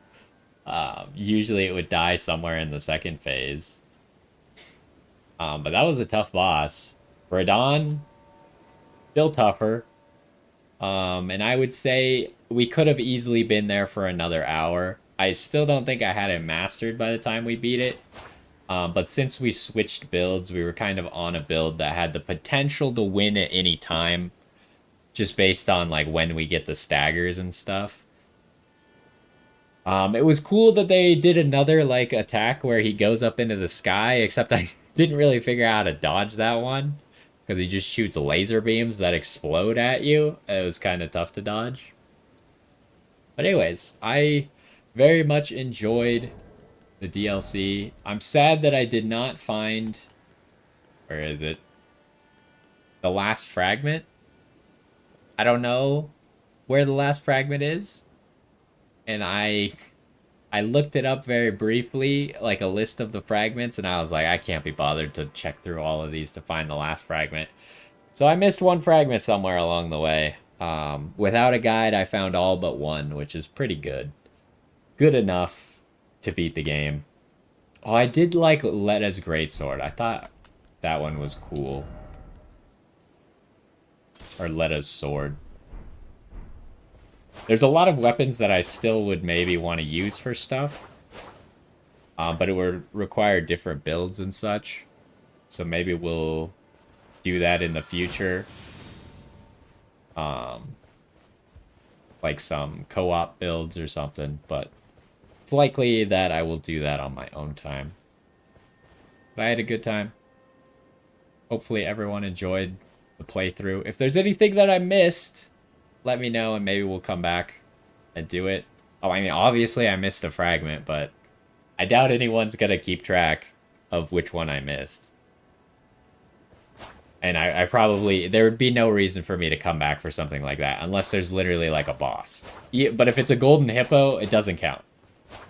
I'm not coming back to kill a golden hippo. Like, I might do it on my own, but I'm not gonna do a whole video on me killing a single golden hippo, right? But if there was like an area that I missed where this fragment is, that could be cool to go back and do. But I think that's gonna do it for Elden Ring for now. Probably will go to Black Myth Wukong next. Because I heard that was really good. So I'm excited to try that one out as well. And then we'll see, yeah. I mean, if there's anything else that looks good or sounds good or has been good, but I missed it, let me know. And I'll definitely take a look and see if it's something that I would want to play. And I think we'll try and continue streams going forward. I would like to stream more, especially if people want to watch. But some of these streams have been a little bit long for me, especially like having other things to do. It kind of eats up like half my day to stream. But it is fun to stream and record at the same time. Because that way I feel like I'm getting two things done at the same time. And I can also have the interaction of talking to people during the stream at moments and sometimes asking questions or having them ask me questions. But anyways, that's going to do it for this series right now. And we'll see where we are going forward. But hopefully you enjoyed. Bale wasn't that hard for us, but we used Spirit Ashes and Igon, which seemed to make it a lot easier. But anyways, hopefully you enjoyed, and I will see you next time. Yeah, that's it for Elden Ring.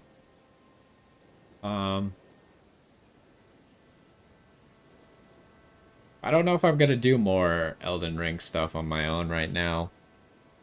Is there anything that you would want to see in further streams? Is Wukong like the thing that you would want to see? Or is there something else particularly interesting? Preferably not PvP. I don't really want to stream myself getting incredibly aggravated at a PvP game.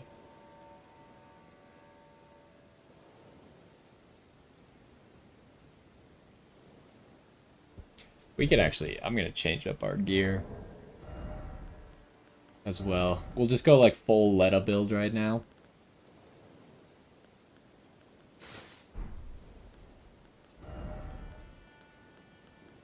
Is this the Oath Seeker stuff? Yeah. So this is full her build plus a seal. Cast Golden Vow.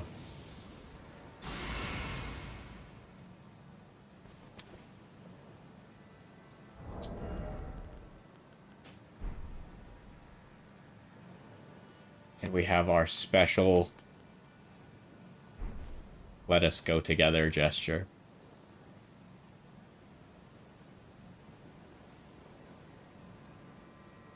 I never used the gesture during the boss fight. I doubt it does anything. But I meant to use the gesture during the boss fight to see if it would do something. Maybe during phase 2 it would do something against Mikola. You watch just about anything Souls-like. Is Souls-like the only thing you're interested in?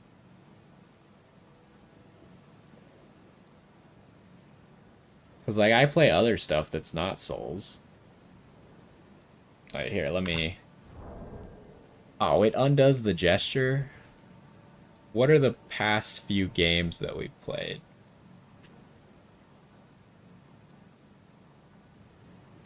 Where's my playlists page?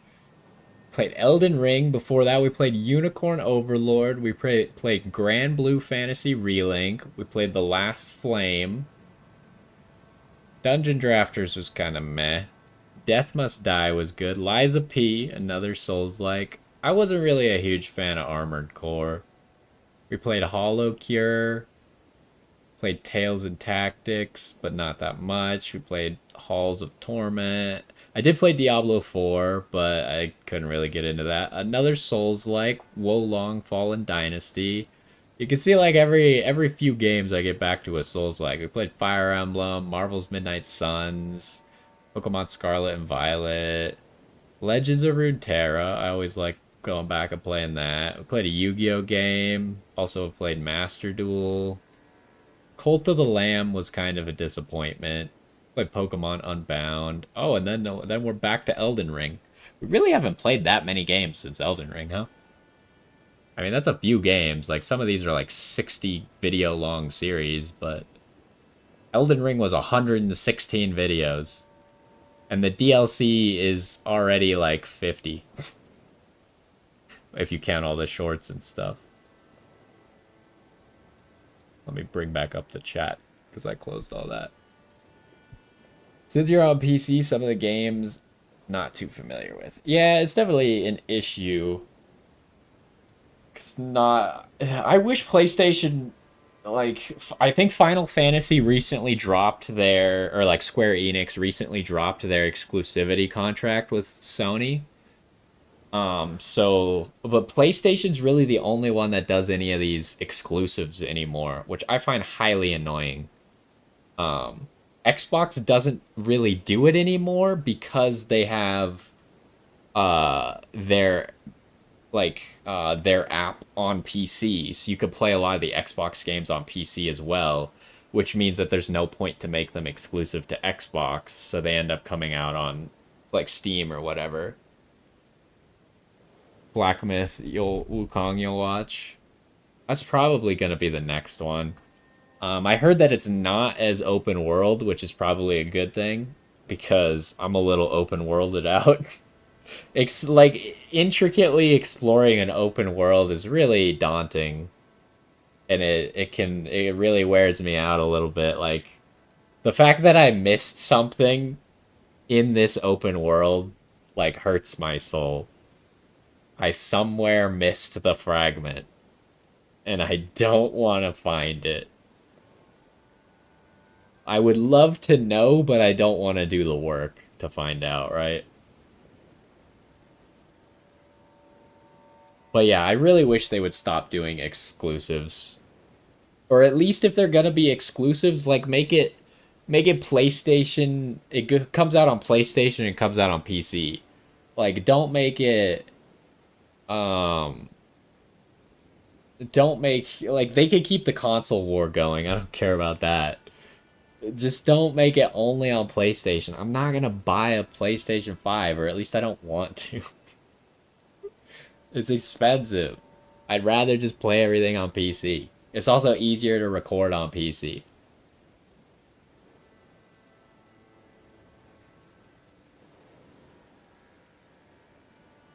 And like if I'm playing games on my own time, I'd rather play on PC because it's really annoying to wear two sets of headphones. Like if I want to listen to something like a video on my computer while playing a game, it's incredibly annoying to then have to like wear a set of headphones over my like a headset over my headphones to do it. And I don't really want to just have it playing through speakers. But yeah, I'll probably so as it stands, let me look at how many videos I have done. Oh, what was Bale's name? It was just Bale the Dread. Hold on, I need to do this before I forget. Bale the Dread.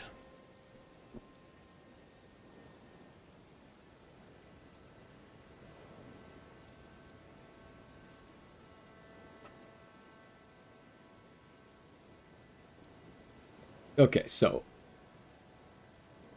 I think as far as episodes go, I currently have all the episodes that are going to come out for this week and next week already done. But it might not be a bad idea to start Wukong next weekend, but maybe only stream one day so I could get a little bit of a break. And have some time to do some of the chores that I've been putting off. And then the Wukong videos won't start till the week after that, but at least we'll have one or two of them, maybe even three. Because I doubt the Wukong episodes are going to be as long as the Elden Ring episodes. Maybe I will... Because Elden Ring, I try and get to like an hour and then start looking for a stopping spot. Maybe with a more linear game, I can go like 40 minutes and then start looking for a stopping spot. um, and then that way, like, the episodes probably won't end up being more than an hour ever, because if I'm looking for a stopping spot, plus the game is linear, it's more likely that I will find a stopping spot quickly in that amount of time. And plus, it being linear also means the game is likely shorter. I'll maybe look up what the completion time for it is, but I imagine it can't be, like, more than a 40-hour game. So if the game is shorter... Which I guess the Elden Ring DLC was only supposed to be 40 hours, but it took me, what, 60, 70 hours? Oh, jeez. So anyways, I would probably expect to see me Friday or Saturday. I'm not gonna commit to anything just yet. But it's very likely that I will start the game. I gotta like set it up. I haven't even bought the game yet, so I gotta set it up, install it. Make sure I saw that there was a benchmark tester. I should probably make sure my computer can actually run it well, but I can't imagine that my computer can run Elden Ring but not Black Myth Wukong. So I'll maybe test that first and make sure that I can actually run it. Because if I can't run it on my PC, I don't have anything that can run it. I have an old Xbox One and a PlayStation 4. So those are definitely not going to work. But assuming I can run it, which I presumably can. Also, like, it has really positive ratings. If it had any problems, like Elden Ring when it first came out had lower ratings just because some people couldn't run it well. So I imagine the fact that it doesn't have negative ratings at all just means that like it's very accessible for people to run. So I don't expect that to be an issue.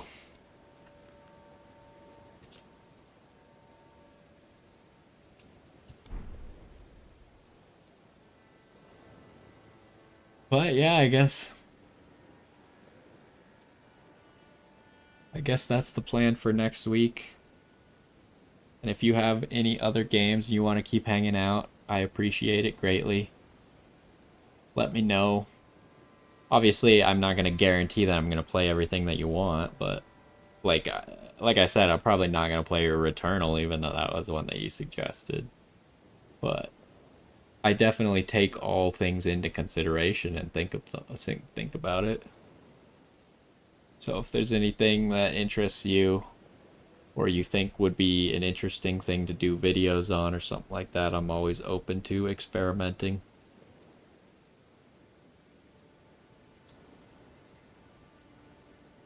But yeah, I guess I should get out of here. It's already past dinner time. Thank you for stopping by. Always coming to the Elden Ring. I enjoyed your company. Hopefully you enjoyed the content as well.